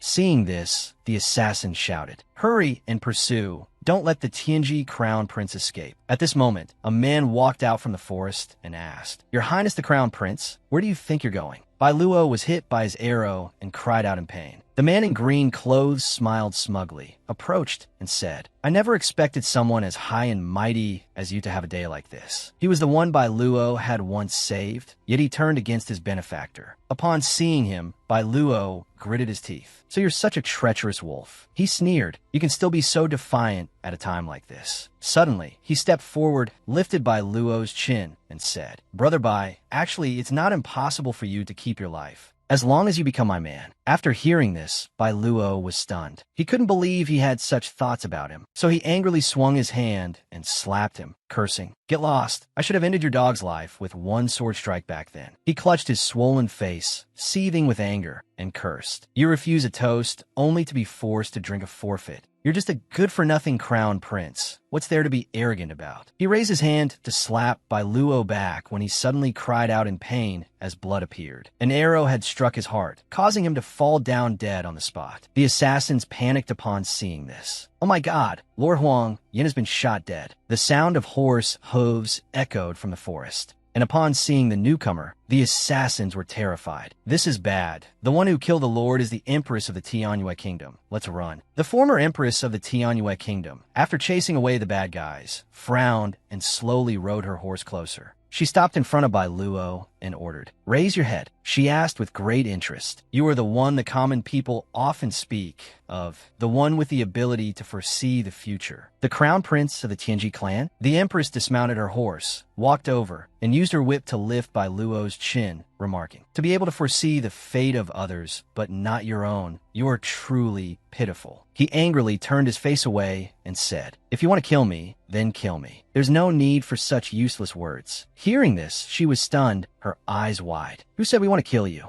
You are so beautiful. We can't bear to." The dream ended here. Bai Luo, who was lying on the desk, lifted his head and smiled with satisfaction. "Your Majesty, I finally got a dream of you. This is wonderful." After speaking, he closed his eyes. A rustling wind blew through the study as if to wave a final farewell. A moment later, Qing Ling entered with a bowl of medicine, calling, "Lord Monarch, it's time to take your medicine. The medicine is a bit bitter today, so this subordinate added some sugar for you. I'm not sure how it tastes. I don't know if it's drinkable." Qing Ling was very cheerful, but when she saw the scene inside, she froze. She panicked, dropped the bowl of medicine, and shouted, "Lord Monarch." She transformed back into her half-beast form, approached, and murmured, "You broke your promise to this subordinate. How could you abandon Qing Ling?" On Luo Jiujio's side, a very worried Song Song entered her room with food, thinking. The wound on Her Majesty's face was healed using young Masterling's blood. But ever since that day, Her Majesty's mood hasn't improved at all. What should be done about this? She scooped up a spoonful of porridge, intending to feed Luo Jiujio, and coaxed, "Your Majesty, you should eat something." But Luo Jiujio shook her head, adamantly refusing to eat. Seeing this, Song Song frowned with great worry and asked, "If you don't eat or drink like this, how can your body endure it?" Just then, the sound of angry shouts from outside startled her. "Daring demon, get out of here now. Release the Lord Monarch." Hearing the commotion, she frowned and asked, "What's all that noise outside?" Song Song quickly stood up and ran out, replying, "This servant will go see at once." After she left, Luo Jiujiu lowered her gaze. She clutched her chest and murmured, "Why do I feel so uneasy?" After a while of gathering news, Song Song ran back in a panic to report, "Your Majesty, this is bad. The Lord Monarch is about to pass away." She questioned with disbelief. What trick is he trying to pull now? Does he still think I'll believe him like the fool I was before? Song Song, terrified, hurriedly explained, "This servant is not lying. The Lord Monarch's health is truly failing. Not long ago, he knew he would not live much longer, and he was afraid you would be soft-hearted on the path to imperial power. So he could only do this to help you mature. The Lord Monarch is gone, and Lord Qing Ling wants to take his body away from here. He is now being blocked by the guards outside. Outside the hall, Qing Ling was carrying Bai Luo's body away. Seeing this, the soldiers rushed forward to block him. Qing Ling immediately waved his hand, flinging them away. He said angrily, "Anyone who dares to stop me shall die." Just then, 3 arrows shot towards him. One arrow even grazed his face, stunning him. As soon as Qing Ling turned his head, he saw Luo Jiuzhou approaching with a bow and arrow, ordering, "Qing Ling, put my father down." He laughed coldly, his tone full of sarcasm. "Isn't this the current empress, your majesty? When the Lord Monarch was alive, he waited and waited, but never received your forgiveness. Now that he is gone, what are you doing here pretending?" As soon as Luo Jiuzhou heard him, she was stunned and tears streamed down her face. Qing Ling held by Luo's body tightly, looking at her with disdain. "The Lord Monarch is finally free of you. I will not let you disturb him." She was still furious and shouted, "You damned demon, let go now." He waved his hand, using his magic, and said, "Luo Jiuzhou, you are no match for me. If it weren't for the fact that you are his daughter, I would have killed you with my own hands." Luo Jiuzhou was knocked to the ground by the magic he unleashed. After speaking, he turned to leave, saying before he went, "You should just obediently do your job in your current position. That is what he traded his life for to give you." Luo Jiuzhou knelt on the ground, reaching out to hold him back. "Don't go. Put my father down." She stared blankly at their retreating figures, thinking to herself, "In that moment, the final moment of a person's life, I finally understood that in this world, apart from the 2 words life and death, everything he had done was just a small matter, and I didn't even have a right to resent him." After some time, inside the study, Luo Jiuzhou was reviewing memorials. Song Song approached and advised, "Your Majesty, you should rest for a bit. You have been reading memorials all day. If you continue like this, your body won't be able to take it." She replied coldly, "I'm fine." Just then, a subordinate ran into the study and reported in a panic, "Your Majesty, this is bad." She frowned and asked, "What happened?" He recounted fearfully. The second young master of the Righteous Law clan drugged the guards in the celestial prison and freed Her Highness the Grand Princess. Hearing this, Song Song angrily jumped to her feet and asked, "What? How could this young Master Mu make the Righteous Law clan and the imperial family enemies for the sake of Her Highness the Grand Princess?" The man replied fearfully, "The people of the Righteous Law clan have also just found out about this. They have sent people to do everything in their power to bring the second young master and Her Highness the Grand Princess back." "Your Majesty, there's more." Her frown deepened. "What else?"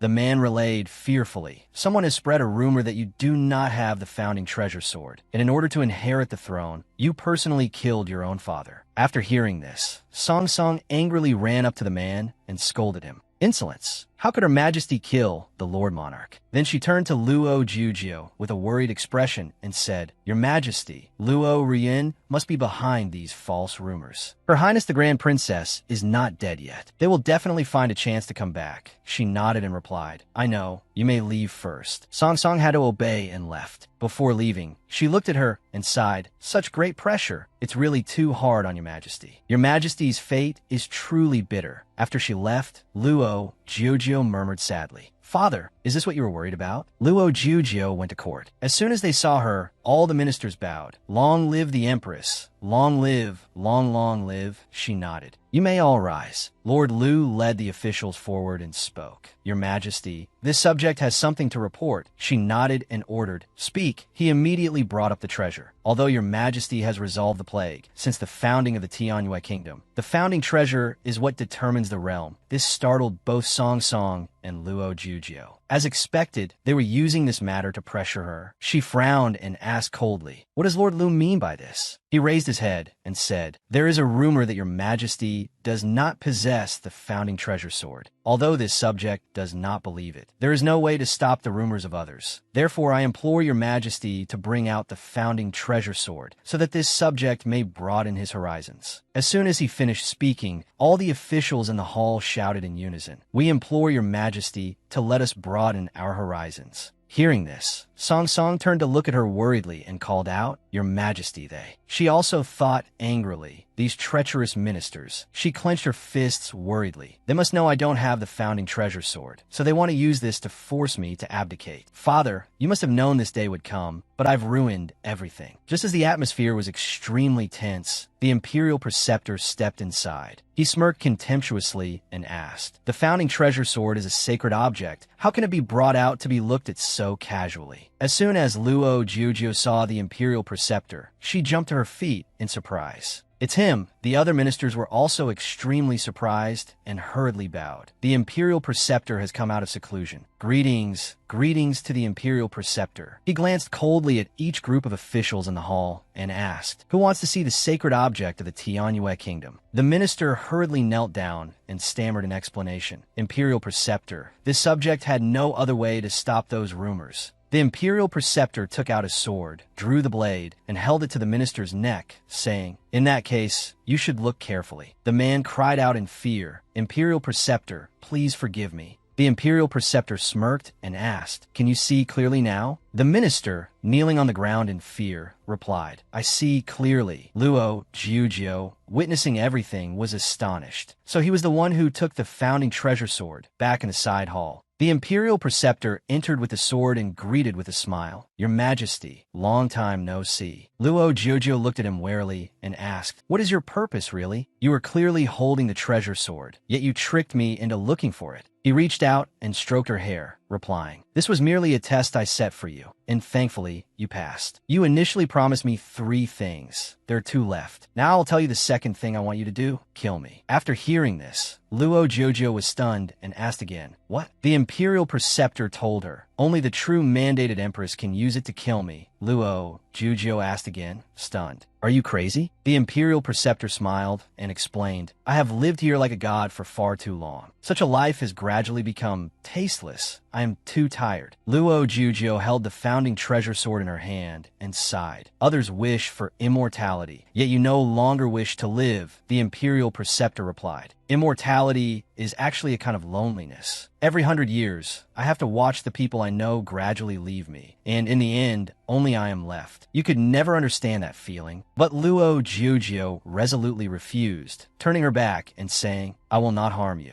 The imperial preceptor was startled to hear this and asked, "Why?" She looked at him intently and began to analyze. "Although immortality is very lonely, I don't believe that in all those years you haven't felt the warmth of human affection. You must have an important wish yet to be fulfilled, otherwise you wouldn't be thinking of death. My mother, when she was alive, could have killed you in one move. Am I right? What's more, you are willing to die. You wanted me to kill you is just a cover. Tell me, what is the real purpose of you wanting me to kill you?" Hearing that Luo Jiujio could calmly discern the thoughts hidden deep within his words, the imperial preceptor smiled, reached out, and pinched her cheek in praise. "I never expected you to understand me so well." Luo Jiujio angrily swatted his hand away and scolded, "You damned old geezer. It's a blessing you're not causing more trouble. And now you want to die in such a ridiculous way? Don't even dream of it." The imperial preceptor smiled, took off his robe, revealing a firm chest with lines like a sculpture. He smirked and said, "Since you already know, then there's no need for me to hide it anymore. I'll tell you the truth. My second request is..." Seeing this, Luo Jiujio was startled. Her face flushed red, and she quickly stepped back, questioning, in broad daylight, "What are you trying to do?" Luo Jiujio shouted. She fearfully swung her hand and slapped the imperial preceptor's face. She squeezed her eyes shut and angrily scolded him. Shameless. The imperial preceptor pulled his robe down further and asked, "What are you thinking?" As soon as she saw his body, she was startled. "What is this? Why are there so many chains on his body?" She could see that on the imperial preceptor's body, there were many chains binding him. He snorted coldly and raised his arm, which was bound by chains, explaining, "This is the heavenly Tao's punishment for a fallen god. This is also the reason why I can never leave the Tianyue kingdom." After hearing this, Luo Jiujio was stunned and asked back, "You are a fallen god?" The imperial preceptor recounted, "Since ancient times, fallen gods have represented cruelty, being deities who committed great sins among the gods. Legend says that if a fallen god is released, one will suffer the curse of the gods." After hearing this, she was stunned and asked him, "So what you just did was merely to trick me into releasing you?" The imperial preceptor put his robe back on and replied, "You're half right. I don't want to die, so I deliberately tricked you into cutting the chains. But I also truly loathe this so-called immortality. You and I already have an agreement. If you don't fulfill my request, then you will have to bear the curse of a fallen god." After hearing this, Luo Jiuzhou was not afraid at all and still resolutely refused. I'm sorry to disappoint you, but I won't help you. The curse of the gods is far more terrifying than the curse of a fallen god like you. She gave the order to send him away. Lord Imperial Preceptor, please see yourself out. I won't see you off. The Imperial Preceptor smirked and brought up a matter she cared about to make it impossible for her to refuse him. Luo Jiuzhou, don't you want to know how Ling Ruofeng is doing? Hearing this name, she turned her head back in surprise, full of doubt. Ling Ruofeng, didn't he return to the neighboring country 12 years ago? How is he? The Imperial Preceptor smiled critically. You're truly slow on the uptake. He didn't hesitate to use his own blood to help you stop the plague, and you don't even know his true identity. He is truly pitiful. Luo Jiuzhou asked again, startled. What did you say? The Imperial Preceptor told her, your young master Ling is Ling Ruofeng. He is not only the crown prince of the neighboring country, but also one of the men you chose to be your future husband. He even lost his life for you. Luo Jiuzhou shook her head in disbelief and accused him. Impossible, you're lying. He smirked and stated his condition. Help me cut the fallen god's chains, and I will tell you how he is now. Luo Jiuzhou lowered her head and mumbled, I saw him fall off the cliff with my own eyes. You just want to trick me into cutting the fallen god's chains. However, the Imperial Preceptor's next question stunned her. Have you found his body? She looked up, a glimmer of hope flickering in her heart. Could it be that he's still alive? He smiled and replied, why would I need to lie to you about this? Luo Jiuzhou immediately picked up the national treasure sword. She drew the sword and slashed through all the chains on his body while he was still stunned. One by one, the chains fell to the ground and disappeared. She urged, tell me where he is. After being freed, the Imperial Preceptor rubbed his hands and said with a smile, you dared to bear the curse of the gods for him. This kind of affection is truly admirable. He is in a place you can never reach. Seeing him still teasing her like this, she angrily scolded, speak properly. The Imperial Preceptor leaned down and whispered, actually he is at. Hearing this location, she was startled. After relaying the information, the Imperial Preceptor turned to leave, saying, finally getting rid of this damn thing. It really is much more comfortable. Goodbye, my majesty. See you later. As he left, he even gave a wink. A few months later, Song Song entered the study, bowed, and reported, Your Majesty, General Yi Fanshan requests an audience. She asked back, Young General Yi? She was full of doubt. The lost territories at the border have been reclaimed. Isn't today the day he receives his investiture? What is he doing here to see me? Just then, young General Yi walked inside and announced his presence. He gradually approached Luo Jiuzhou. The scar on Luo Jiuzhou's face was gone. Young General Yi did not recognize that Luo Jiuzhou was his missing vice general. Xiao Yi knelt before her, bowed, and said, Your humble subject, Yi Fanshan, kowtows to your majesty. She nodded. General Yi, you may dispense with the formalities. But he remained kneeling there. Seeing this, she was puzzled. General, why don't you rise? He replied, Your humble subject has a request and hopes your majesty will grant it. Luo Jiuzhou asked him, What is it? He immediately stated his wish. I beg your majesty to annul the marriage engagement for this humble subject. Luo Jiuzhou was stunned to hear that. Song Song at her side was also startled. Her majesty has successfully ascended the throne. Becoming her majesty's husband is something others couldn't even ask for. So why would General Yi want to break the engagement? General Yi declared firmly, This subject already has someone in my heart. It's just that I don't know where that person is now. But this humble subject will definitely go find that person, no matter where they are. This humble subject is willing to give up the position of general. I only hope your majesty will grant my wish to let me go find that person, no matter where they are. General Yi did not realize she was that vice general, the person he longed for day and night, and thus missed his chance. Meanwhile, Luo Jiuzhou thought to herself, Young general, you can give up everything for the one he loves. What can I do for Ling Ruofeng? She pursed her lips, determined, I'm sorry, father. I cannot manage the court well. Only by finding him can I manage the kingdom with peace of mind. So she smiled and agreed. We will not force our meritorious official. General, you do not need to resign. We wish you an early reunion with the one you love. With her permission, he immediately stood up and replied, Thank you, your majesty. After he went outside, a soldier hurriedly ran after him and asked, General, how could you postpone the marriage for a mere vice general? More importantly, that missing vice general is a man. General Yi frowned, turned to glare at the man with great displeasure, and asked in a cold voice, Have I been too lenient with you lately that you now dare to meddle in this general's affairs? The soldier bowed in fear and admitted his mistake. This subordinate knows his mistake. It's just that this subordinate has followed the general for so many years and doesn't want to see you go down a path of no return. He replied resolutely, There is no turning back from this path anymore. That night, deep in the forest, Luo Jiujio was standing before the cliff where Ling Ruofeng went missing. A Fei stood beside her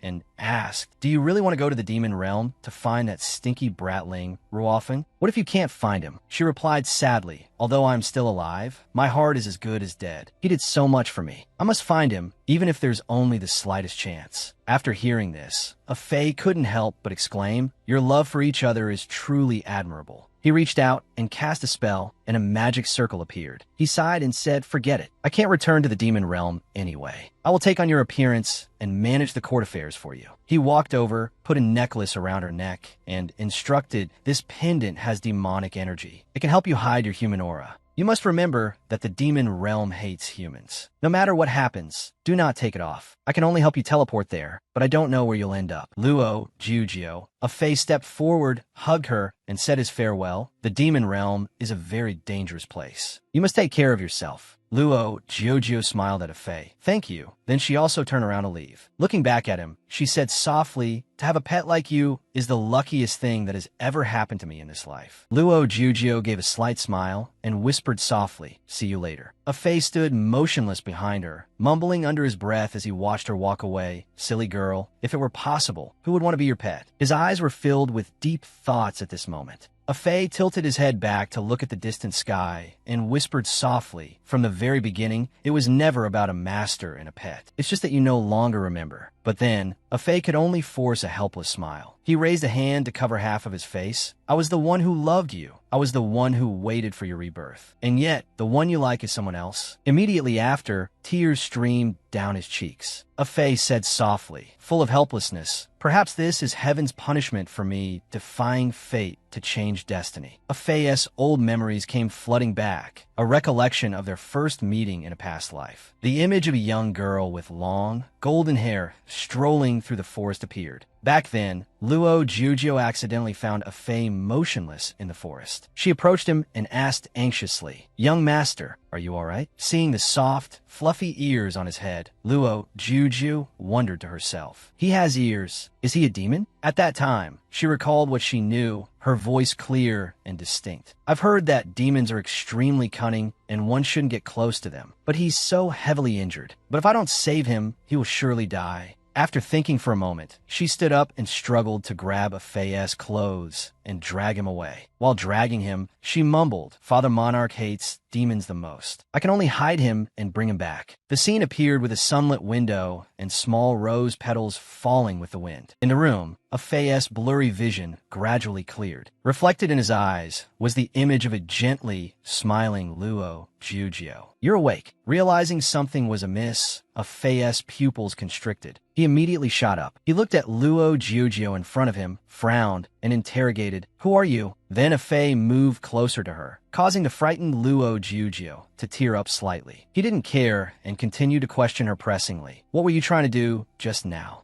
A Fei urged repeatedly, growling, "Speak." Luo Jiujio's trembling, frightened voice echoed in the space.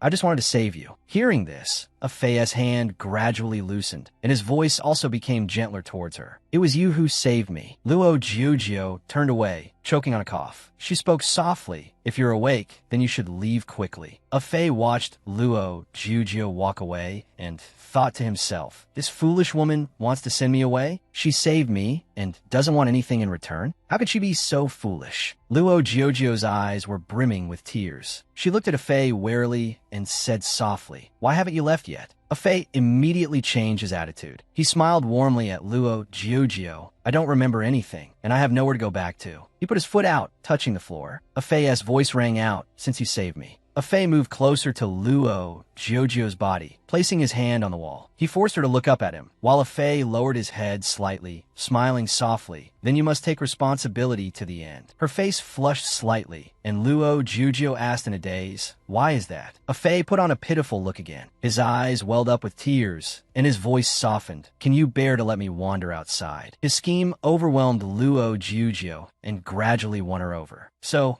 adorable." A moment later, she brought a tray of food over, smiling, "Young master, it's time to eat." A Fei noticed Luo Jujo approaching with the food tray, and he replied softly, "Amichim." But as soon as he saw it, he screamed in alarm, "What in the world is this?" In Luo Jojo's hands was a bowl of live insects squirming in the bowl. She smiled gently at A Fei. "Don't cats like to eat insects?" Hearing this, A Fei immediately shrieked in front of Luo Jojo. "Have you ever seen a cat eat insects?" Huh? He broke out in a helpless sweat but still forced a smile. Besides, then A Fei stepped closer to her, his voice laced with a teasing tone in every word. From the very beginning, the thing I wanted to eat was clearly only you. The scene changed. The image of A Fei lying stretched out on the green grass appeared. He was bathed in sunlight, adorned with small flower branches. Luo Jojo's voice suddenly echoed. "Young master." She quickly walked closer, looking at A Fei lying on the ground with his eyes closed, and spoke softly. "So you're here." Seeing that he was still there, Luo Jojo's face lit up with joy. She watched him intently and spoke softly. "I thought you had already left." Suddenly, A Fei's hand reached up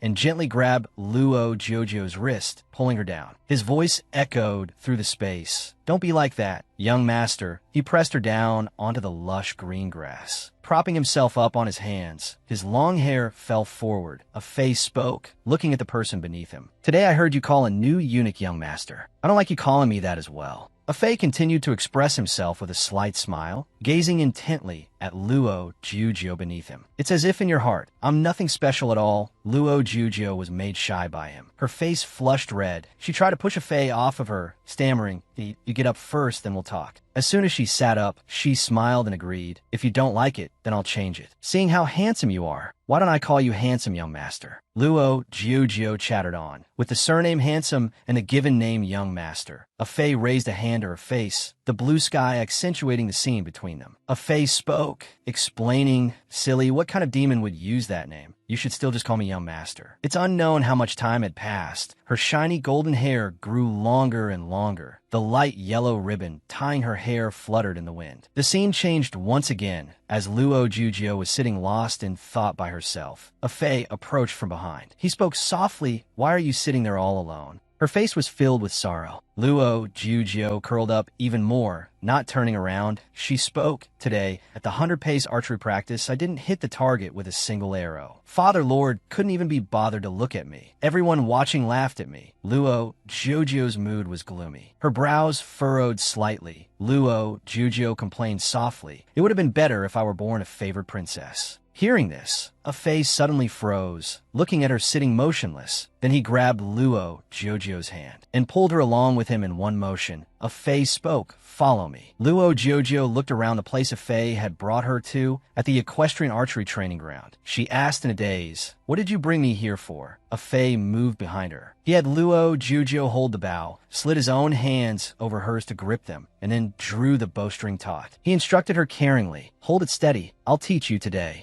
Arrow after arrow was shot, aiming straight for the target placed ahead. A Fei patted her back while praising her effusively. One shot, 3 arrows from 100 paces. Meanwhile, Luo Jojo's heart was full of excitement. She exclaimed joyfully, "That's amazing." Things continued on like this. Sometime later, her face was painted with joy. Holding a small lotus flower in her hand, Luo Jujo walked slowly across the ground. When she arrived, she saw A Fei sitting with his back to her on a large tree branch up ahead. So she smiled and agreed. "We will not force our meritorious official. The general does not need to resign. We wish you an early success in finding your soulmate." With her permission, he immediately stood up and replied, "Thank you, your majesty." Luo Jujo walked with A Fei in the dark night, fireflies serving as their guiding lights. The two stood near the edge of a lake. Her voice rang out. "They say if you write your wish on a flower lantern and release it to the end of the river." Her glowing lotus flower was also placed on the water's surface to float along with the current. Luo Jujo smiled happily, full of hope. Beside her, A Fei smiled lightly as he looked at her. Luo Jojo's voice echoed through the space. "Then the wish written on it can come true." The scene shifted to the morning. Luo Jojo stood by the door, waiting, her heart full of anxiety and unease. She whispered softly, "He clearly said he would return today. Why isn't he back yet?" The scenery gradually changed. The early morning sun softened, and the fireflies of the night began to flutter in the twilight. By evening, Luo Jujio was still sitting silently, waiting in the room alone, feeling tired and worried. Her gaze gradually drooped, her voice tinged with an indescribable sense of loss. Did something happen to him? That's why he didn't come? Time passed just like that. Her feet moved in an exquisitely embroidered yellow dress. The next day, Song Song was startled when she saw Luo Jiujio bustling about in the kitchen, utterly stunned. "Your Highness, are you making fish soup again, or should you let this servant do it?" But she coldly refused her, continuing her work in the kitchen. "No need, you go and rest for a bit." At night, Song Song walked along the corridor. She noticed Luo Jiujio standing up ahead. Seeing this, Song Song was a bit confused and looked at her, thinking, "It's so late, why isn't Her Highness asleep yet?" Then she rushed over, carrying a wooden basin. Her voice was full of urgency, trying to persuade Luo Jiujio, who was curled up gloomily on the ground. "Your Highness, are you still waiting for him? It's so late, he probably won't come. You should go rest." But Luo Jiujio still wouldn't listen. She refused the idea. "I'm not sleepy, you go rest first." Seeing her condition, Song Song secretly pitied Luo Jiujio. Her Highness is so pitiful. She must be waiting for the Lord Monarch to arrive. Luo Jiujio was now being honest. She thought sadly to herself, "Actually, I know." Her tears began to stream down her cheeks along with the thoughts flashing through Luo Jiujio's mind. He won't come back. Two armored soldiers were walking and chatting in the corridor half a month later. A soldier suddenly kicked straight into the door of Luo Jiujio's residence. Hearing the strange noise, she woke with a start. Warily looking at the soldiers who had just entered, she questioned, "What are you doing?" From outside, the voice of the soldiers rang out, "Second Highness, our apologies." Luo Ruin also walked in after them, her face full of triumph. Her smile was full of condescension. "Little sister, how could you conspire with a demon to harm Fatherlord?" Hearing this, Luo Jiujio shot up in surprise and shouted, "Older sister, what are you talking about? When did I ever harm Fatherlord?" Luo Ruin put on a disappointed expression, her voice turning stern, not even looking at Luo Jiujio. "Stop making excuses. Last night Fatherlord was attacked by a demon." Every word from Luo Ruin echoed throughout the room. "Someone in the palace saw with their own eyes that you were with a demon a few days ago." Luo Jiujio hurriedly knelt before her, trying to clear her name. "That's impossible. He would absolutely not harm Father." "Older sister, please believe me." At this moment, Luo Ruin leaned close to her ear, full of insinuation. She whispered softly in Luo Jiujio's ear, "Of course I believe my good little sister. However, the demon that attacked Fatherlord last night was sent by my mother." Hearing this shocking information, Luo Jiujio's pupils immediately constricted, her voice filled with panic. "What did you say?" Luo Jiujio continued to shout and question, "How could you harm Fatherlord? I have to go tell Fatherlord." But Luo Ruin burst out laughing. She looked at Luo Jiujio provocatively. "Right now, the one who was seen with a demon is you." She relentlessly taunted her with a triumphant look. "Do you think Fatherlord will believe what you say? Don't tell me you still think the demon you saved is just an ordinary little demon. Are you still waiting for him to come back for you?" Luo Ryuan's words rang out, overwhelming Luo Jiujio. "Don't be so naive." Those last words stunned Luo Jiujio even more. She asked worriedly, "You know where he is?"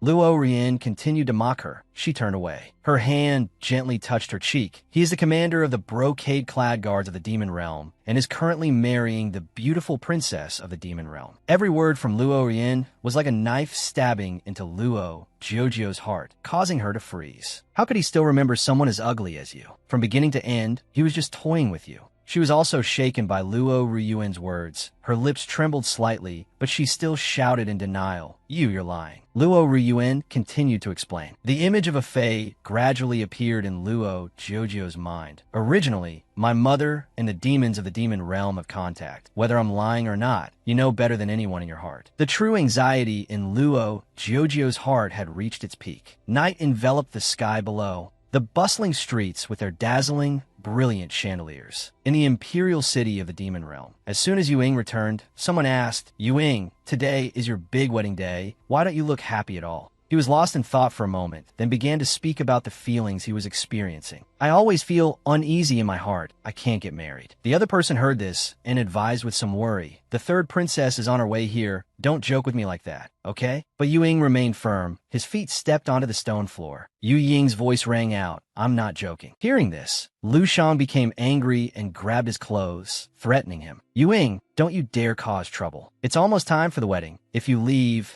you won't be able to bear this responsibility." To reassure him, Ying could only smile and go along with it. Silly, I was just saying that casually, and you believed it. Lu Shang scowled, and then he turned his face away, his brows furrowed slightly. That's good then, you gave me a scare. Suddenly he struck out, causing Lu Shang's eyes to widen. Looking at Lu Shang passed out on the ground, Ying whispered guiltily, Lu Shang, I'm sorry. Then he quickly fled across the rooftops, muttering as he ran, I can't betray my own heart. On the way, Ying smiled brightly, inwardly celebrating. My little fool will definitely be startled when she sees me suddenly return. But as soon as he reached the door, he immediately froze, standing stunned for a moment. Jujio. His voice faltered. This smell of blood is. Ying threw the door open, saw the injured Luo Jujio lying motionless on the ground, and screamed in panic, Luo Jujio. He anxiously rushed to embrace her, his voice trembling with disbelief. How could this be? What on earth happened? At this moment, Luo Jujio faintly opened her eyes, weakly speaking,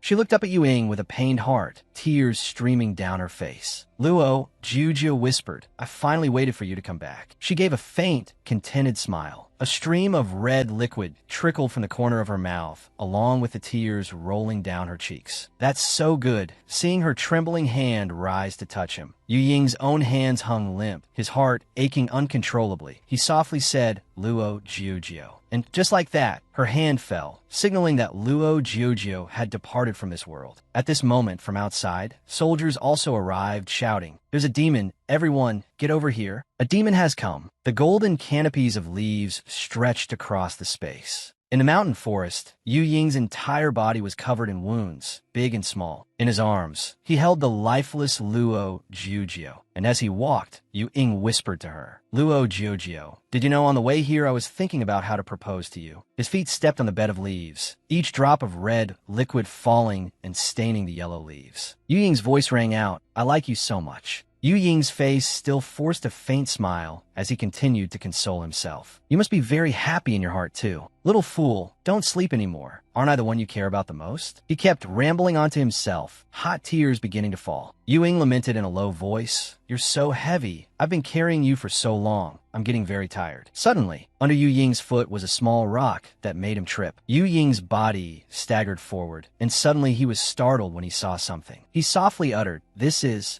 Seeing the lotus flower on the bank, Ying mumbled, remembering the flower lantern she had released by the riverbank before. The happy memories of that night also came flooding back. Ying reached his hand toward the slightly torn flower. He spoke, I can't believe the flower lantern actually followed the river and floated here. Reading the wish, he couldn't hold back his tears. So this was her original wish. Then Ying just stared at the piece of paper, lost in thought. Ying at this moment was still intently reading the slip of paper in his hand. Then he gave a bitter laugh. That's right, my wish since I was young has been to be my own master. Then Ying tenderly hugged Luo Jujio tightly in his arms. Now the Demon Emperor has bestowed a marriage upon me. Just like that, he whispered again, my wish has been fulfilled, but still unreconciled. Ying cried again, Luo Jujio. In the sky now, thunder and lightning also appeared. Lu Shang at that moment also caught up to the place Ying. He ran over angrily. We are the commanders guarding the demon realm. Protecting the reincarnation pearl is our responsibility. Lu Shang questioned relentlessly. How could you steal it and take it away? The blonde-haired man immediately demanded. The Demon Emperor is furious. You must give the reincarnation pearl to me now. As he was speaking, his body swayed. You go back and apologize for leaving while marrying the princess. Lu Shang continued to persuade. You will surely be pardoned. There's still time for everything. But Ying maintained a calm demeanor and replied, It's too late. Hearing this, Lu Shang lowered his voice. What do you want to do? Are you planning to use the reincarnation pearl to defy heaven and change fate? Then he immediately realized, just to save her? Seeing Ying gently place a kiss on Luo Jujio, Lu Shang was horrified. Are you insane? When you defy heaven and change fate, you won't just suffer the pain of being burned by raging fire. He rushed over to try and stop him, and your 1,000 years of cultivation will also be destroyed. Ying remained silent, ignoring the advice. And even if you can use the reincarnation pearl to save her and have her be reborn, her fate after rebirth will also be overturned. You will forever become a traitor. You will never be able to have her. Do you understand? Only then did Ying ask in a low voice, Lu Shang, Have you ever loved someone? He looked at her lovingly. When you truly love someone, you will understand that her being able to live is more important than anything else. The reincarnation pearl was now stained with blood. In this life, Ying was sitting thoughtfully on a tree branch. He sighed sadly. Why am I remembering these things again? If it was all for nothing, then Ying could only resign himself to it. Then let it be a secret forever. Luo Jiujio, I hope you can find him in the demon realm, but I hope even more that you, but he was still a little petty, can never find him. Elsewhere in the demon realm, a blue-haired young man was analyzing the ancient tree. Is this the famous matchmaker tree of the demon realm? It looks pretty ordinary. This blue-haired young man is the third prince of the demon realm. Shanin, he declared, if you're really that powerful, then hurry up and give me a destined relationship. If you can't give me one, then it proves you, matchmaker tree, are fraud. Then he gave a wicked smile and decided, when that time comes, I'll use this as an excuse to chop you down, to prevent you from deceiving my older sister in the future. Suddenly, a noise made him jump. What's that sound? Luo Jiujio appeared, leaving the blue-haired young man stunned. That is, her head just plunged straight into him. Seeing clearly, the blue-haired young man thought in alarm, a woman, while Luo Jiujio was in pain from the collision. So painful. After a moment, Shanin pushed Jiujio awake. You ugly thing. How much longer do you plan to lie on top of me? She opened her eyes in astonishment, wondering to herself, I'm actually not dead. Jiujio staggered to her feet and chirped her thanks. Thank you. I thought for sure I would die falling from such a height. Thinking this, Luo Jiujio quickly searched her bag, that then shoved it into the third prince's hand. This is for you. Thank you for saving me. He took it bewildered and full of doubt, a gold ingot. He grumbled and cursed her in his heart. What does this ugly thing take this prince for? But before Shanin could say anything, Luo Jiujio had already hastily composed herself to leave. I have some business to attend to. See you later. But Shanin didn't let her go just like that and pulled her back. Hey, who said you could go? Jiujio thought the gold ingot wasn't enough and couldn't help but worry. Young master, do you feel this isn't enough? But I don't have that much money on me. Otherwise, young master, give me your address, and I'll bring the money to you later. Shanin snorted in frustration. Who told you that was what I meant, since I was the one who saved your life, then starting from today? He smirked and stated his condition. You are my servant. Jiujio was momentarily startled. Servant? She grinned cheerfully and then bluntly refused. I'm very sorry. I can't be your servant. Shanin, being rejected for the first time, couldn't control his power. With one hand, he caused a large tree beside them to split in two. Luo Jiujio heard the noise and turned back in terror. Behind her was Shan Yin's furious voice. Say that again for this young master to hear. Jiujio swallowed nervously, showing a respectful expression. Finally, she put on a smiling face, bowed her head shyly. It's a pleasure to meet you. Please take care of me, master. Shanin smiled sinisterly. That's more like it. At this moment, Jiujio was gritting her teeth and calculating in her heart. I just got here and already ran into such a powerful demon, who even calls himself a prince of the demon realm. This luck is really a bit too much. I have to stay alive first. Only then can I find a way to look for Ling Ruofeng. After a moment, Shanin cleared his throat and interrogated her for information. Hey, what kind of little demon are you? Why did you fall from the sky? Jiujio stammered and talked nonsense. I don't know either. I've forgotten everything from the past. I absolutely cannot let him discover my human identity. Otherwise, I'll die a horrible death. Shanin actually believed her and pondered for a moment, doesn't remember anything. Could it be that this ugly thing is really the destined relationship bestowed upon me by the matchmaker tree? Stinky old man, seeing as you found me such a toy, I'll spare you today. The matchmaker tree was so angry it gnashed its teeth. Outside, the sound of horse hooves continuously struck the ground. The city is so prosperous. Jiujio gently lifted the curtain to peek outside, full of admiration. What a bustling city, little country bumpkin. We haven't even reached the main city of the demon realm yet. A few voices were heard from outside as the curtain was lifted. It's the crown prince of the demon tribe. I can't believe he's actually passing through here today. Jiujio, who loves to gossip, immediately turned to ask Shanin. It's so lively over there. It seems like someone important is passing by. Before a few minutes had passed, Shanin reached out and pulled the curtain down. What's so interesting to look at inside the carriage? It became quieter than ever. I really don't know what kind of dog shit luck I've stepped in. Suddenly, Shanin spoke first, letting out a clear huff as if he were sulking. She was subtly reminded and became flustered, not knowing what to say. On the other side, praises were bustling. His Highness the Crown Prince is so handsome, truly worthy of being the #1 beauty of the demon tribe. The beautiful young ladies screamed in fascination. Your Highness the Crown Prince. Look over here, oh my god, the second prince is here too. His smile is so warm. The third prince's residence, the palace, made saw Sean Ian return, and all bowed respectfully. We respectfully welcome your highness back to the residence. He cleared his throat slightly and glanced at her, then looked at them and instructed, "Go arrange for her to stay in the room next to my bedchamber." This young lady was slightly startled. The room next to His Highness's bedchamber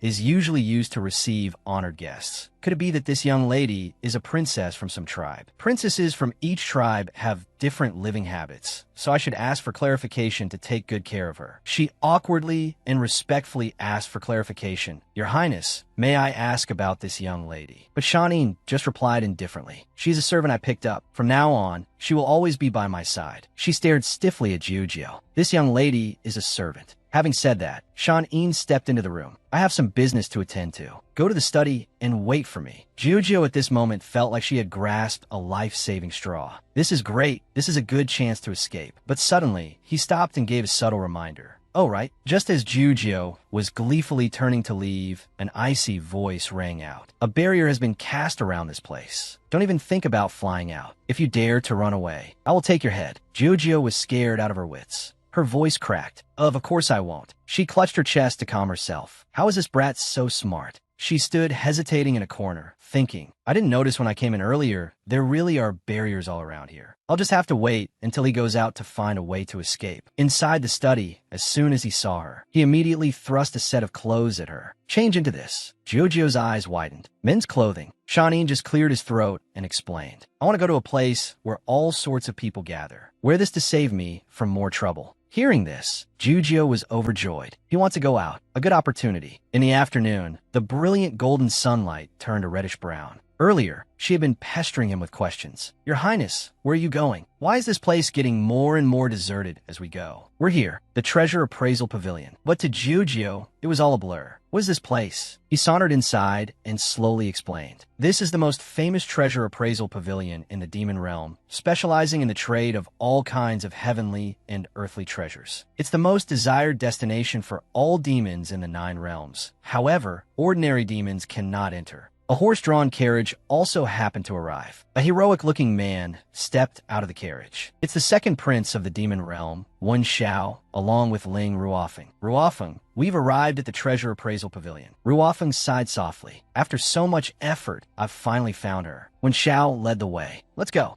At this time, Jiujio was touring the inside with Shanin. "So many people. No, that's not right. It should be so many demons." Suddenly, Shanin tossed a brocade pouch at Jiujio with a commanding tone. "Take it." She was bewildered and didn't understand. "This is..." Until he scowled. "What are you still standing there days for? Go to the counter and exchange this for purple gold stones for the auction later." "How do you not even know this?" Such an idiot. Before leaving, he even gave careful instructions. "Remember, my VIP room is the Heaven Character Room on the 2nd floor. Don't go to the wrong one later." "I remember." She sauntered down the steps into the main hall on the 1st floor of the Treasure Appraisal Pavilion. Seeing the crowd passing by, Jiujio marveled to herself. So many demons are at the counter exchanging currency. That is, she looked closely at the back of a figure that had just flashed past, full of suspicion. That figure just now looked so much like Ling Ruofeng. Not wanting to miss him, Jiujio rushed forward. "Let me through." After a moment, she was yelled at by an auntie. "What are you pushing for? Are you rushing to see someone come back from the dead?" But just as she rushed forward, she suddenly stopped. Where'd he go? Jiujio also noticed inside. That door just closed. He must be in there. She rushed forward and was immediately blocked by a servant at the door. "Do you know who is inside? How dare you disturb their rest?" Jiujio pleaded, "Please, let me in to find someone. Is our master someone that any riffraff like you can meet?" The man even pushed her forcefully to the ground. "If you don't want to die, scram." Very quickly, it attracted the attention of the person inside. "What's the matter?" Jiujio looked up full of anticipation.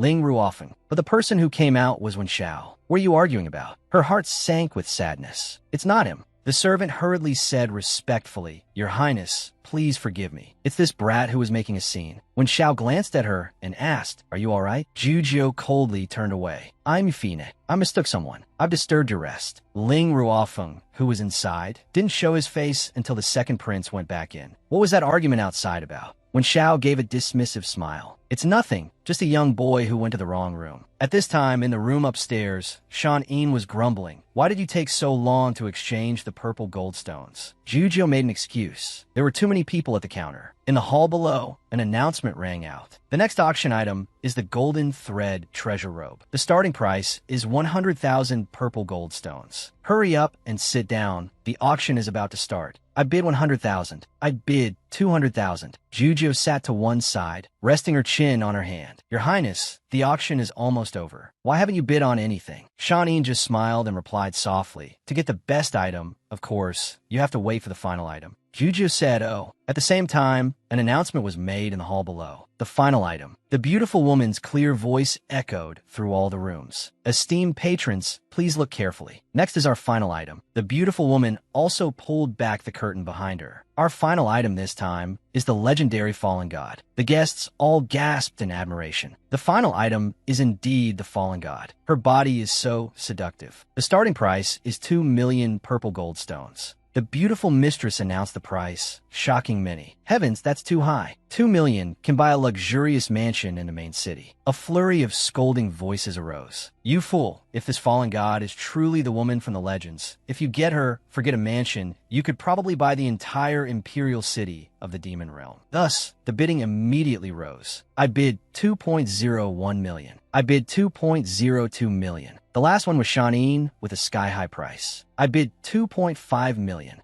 Jujio, sitting beside him, couldn't help but nod in amazement. This brat is really too generous with his bids. The guests were trying to find the person who just made such a high bid. Who is it to be able to bid such a high price of 2.5 million? Absolutely inhuman. They stood below, constantly discussing. To be able to sit in the heaven character room, they must not be an ordinary demon. Ling Ruofeng now slowly spoke up. 3 million. These words shocked everyone even more. Heavens, who is so bold? Who? He glanced down below, annoyed. That room. That damn half-demon, daring to ruin this prince's good business. Angered, Sean was about to jump up and raise the price. I bid 4 million, but Jujio held him back tightly. Your Highness, wait a moment. We only exchanged for 3 million purple gold stones. Damn it. Seeing no one else bidding, the mistress stepped forward to close the auction. 3 million going once. 3 million going twice. If no other esteemed patron continues to bid, then this item belongs to the guest in Heaven Character Room number 12. People gradually left the Heaven Character Rooms. This auction has concluded successfully. Thank you for the great support of all our esteemed patrons. Sean looked at their two figures, furious. Damn half-demon, you think it's yours just because you won the bid? We'll just wait and see. Ruofeng suddenly glanced down below, his heart aching in pangs. Why does looking at that figure make my heart feel so heavy? When Xiao, walking with him, asked with concern, Ruofeng, what are you looking at? He shook his head without a word. It's nothing. Let's take the fallen god back first. In the woods, Jujio was frantically running away. She was trying to escape this place as fast as possible. It wasn't easy to take advantage of the distraction to run out here. I absolutely cannot let myself be caught again. Ling Ruofeng, I will definitely find you. Suddenly, a few demons rushed out and blocked her path. Hey, where's the little piece of meat running to? So lively, must taste delicious. Only then did Jujio realize with shock the terrifying truth that demons eat flesh. Their eyes lit up even more when they discovered, hey, she has no demonic power. Even more convenient to eat. Jujio panicked and ran in the opposite direction. Don't come here. Don't run.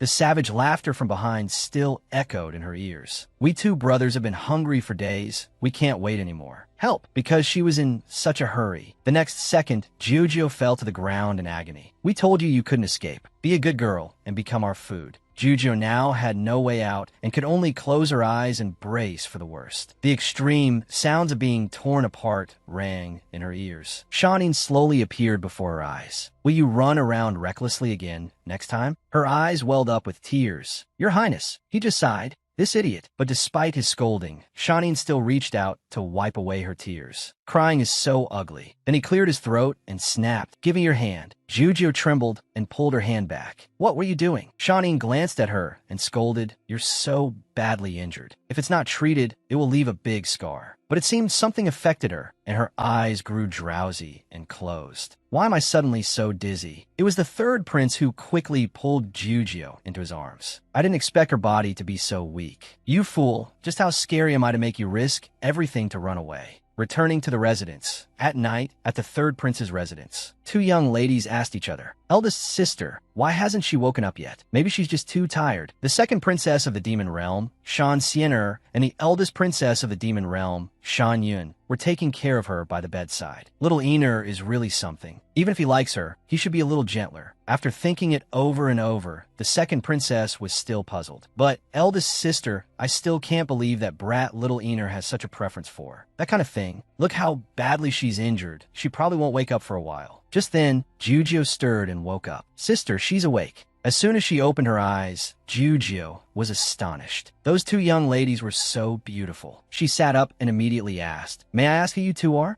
Shan Xian'er cheerfully introduced, "We are Xiao Ener's older sisters. Sister-in-law. From now on, just think of us as your own sisters." Her face flushed red, not understanding. Sister-in-law? Just then, Shan appeared at the door, looking displeased. "Why are you two here?" Both sisters giggled and teased. "I can't believe it's only been a few days, and Xiao Ener has already learned how to hide a beauty in his golden house." Shan frowned and reminded them, "Don't talk nonsense. She's just a servant I picked up." Hearing this, the second princess clung to her and wouldn't let go. "So she's a servant. As it happens, I'm in need of a handmaiden. Why don't you give her to me? In your dreams." Shan irritably pushed her away and tried to shoo them off. "If you have something to say, say it. If not, you should go home." She pouted in disapproval. "You damn brat. Forget it. Let's talk business with you." The eldest sister slowly announced, "I've already registered you for the Nine Realms Academy's entrance exam. Tomorrow, pack your bags and head there." Hearing this, Shan couldn't be happy. "Who gave you the right to decide for me? I'm not going. You have no idea how detestable those old geezers at the academy are." But his sister was determined to force him to obey. "You have to go even if you don't want to.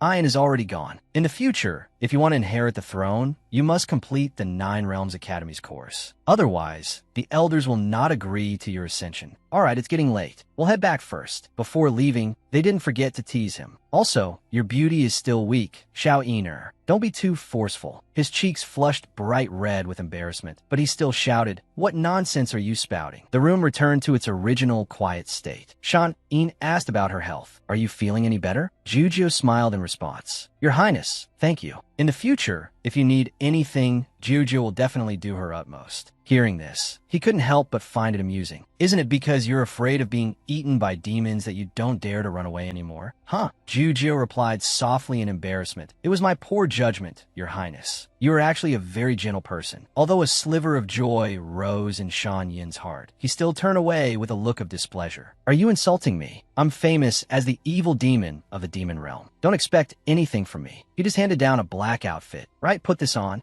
Jujio took the clothes, looking bewildered. "Night-traveling clothes? Where's your highness going so late?" Prince Shan turned away irritably. "Where did all this chatter come from? You'll find out when you come with me later, won't you?" Being harshly scolded, Jujio immediately fell silent, her eyes welling up as if about to cry. "Fool!" Night fell once more. Before stepping inside, he carefully instructed her, "You stand guard here. If anyone comes, you must inform me immediately." Before Shan could go, she held him back. "Your Highness, what are you planning to do?" "This is the Imperial City's post house, a resting place for royalty and nobility. If you're caught, it will be very dangerous. It could even cause a war between the two realms." Shan was only interested in teasing the young woman. "You're so worried about me. Don't tell me you've already fallen for me?" Jujio was teased to the point of exasperation. "Of course not, but he just told her not to worry. I'm just taking back something that belongs to my demon realm. If by any chance you can't warn me later, you should leave first." She lowered her eyes, her heart anxious and worried. "Your Highness." Half an hour later, Ling Ruofeng also arrived at the post house that night. "Long live the Crown Prince. Long live, long live." He frowned slightly and instructed, "This prince wishes to interrogate the fallen god. No one is to come near." Standing inside, she was so worried her heart was about to leap out of her chest. "This is bad. Someone's here." Jujio frantically tried to think of a way. Why did they come so quickly? There's no time to warn His Highness Shan. She had no choice but to hold a vase in her hands and devise a plan. If His Highness is discovered. No, His Highness has saved me so many times, I absolutely cannot let him get caught. A crashing sound was heard. What was that sound? It immediately attracted Ling Ruofeng's attention. He glanced over, full of suspicion. The sound of his footsteps drew closer. A vase that large, a mouse couldn't have knocked it over. At this moment, Jujio picked up another vase. Demons of the demon realm all have demonic power. I must throw it a bit harder. Thinking of Ruofeng, she could only apologize in her head. I'm sorry. I must save His Highness Shanin. Just then, he peeked in to check. Who's there? Ruofeng swiftly caught her and grabbed her by the neck. Who are you? What is your purpose for sneaking into the post house? At this moment, her eyes welled with tears. This voice is, Ling, it's the young man from the treasure appraisal pavilion. So she was a woman disguised as a man. Upon seeing him, her eyes filled with tears. Ling Ruofeng, I've finally found you. But he only asked the person before him coldly, how do you know my name? Jujio was stunned. What did you just say? Deep down, Ruofeng had never met this person, but both his heart and mind were shaken. However, why is she looking at this crown prince with eyes that are both surprised and hurt? Jujio's eyes welled up as if she was about to cry. Have you forgotten me? Ling Ruofeng also froze for a few seconds. Why does seeing her cry make my heart ache so much? Seeing that he had forgotten her, Jujio couldn't accept this reality. Ling Ruofeng, you're joking with me, aren't you? How could you forget? He clutched his aching chest. My heart hurts so much. Damn, this feeling of losing my reason. At this moment, he coldly pushed her away. Let go. This crown prince has seen plenty of your kind of dirty tricks. Jujio was stunned, tears streaming from her eyes. He really has forgotten me. At this moment, a servant ran in and said respectfully, Your Highness the Crown Prince, someone just broke into the fallen god's secret chamber. Ruofeng turned to look, filled with anger. What? Before leaving, he glanced at her one more time, then instructed his subordinates to keep an eye on her. Yes, Your Highness. A female demon attendant quietly took notice. Where did this woman come from? His Highness didn't bring anyone in just now. Could she have snuck in to seduce His Highness? As she approached, Jujio looked up and asked, Why do you call him His Highness the Crown Prince? Hearing this, the attendant sneered and raised her voice. Everyone knows that our Devil Realm's Crown Prince has been resting at the Imperial City's post house these past few days. Countless people have come to seduce him. Are you still trying to play dumb?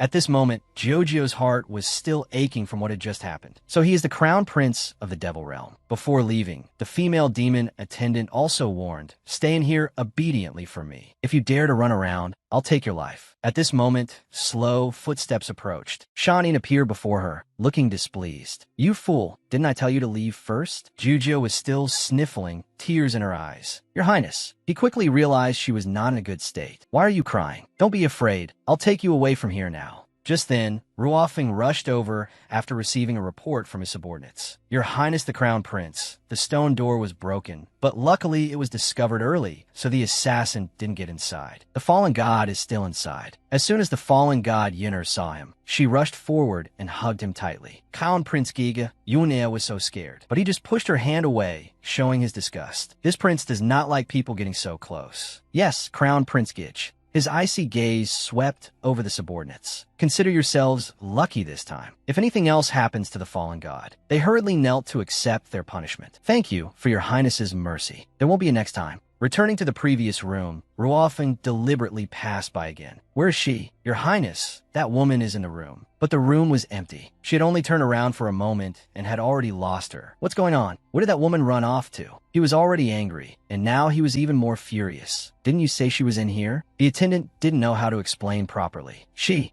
was just in here a moment ago. Your Highness, please forgive me. He acted coldly without batting an eye. This prince does not keep useless trash by my side. Only a pathetic plea for mercy echoed in the quiet night. Your Highness, spare my life. After dealing with the subordinates, Ruofeng stood there pondering. Where on earth did that woman come from? This prince has lived in the Devil Palace since I was a child. How could there be such a weak demon concubine? But the more he thought, the more his hand moved on its own to gently touch the wound on his chest. If she was acting, the look in her eyes when she saw this prince was too real. Just then, when Xiao appeared, Ruofeng, what happened? He sighed and replied to second prince when Xiao. Someone tried to take the fallen god away, but they didn't succeed. Hearing this, he let out a soft sigh of relief. Fortunately, nothing happened. I heard that this fallen god is very likely the reincarnation of the Samsara Pearl. To possess the Samsara Pearl is to have the heaven-defying ability to change fate and unify the Nine Realms. I'm really curious what was going through the mind of the Imperial Guard Commander Yu Ing 100 years ago when he used the Samsara Pearl to defy heaven and change fate to save a human woman. If he hadn't saved that insignificant human, even if he didn't marry the Demon Realm princess, he could have relied on the Samsara Pearl to become the ruler of the world. Ruofeng frowned, his words filled with anger. What's there to be curious about such a foolish demon? He even cleared his throat to remind Wen Xiao. Tomorrow we still have to go to the Nine Realms Academy for the entrance exam. Go get some rest. But he also seemed to sense the anger radiating from Ling Ruofeng. The fallen god is fine, so why do I still feel that Ruofeng is in a bad mood? Jiujio sat hugging a jug of lovesickness wine, thinking of the person in her heart. He is now the crown prince of the Devil Realm, second to only one and above tens of thousands, a man admired by every young lady. He has forgotten the things from our childhood, forgotten all the unpleasant things from the past, and has forgotten me as well. His life has a new beginning. Why should I bother him? In the third prince's residence, a drunk Jiujio mumbled in anguish. To make him remember those painful memories from the past, two streams of tears continued to roll down her cheeks. This is for the best. Ling Ruofeng, we don't need to meet again. Worried, Shanin also ran to the edge of the forest to check on her. Seeing her, he just let out a long sigh. Why did you run over here? Her cheeks were flushed as she grinned and invited him. Your Highness, would you like to have a drink? You're drunk. But deep down, Jiujio wished for it even more. It's good to be drunk. This place won't hurt anymore. The sound of galloping hooves outside on the road also vaguely woke Luo Jiujio up in the carriage. Shanin had been waiting for half a day. You're finally awake. She was dazed for a moment before lifting the curtain to peek out. Where's this? The road to the Nine Realms Academy. Her eyes lit up with anticipation. It is said that the Nine Realms Academy is the best institution in the Nine Realms. With my current abilities, only by first entering the Nine Realms Academy can I find a way to pass through the spatial barrier and return to the Tianyue Kingdom. Upon arrival, Shanin pulled her inside. We've arrived at the Nine Realms Academy. Let's go. As soon as they reached the gate, a beautiful woman approached to inquire. Greetings, junior brother. New disciples reporting for enrollment must go to the main hall to get the identity gold plate of a trial disciple. But he immediately stopped Jiujio and instructed, wait, seeing how jittery you look, it's better if I go. Stay here for me. Don't run around. She smiled shyly and thanked him. Thank you, Your Highness. Flattered, Shanin turned away in embarrassment. Fool, it's not because I'm worried about you.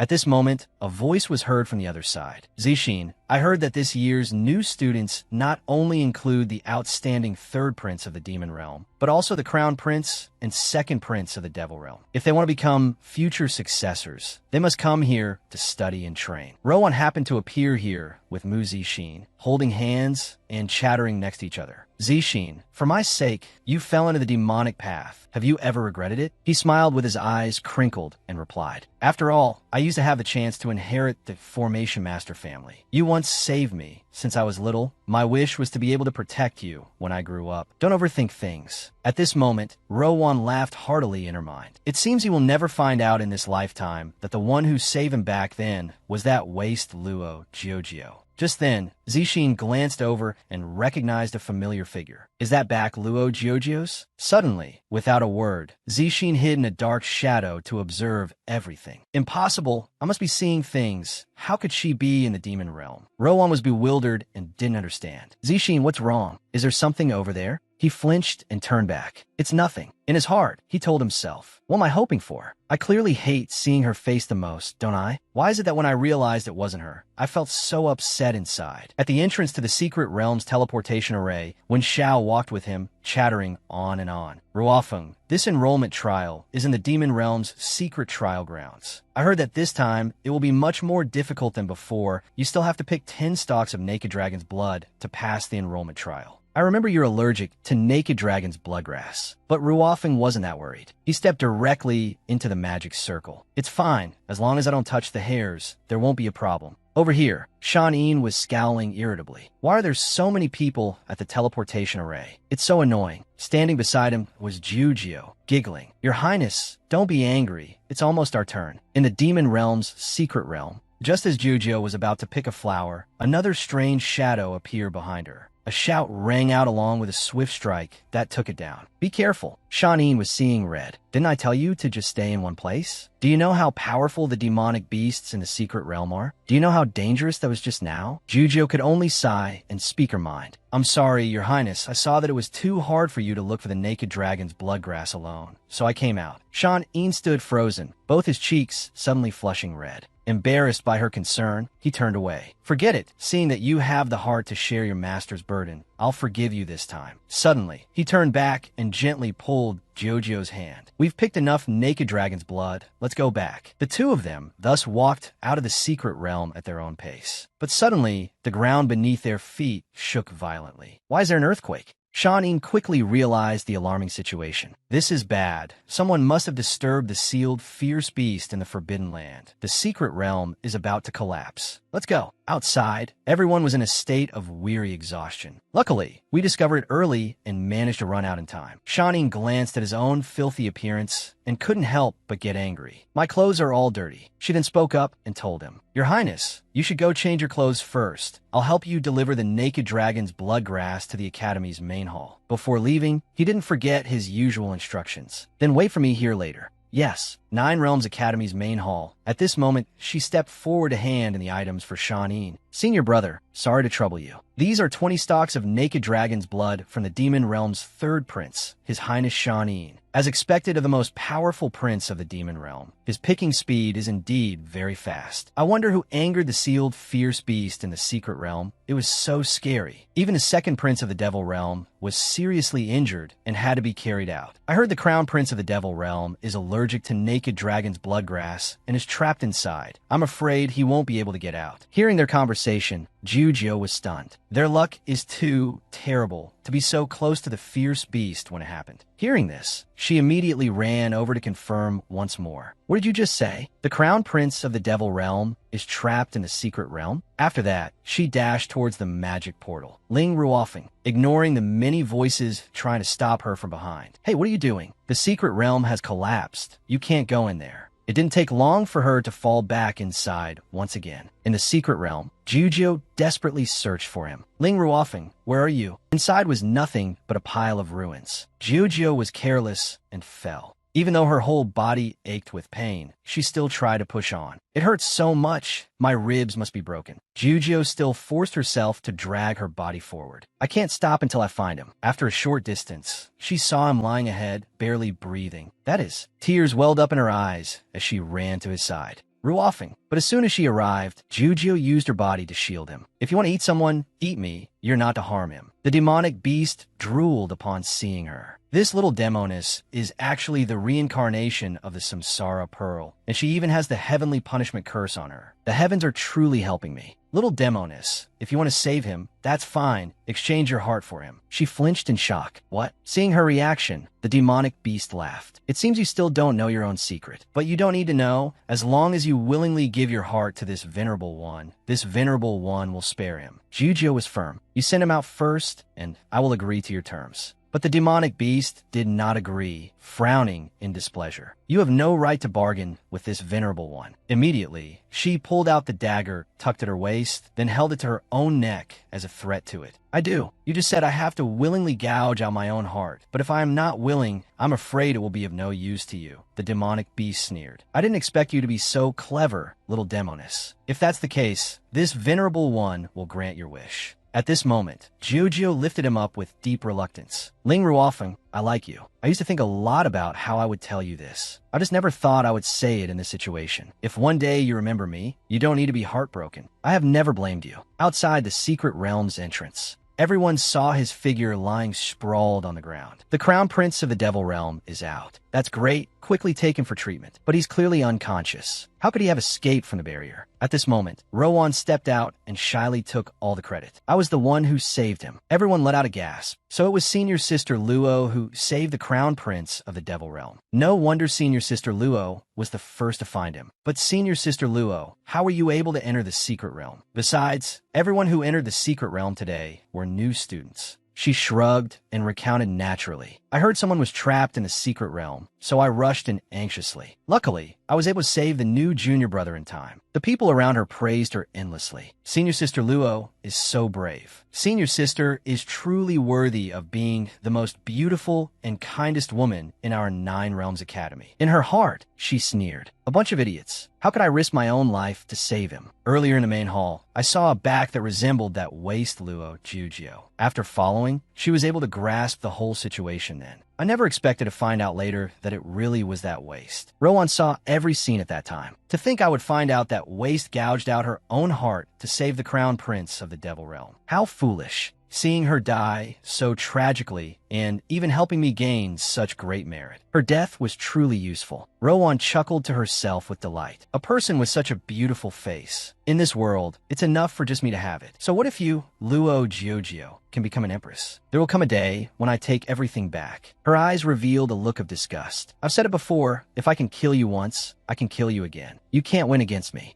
A long while later, a new disciple appeared and called out to her. Senior sister Luo, the crown prince of the Devil Realm, is awake. He wants to see you. Rowan immediately put on a shy expression and turned around. I'm coming right now. Everything was already within her plan. I've always wanted to get close to that cold and heartless crown prince of the Devil Realm. I finally have a chance. Luo Jiojio, the crown prince of the Devil Realm now, is no longer the one who always cared about you. If you were still alive, I would really want you to see how I get the man you love. As soon as Rowan stepped inside, she inquired, Junior brother Ruofeng, are you awake? Kumin. Ruofeng looked at the person before him without any emotion. Was it you who saved this crown prince? She nodded as if it were a matter of course. Yes. Ruofeng truly didn't understand. The secret realm had an accident. No one was willing to enter and court death. Why did you want to save this crown prince? Rowan replied crisply and clearly. I had seen a portrait of junior brother Ruofeng before, and seeing it once made it unforgettable for a lifetime. Hearing that junior brother was in trouble, I didn't think twice and rushed into the secret realm. He finally asked for her name. What is your name? Luo Rowan. The state master finally found her. It's only been a few days. How did you end up like this? He sighed deeply. That woman is truly vicious, not even sparing your face. However, for you, not having a heart is also a good thing. 9 Realms Academy. Shanin was now running everywhere looking for any sign of Jujio. Have you guys seen someone wearing the Academy's uniform? A very lovely demoness? No, haven't seen her. He was like a madman, running around frantically. Luo Jiojio, where on earth are you? Suddenly, a demonic beast stammered to him. That's right, your highness Shanin. I remember now. What? Earlier, there was a very beautiful demoness. Hearing that the Devil Realm's crown prince was trapped, she impulsively rushed into the collapsed secret realm. Seeing him turn to leave, she shouted to stop him, but to no avail. Your highness Shanin, don't go. I heard an ancient fierce god has escaped into the secret realm. The elders have probably destroyed the collapsed secret realm by now. As soon as he arrived, everyone stopped Shanin. Which disciple are you?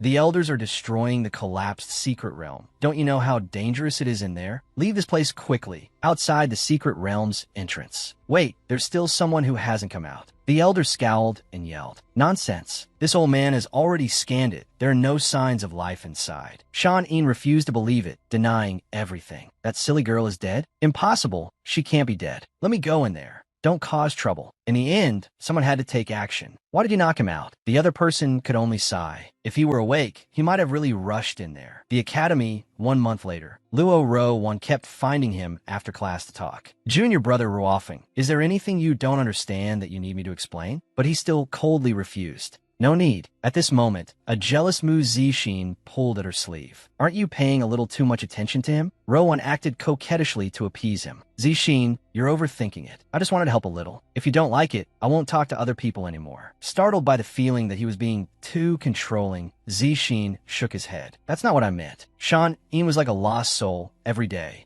Luo Jiojio, I still can't accept that you're gone. At this time, an elder stepped forward to make an announcement. Fellow students, today we will first welcome a new disciple. She is the biological younger sister of the 11th elder. I hope everyone will take good care of her. Below, everyone started gossiping. Is it that 11th elder, the one who's always so elusive? I can't believe he has a younger sister. Is she very ugly? Could be. The 11th elder always wears a mask. But when she walked in, everyone was stunned. Heavens, the 11th elder's younger sister is so beautiful. Even more beautiful than senior sister Rowan. It's Luo Jiojio again. Keep your voice down. Rowan rushed forward in terror. Impossible, that piece of trash had her heart gouged out. How could she still be alive? I clearly ruined her face. How is it that there isn't even a single scar now? Sean-in also recognized a familiar face and rushed onto the platform to hug her tightly. Luo Jiujio, you fool, where did you run off to? Then, she called him out, and he shyly let go. Your Highness Sean-in, are you crying? I'm not. Your eyes are playing tricks on you. It was the elder who stepped out to resolve the situation. Everyone, sit down first. Let's continue the lesson. Look, the new junior sister seat is next to senior sister Rowan. Junior sister is so beautiful. Can we be friends? As soon as she got down, she couldn't help but threaten Rowan. Luo Rowan, you don't need to test me. I am Luo Jiujio. From now on, you'd better be careful. Rowan was stunned. How did this piece of trash become like this? On the side, Mu Zixin also glanced over with great interest. Luo Jiujio, she really came to the demon realm. How did she become the 11th elder's biological sister? The person secretly helping her must know her, right? That 11th elder who always wears a mask. Maybe I know him too. Suddenly, Rowan raised her hand and stood up to report. Elder, this disciple has something to report. Luo Jiujio is not a demon. She is a human. The elder's jaw dropped in astonishment. What? Everyone was stunned. No way. What is a human doing in our Nine Realms Academy? Maybe she's a human with some secret. Don't you remember the great war between humans and demons a few hundred years ago? The cunning human race killed countless demons, but some people turned to criticize her. But there are also rumors that senior sister Luo is also a human. Senior sister Luo is different. She willingly fell from godhood into the devil realm. Her soul already belongs to the devil realm. She has already become a demon. Using this as an excuse, Rowan shouted, determined to take her down. Elder, in the human world, she is the empress of the Tianyue kingdom. She must have come here to harm our demon race. I request the elder to throw her into the 10,000 serpent cave to prevent any unforeseen trouble. At this moment, Sean-in stood up to protect her. You're lying. How could she be a human? What proof do you have that she is the empress of the Tianyue kingdom? Rowan explained with a serious face. Based on the fact that before I fell into the demon realm, I was her older sister, the eldest princess of the Tianyue kingdom. If they are sisters, how could she be mistaken? Everyone nearby clamored. How dare a mere human barge into our demon realm? Kill her. Sean-in was cornered. But this time, Jiujio erupted to protect herself. Her voice was ice cold as she retorted. What you're saying is ridiculous. Can your few petty words prove that I am the empress of the Tianyue kingdom? This act is too forced. You and I grew up together since childhood. I am the proof. There's also Zixin. We are both witnesses. Zixin was dragged into it.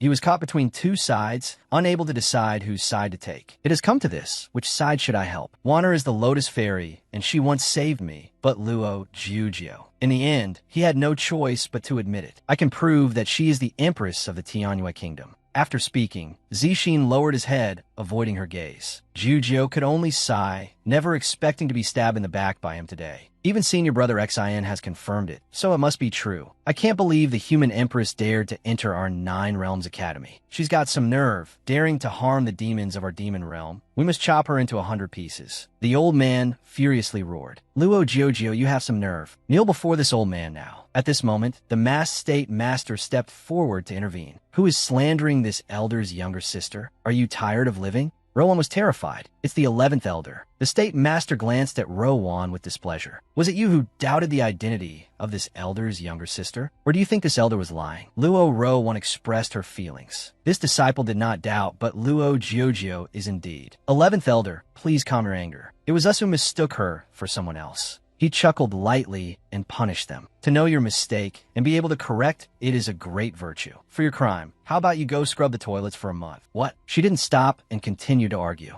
11th elder, Luo Jiujio really is a human. No matter what Zixin said, he couldn't dissuade her. Wanner, stop talking nonsense. Before leaving, the state master warned. It's best that such words never reach this elder's ears again. Otherwise, you will be expelled from the Nine Realms Academy. Mu Zixin obediently complied and said respectfully, thank you, elder, for your mercy. Let's leave it at that. Jiujio, you come with me. Watching the two of them leave, Rowan turned back to blame Zixin. Zixin, why did you stop me? Is it because you still have lingering feelings for her? How could that be? I have never liked her. Then why didn't you expose her? He just sighed and talked around the issue. We don't have any proof, and besides, the 11th elder is backing her. The 9th princess of the Netherworld has not yet returned from her training. If something happens during this time, we will have no one to back us up. Rowan still held a grudge from today. Jiujio, I will definitely find evidence and push you to your death. In a private room, Jujo thanked him in a small voice. Thank you so much for today. If you hadn't appeared in time, my identity would have been exposed. As soon as she finished speaking, she coughed up blood. The state master worriedly urged her to sit down. Sit down quickly. I can heal the wound on your chest, but without a heart, you still can't live for more than 3 months. You are too weak to stand for long. That's right. The fact that you are the reincarnation of the Samsara Pearl, you must never let anyone else find out. Why? He sighed and explained, although your heart has been gouged out, your flesh and blood still retain some of the Samsara Pearl's power. If the demons find out, they will definitely eat you to accelerate their cultivation. She leaned wearily against the window. Is there any way to send me back to the Tianyue kingdom? The state master took off his mask, poured some tea, and shook his head in frustration. The spatial barrier of the demon realm has immense pressure. In your current physical condition, I'm afraid you would be crushed to death by the pressure the moment you step in. The only way is to find the fierce beast that escaped from the secret realm within 3 months and retrieve your heart. Receiving the cup of tea, Juju no longer held any hope. By this time, I'm afraid my heart has already been refined into the Samsara Pearl by the fierce beast. It would be useless even if I get it back. But the state master patted his chest and said with confidence, I have a way to restore your heart. It's just a little troublesome, but there's still a chance to return it to its original state. Ling Ruofeng is still alive, so I have no more lingering attachments. Thank you for these past few days. He frowned and reminded her, you are not allowed to give up, nor are you allowed to die. But her eyes were filled with revulsion. I feel that life is so tiring. Finally, the state master had to reveal the secret. Do you know who traded their life for yours so you could be reborn for another lifetime? Do you know who lost 1,000 years of cultivation for you, just wanting you to live a peaceful and prosperous life? He never mentioned his past to you because he didn't want you to sink deep into the pain of the past. Someone suffered so much for you. Don't you want to meet them just once? Jujo was startled. What did you say? He replied with a bitter smile, you don't really think you were reborn by sheer luck, do you? How could that be possible? If that person knew you just died like that, I'm afraid they would die of a broken heart. She desperately wanted to know who that person was. Who is it? Who is the person you're talking about? Her mind was now a tangled mess. She clearly had no heart, but why did she feel such sorrow upon hearing him mention that person? Wait until you get your heart back, and I'll tell you who the person I'm talking about is. Why are you helping me? He shrugged and replied, perhaps it's because I've taken a liking to you, little girl. She immediately backed away 3 meters and sneered. You spew such nonsense the moment you open your mouth. Do you think I believe you? The state master just smiled and praised her slyly. Being so smart is truly detestable. Rest assured, no matter what, I will help you. I won't harm you. You should go out first. I want to rest. As soon as she stepped outside, she ran into Ling Ruofeng. Why are you here? Ling Ruofeng stared at Jujio with suspicion. Who exactly are you? She didn't remember who he was. Who I am has nothing to do with your highness the crown prince, does it? With that, she was about to leave, but was stopped by him. Stop. But Jujio just turned back coldly. Is there anything else, your highness? He brought up the other day's matter with suspicion. That day, when you said you knew this crown prince, were you lying? She just let out a bitter ah. If your highness insists on knowing, then I'll tell you that day was just a little trick to curry favor. I hope your highness the crown prince can forgive me. Please don't overthink it. In her heart, she had to give up on this relationship. Ling Ruofeng is the crown prince of the devil realm, and I'm the empress of the human realm. There's no way for us to be together anymore. This is fate. That night, Yin Xiao searched everywhere before finally finding him. Ruofeng, why are you drinking alone here? It's nothing. He looked at his figure and sighed. Ruofeng has been acting so strangely lately. He never used to drink like this, only having a little at banquets. He once said he had to keep a clear head and couldn't let himself get drunk, but now. Suddenly, Ruofeng dazedly called him over, Yin Xiao. Ruofeng sighed and asked a question. Why do some people dream of people they? I heard that if you dream of a man, it's probably because you went through life and death with that man in a past life. His eyes were filled with sorrow. What if it's a woman? Then naturally, it's a woman from your past life, whom you could never forget. Ruofeng mumbled this phrase, never forget. Yin Xiao was still grinning as he asked. This is all just stuff I heard from others. It might not be true. But why are you asking about this today? But he didn't explain further, only giving a vague reply, just a little curious. He really wanted to know why that woman was in his dreams, why that woman in his dreams cried so heartbreakingly. The next day, in the hallway, Zixin accidentally ran into her. It's Luo Jujio. I can't believe I ran into her so soon after arriving. He was in a bind, awkwardly not knowing what to do. I didn't do anything wrong, so why am I in such a hurry? I really didn't expect her face, now fully healed, to look so much like Wanner. Suddenly, he gathered enough courage to run out and block her path. Luo, Jiujio, wait. She looked over, slightly surprised. Mu Zixin, what is it? Just now, seeing her about to leave, he didn't expect to subconsciously stop her. Jiujio still didn't understand what he meant. Mu Zixin, what are you trying to do? Facing her, his tongue suddenly became tied. Zixin finally said what was on his mind.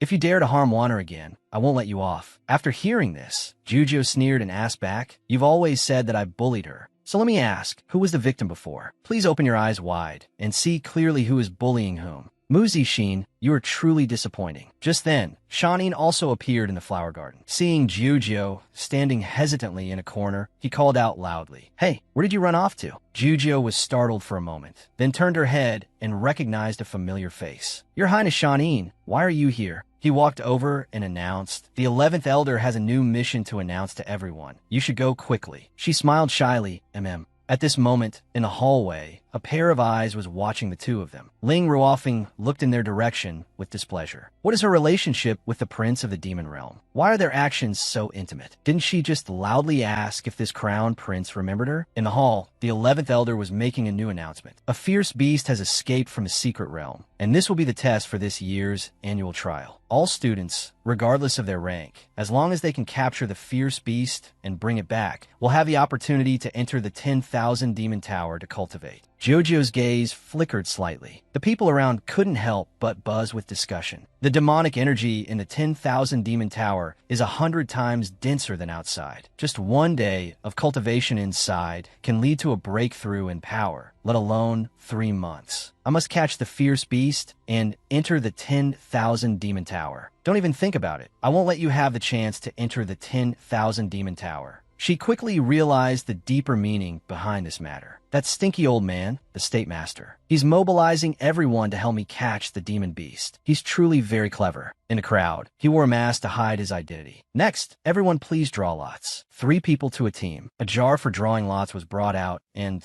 people stepped up one by one to draw. A cheerful shout rang out from the other side. Zixin, I drew Team 6 too. It's great that we're in the same team. Zixin, besides me, is there someone else you wanted to be on a team with? You. Zixin looked towards Luo Jiujio's figure and sighed, no longer insisting. No, it's nothing. Senior sister Luo is also in Team 6. Jiujio turned back and smiled. I didn't expect to be in the same team as Her Highness Yin Xiao. We are truly fated. After that, she cheerfully ran over to ask the 3rd prince of the Devil Realm, Your Highness Shanin. I'm in Team 2, what about you? Although he was happy inside, his words were inconsistent. My draw was terrible. I'm in the same team as you. Hearing this, she was secretly furious, anger flaring up in her heart. His Highness is still so childish. Looking at the two of them, Luo Jiujio was really curious. But who is the other person? A deep, warm voice rang out, I drew Team 2. This voice was so familiar that Jiujio recognized it instantly. Ling Ruofeng? How did he and the little girl end up in the same team? It's truly a twisted fate. She was embarrassed. Can I draw again? There's no need. Shanin angrily started a fight with him. I don't agree. You can't be on the same team as us. But the State Master stepped forward to mediate between the two. This is the 9 Realms Academy. Surely we don't differentiate between princes, do we? If that's the case, let's just proceed with the trial teams as they are. At this moment, Ling Ruofeng suddenly stepped in front of her and gently spoke his first greeting. Hello, I am Ling Ruofeng. Regardless of whether we knew each other before or not, starting from today, let's consider this the first time we've met. This episode ends here. If you enjoyed it, please give me a like and a share to motivate me to make more videos. Remember to follow to watch the next episodes. Wishing you all a day full of energy.